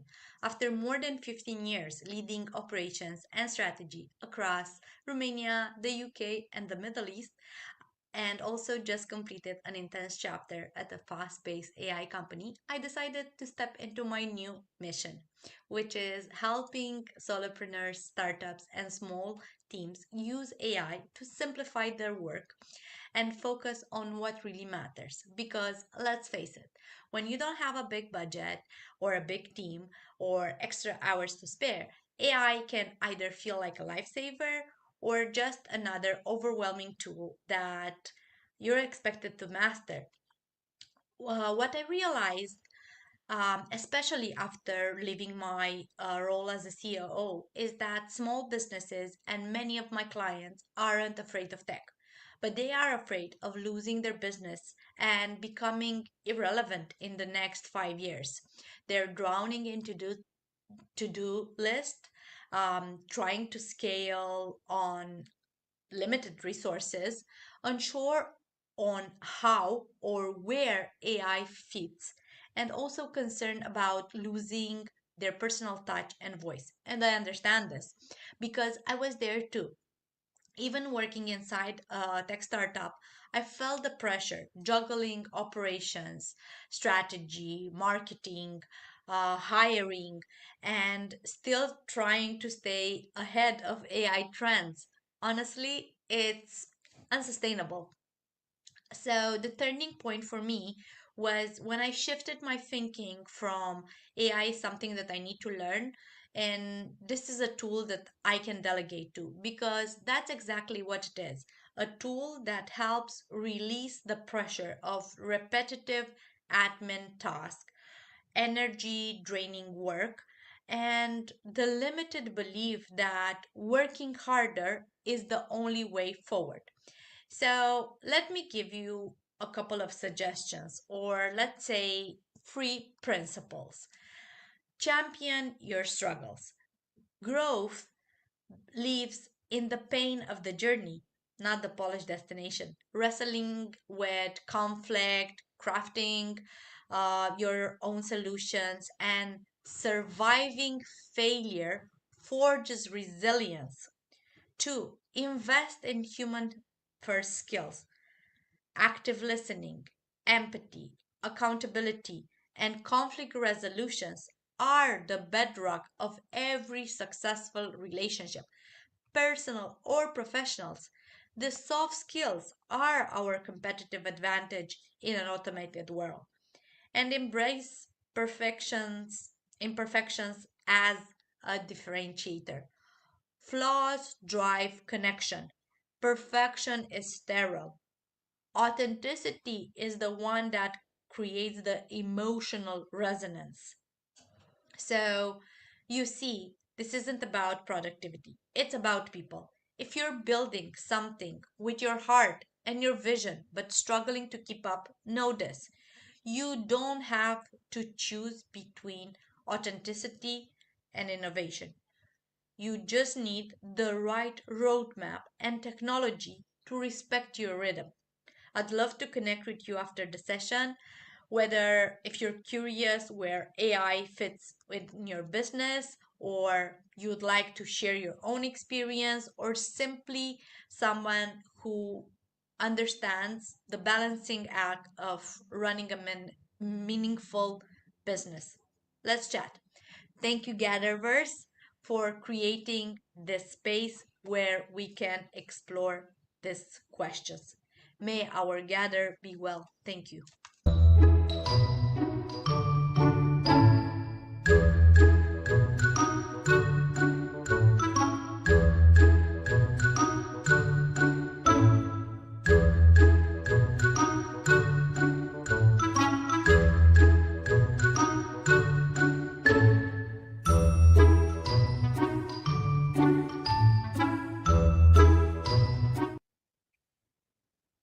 Hi, this is Dominic Wu, and today I'm going to talk about AI-powered XR metaverse. And what's the AI-powered XR metaverse, and what's its current state? Okay, so for me, there are two types of aspects we can talk about. The first one is non-player characters, and the second part is the AI creator tools. Okay, so first one is that NPC, right? We can see a lot of AI assistant. They are helping the player inside the so-called metaverse, such as inside Engage XR, right? You can ask any questions during the meeting through the AI-powered human or robot look like types of AI assistant. Those will help you to navigate for example, meetings or games. And also, I think it's very convenient. I remember previously I create a simulation or VR experience, which I put Edgar Allan Poe. I made a simulation of I turned The Revan, written by Edgar Allan Poe, in kind of VR environment, and the player can immerse himself or herself inside that VR space and listen to the narration of the poem and get immersed in the poetry. Also, I put Edgar as kind of like an AI assistant. So if the player has any questions, you can directly ask the AI-powered Edgar Allan Poe. However, I remember I shared with some people about the video clips that I talked to the AI powered NPC. There were a lot of experts said that, for example, my pronunciation sometimes is not that accurate. So um, Edgar will answer something totally different, right?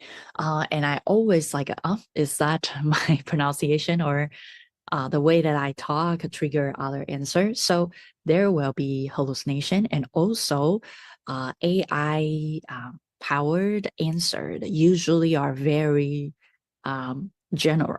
Right. So, for example, if you ask some specific details, if the local model was not being trained well, it will become very, very vague. So, and sometimes it's not controllable, right? Because it's AI power. So I would say this part still need training if you want to do education and NPC, and especially in education field, you kind of want to always more accurate instead of a lot of mistakes and confuse the students. So I would still thinking about it's a great starting point, but the the finalize or it might take more time to make it happen and more training, specific training.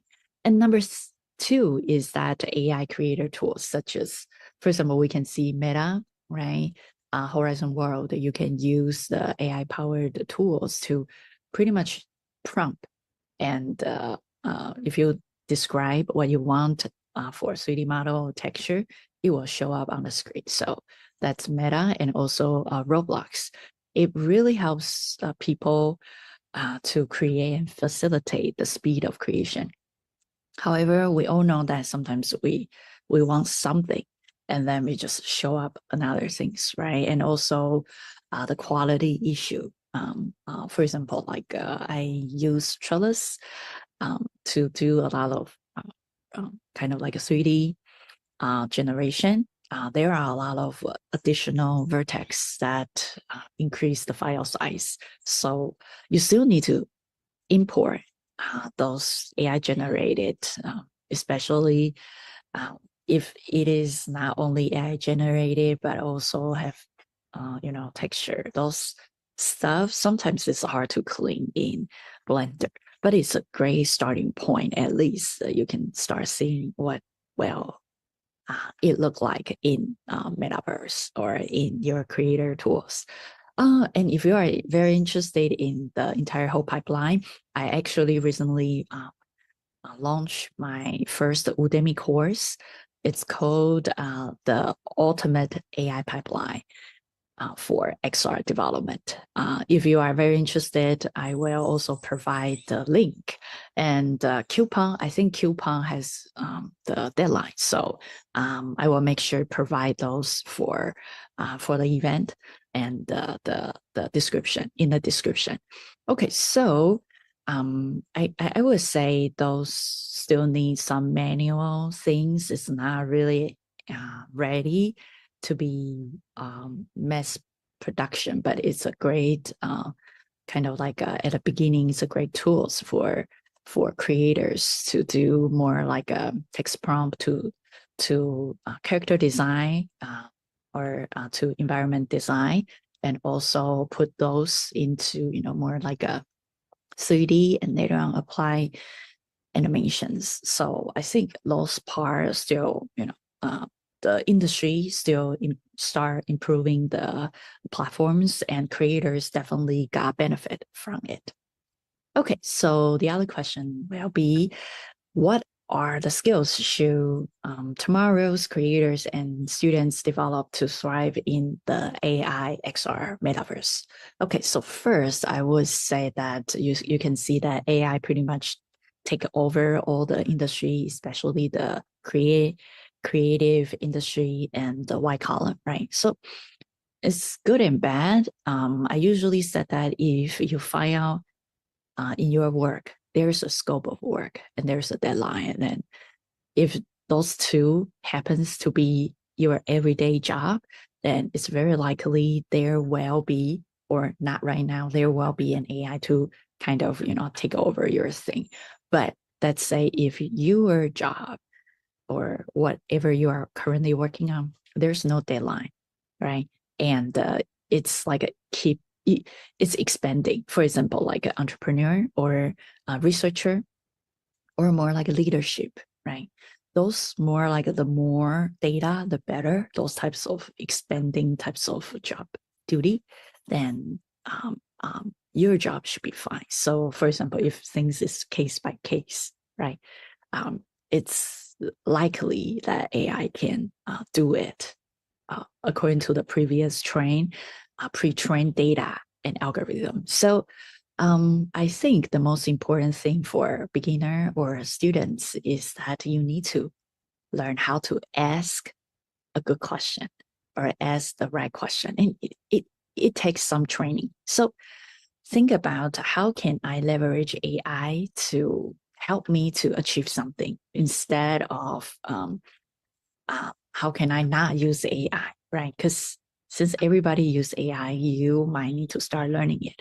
But how can you create the result can be better, right? And can be used, not just, type. Think about that. An expert and a beginner provided with AI. How can you use AI better than, anyone else, right? So you need to start learning. And I would say first that you need to learn how to ask a question. And second is that you need to, once you got the answer, you need to know whether this answer is hallucinated or this answer is correct. You can do it by putting a lot of different chatbot and ask the same question. For example, ChatGPT, Grok, Cloud, and all the other chatbot you can put next to each other and start compare. Or you can also put it in Google and see what will happen, right? And doing more like a validation through different types of chatbots. And also you can, go to the real source and see what's the real thing. So whatever the answer shows up, you need to know, or you need to validate it before you treat it as the source of truth. So that's the second thing. So you need to ask the right question. And after you get the answer, you need to validate whether it is right or not, which requires critical thinking. And also you need to learn how to do spatial design. You need to think instead of flat screen, right? Everything's 2D overlay each other. You need to think 3D spatial inside the space. So it also requires some training. And I published a book called Spatial Design Breaking the 2D Paradigm last year. And it's already published on Amazon, and I will make sure the link is included in the description. Also, you need to learn ethics and empathy. So think about in metaverse. I think we always think about, there's benefit and there's problem. And I don't think you have to afraid of AI or AI-powered XR metaverse because whatever the problem you are, or a lot of scientists emphasize, is pretty much the amplified version of current problem, right?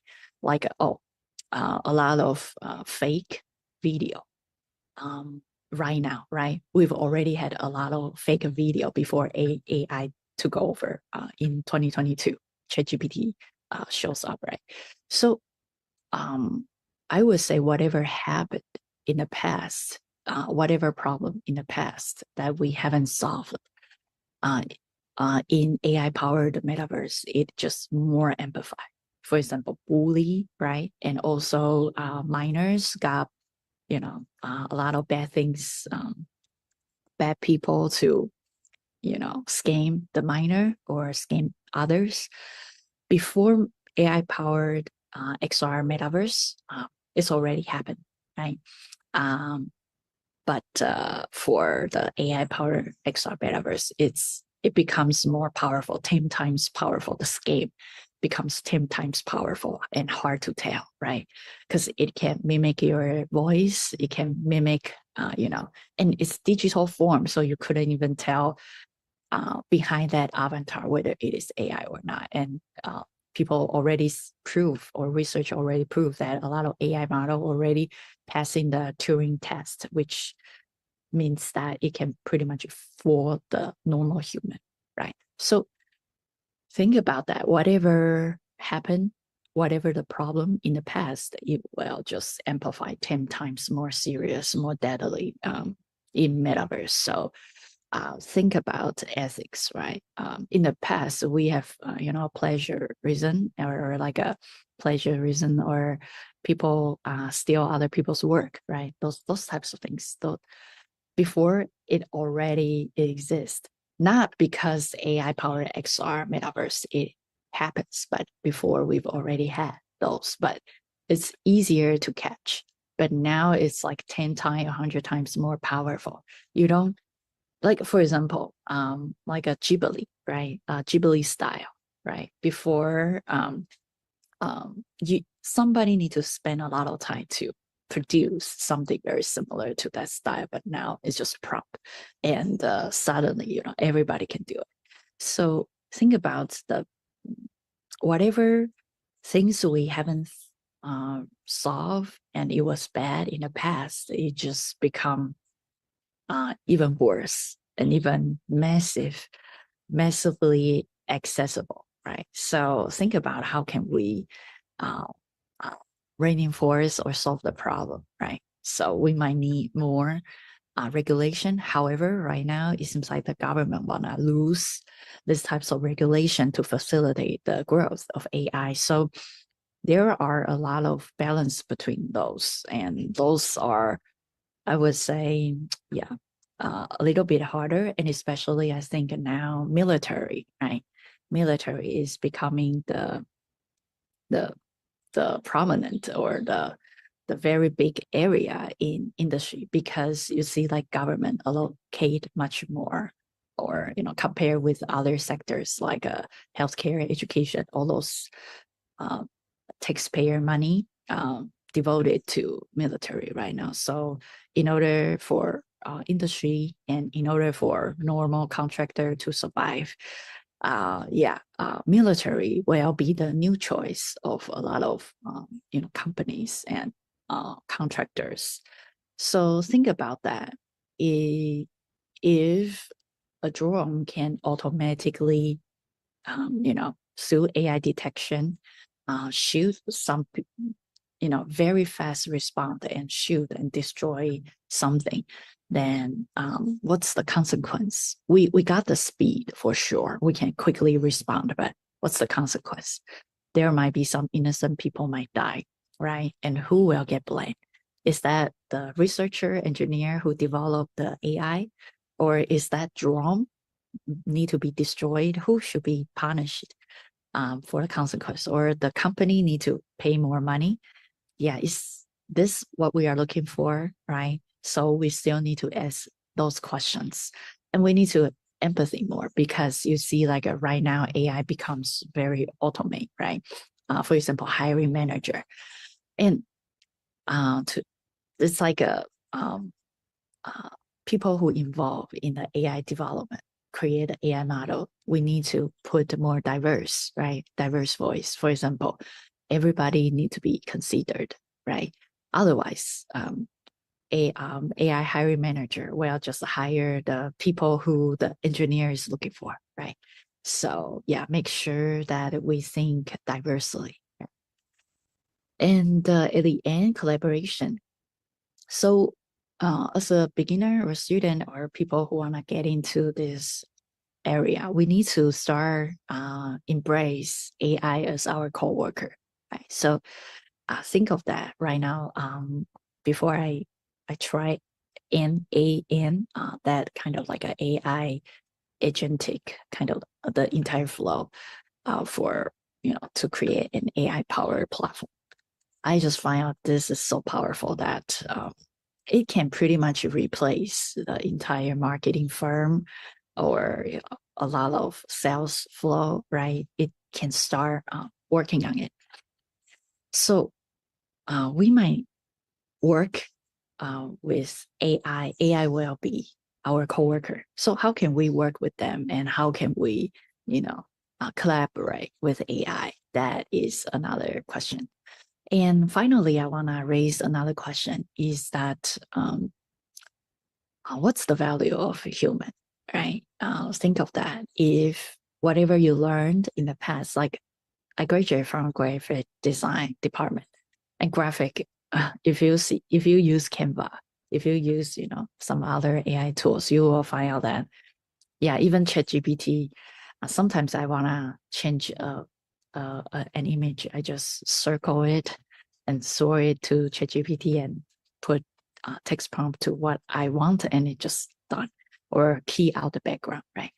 So what's the value that we can bring to either business or either anything? That what's our value, right?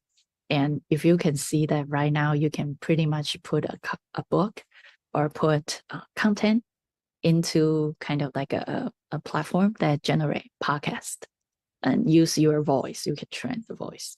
So a lot of things will start makes me thinking about what's the value of a human. What can we bring, right?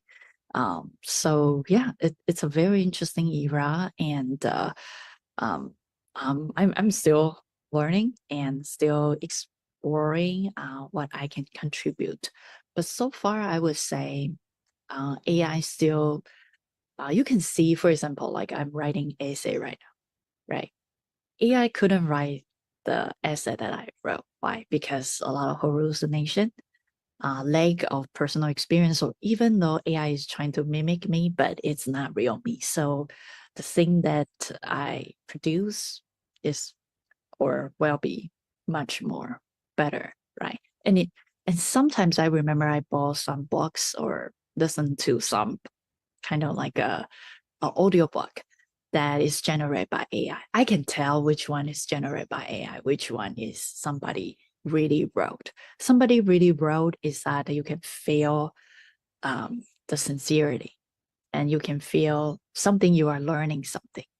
But for AI generated stuff, you can feel like after you read the entire chapter, you didn't get anything, and everything is just surface. So yeah, so think about what's the human value and see how you can provide the human value. I think what human can provide is the feeling, right? It's the feeling of what we, who we are, and our personal, unique lifestyle, unique perspective according to our own culture, our background. So yeah, so I think everybody should have his or her voice, and think about how you can provide unique value aspects to the product or anything you are doing. So yeah, that's it. Yeah, thank you so much, and hopefully see you pretty soon. Bye bye.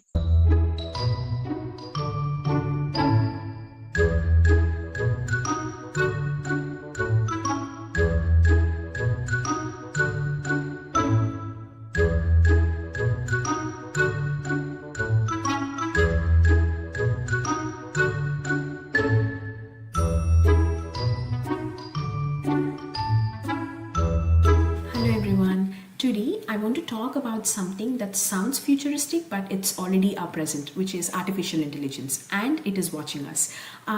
It's done. It's not just doing it through phones or cameras, but also in extended reality, which is an immersive world of virtual reality, augmented reality, and mixed reality. So as we step deeper into these digital spaces, AI surveillance in extended reality is growing rapidly. But with great power comes great responsibility, and that's where the ethics comes into picture. Extended reality is basically immersive technologies like VR headsets, AR glasses, and virtual environments. Think of devices like Meta Quest or Microsoft HoloLenses. Now imagine, like, every time you move your eyes in VR, or every gesture or emotion, even your biometric responses, all of this is data, and this data is being captured, analyzed, and possibly even stored in AI systems. This isn't science fiction, but companies are building behavioral profiles based on how we interact in the XR environments. This means artificial intelligence in XR can predict your intentions, and it can influence your decision and also even monitor your emotions. So the key question becomes, who is watching and why? So AI surveillance in XR consists of like wide range of tools like computer vision, which can track your eye movements and body gestures and body posture, and natural language processing as well, like which listens and understands to what you have to say and what you say, and also biometric tools which kind of measure your heart rates, your pupil dilations, and also your voice tones.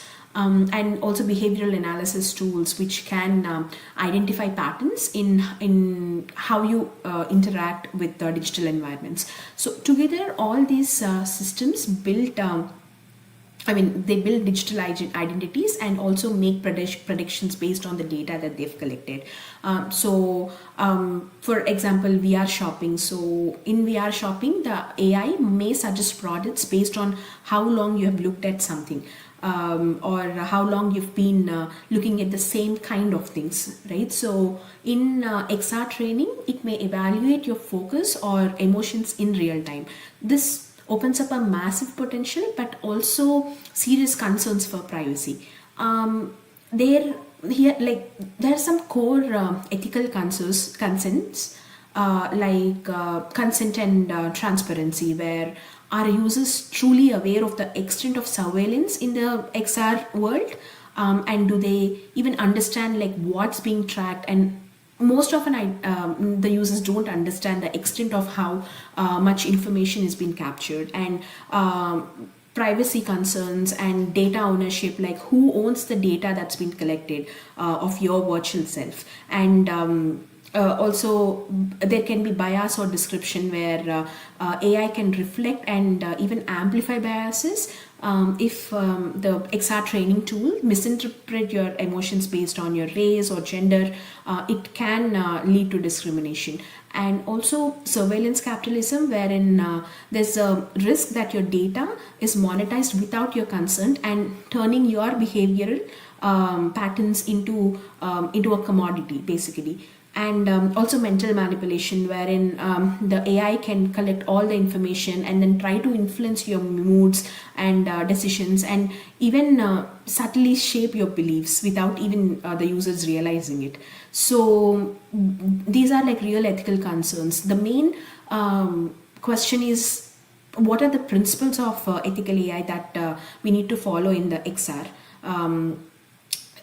Like informed consent. So users should clearly understand what is tracked and why it is tracked, and kind of like having no hidden terms before getting into the XR, and also collect information which is only necessary. Just because we can track something doesn't mean we should be doing it without any reason at all. And also let users access, review, and delete their data. Show how artificial intelligence can make decisions, and also actively test and train AI systems to avoid any racial or gender or cultural biases.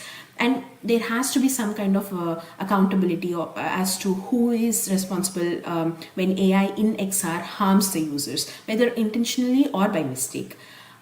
So for in the future, the developers, while building their systems, they have to respect the privacy and ethics from day one, and also follow the privacy by design and explainable AI principles thoroughly. And to wrap up, AI surveillance in XR is very powerful. It is fascinating but potentially dangerous too. It can improve your lives, and it can also control them, right? So depending upon how we use it, the outcome is going to be and let's stay informed, and let's speak up for ethical design, and also ensure that XR evolves and our rights and privacy evolve with it. Thank you very much for watching.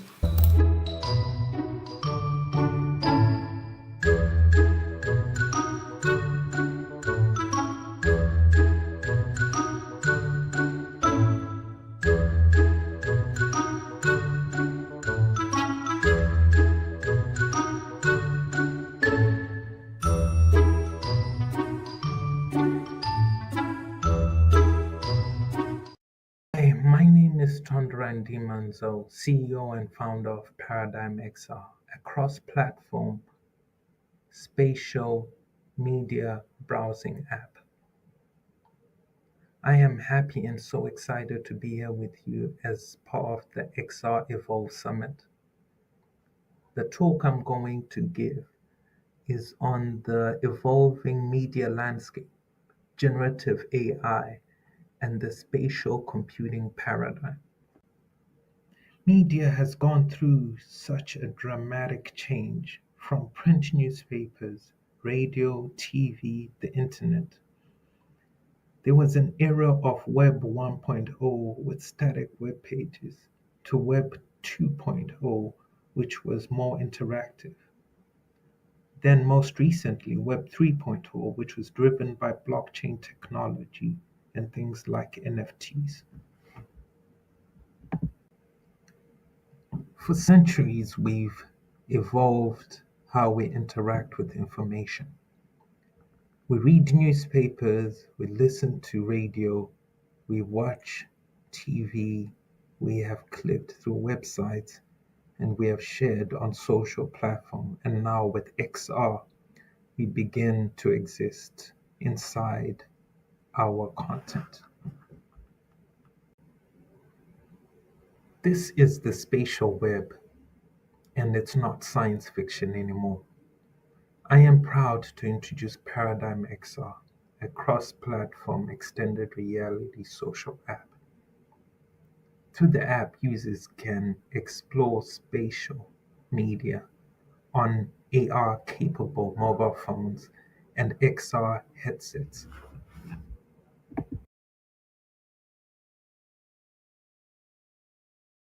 In this demo, a biology tutor hosts a biology lesson. The agentic tutor is running the Pi4 model from Microsoft, but this could be any model from any open source provider, for example, Llama or DeepSeek. As Paradigm XR app is cross-platform, other students can join the lesson on their mobile or other XR headsets on the market.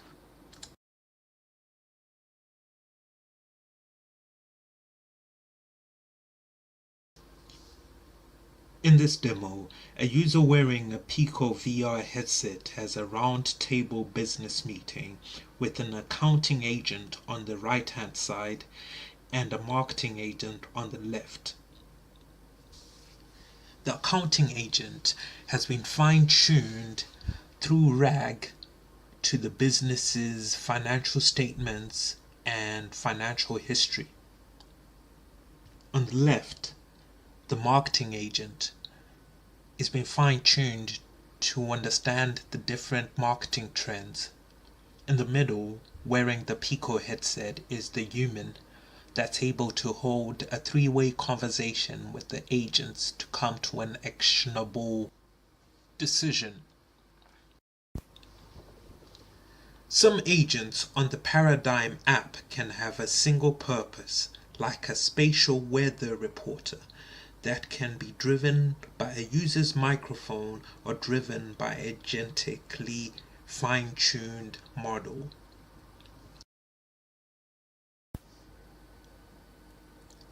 In this demo, an agentic avatar gives a tour guide using the phone's GPS location and augmented reality.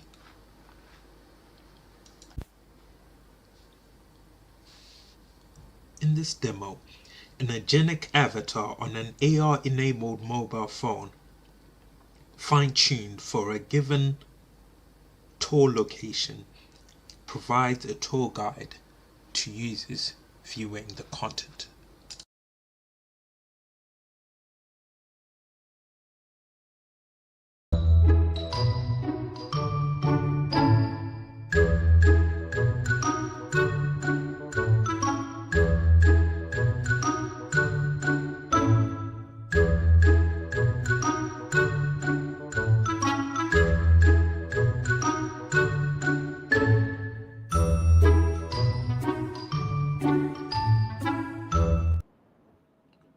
This concludes GatherVerse XREvolve Summit 2025, Day 2. This concludes the whole entire summit. We want to thank our speakers, our global community, and those that have even stayed here to the very last moment, good to the last drop. We hope that you take with what it is that you come to know and understand in this journey, if you will, and to be able to not only share it with others, but demonstrate it, live it.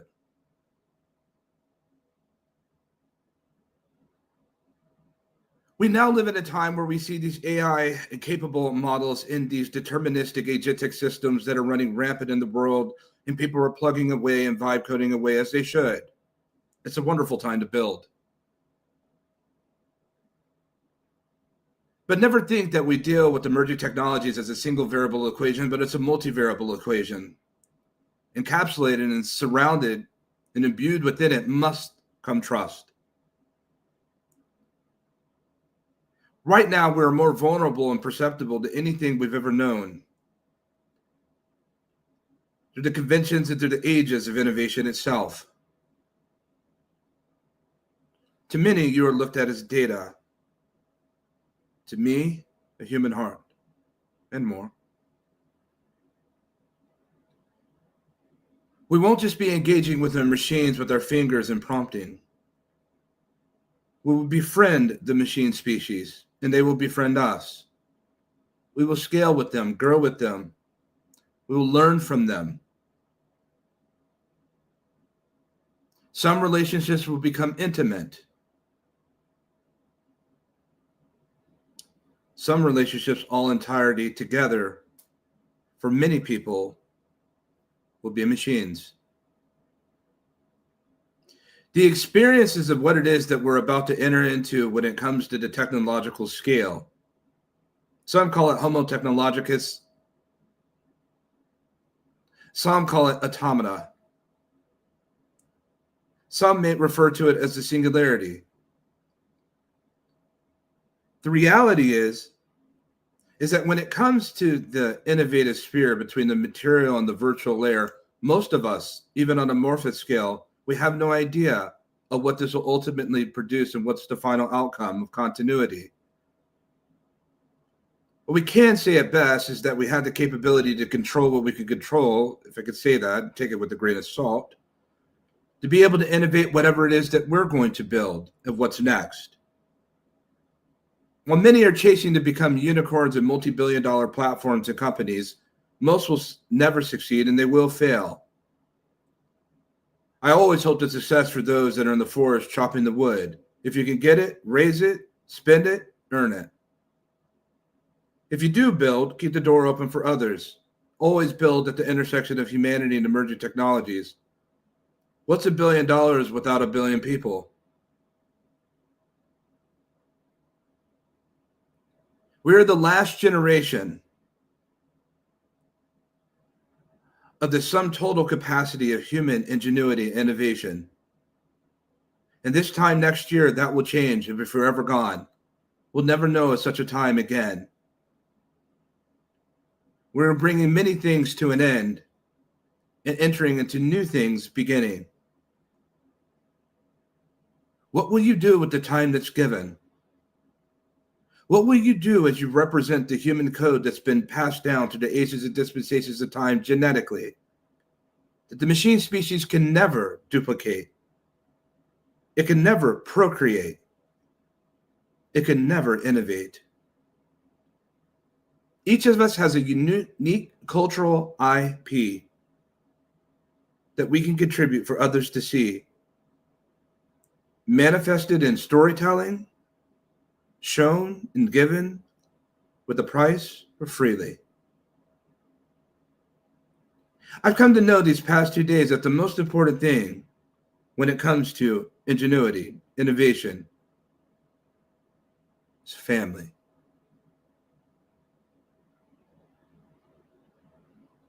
You can't build that. You're born into it or you marry it. This has made me appreciate those who I love. This has made me appreciate those who I bond with. The places in my heart. They too can never be replaced. by machines. AI can know what it is that I like in a friend, perhaps in a lover. It can know what I desire to see, to feel, to touch, to hear. But it will never know the content in the chasms of my heart, nor yours.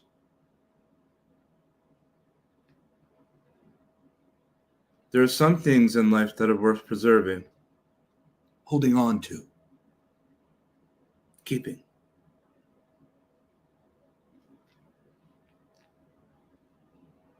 Last year, I said that we had a little bit of time when it came to misinformation and disinformation and the ecosystem and the threat of the whole entire system of information itself. That time is now past.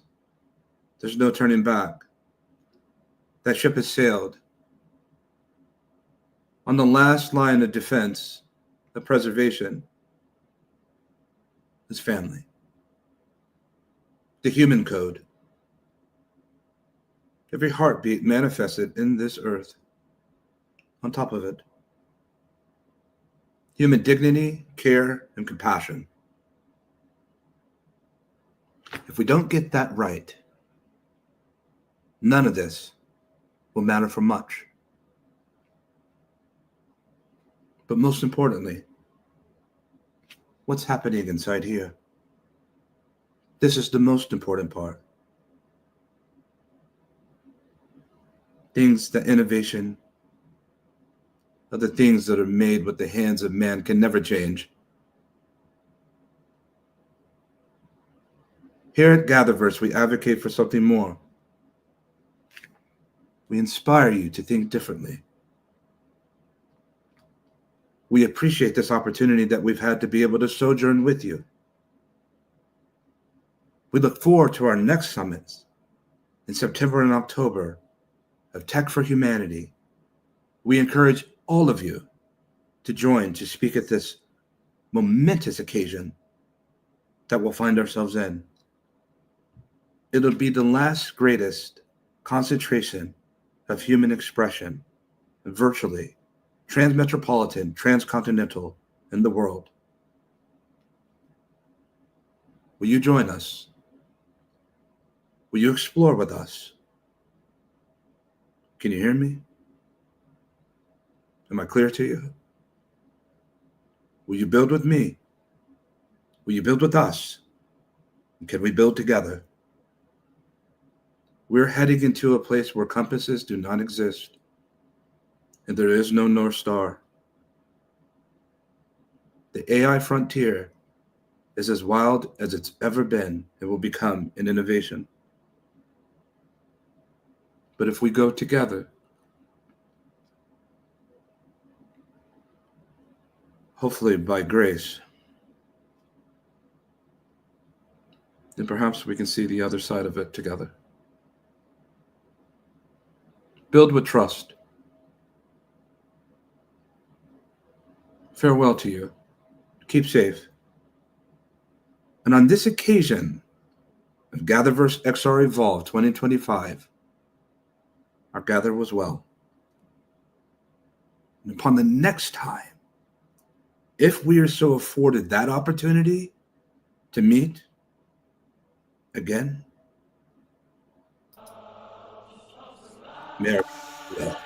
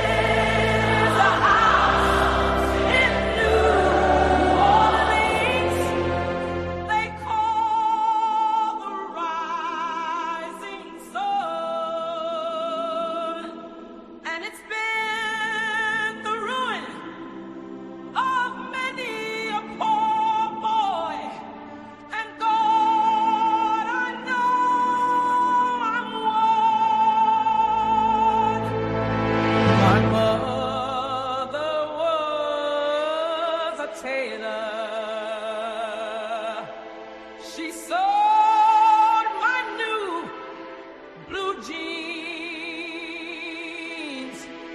My father was a gambling man down in New Orleans. Now the only thing a gambler needs is a suitcase and a trunk. And the only time he's satisfied is when he's on a drug.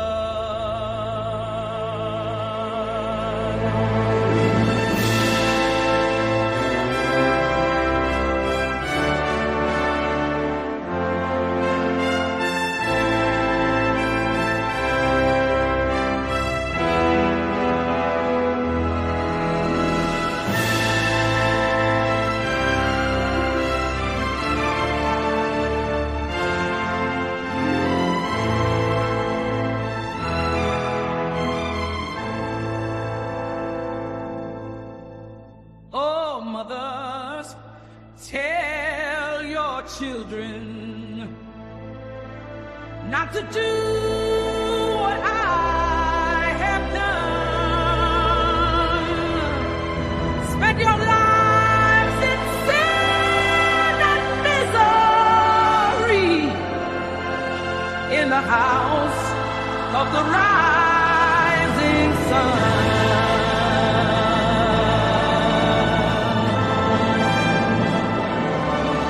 Well, I got one foot on the platform, the other foot on the train. Going back to New Orleans to wear that ball and chain.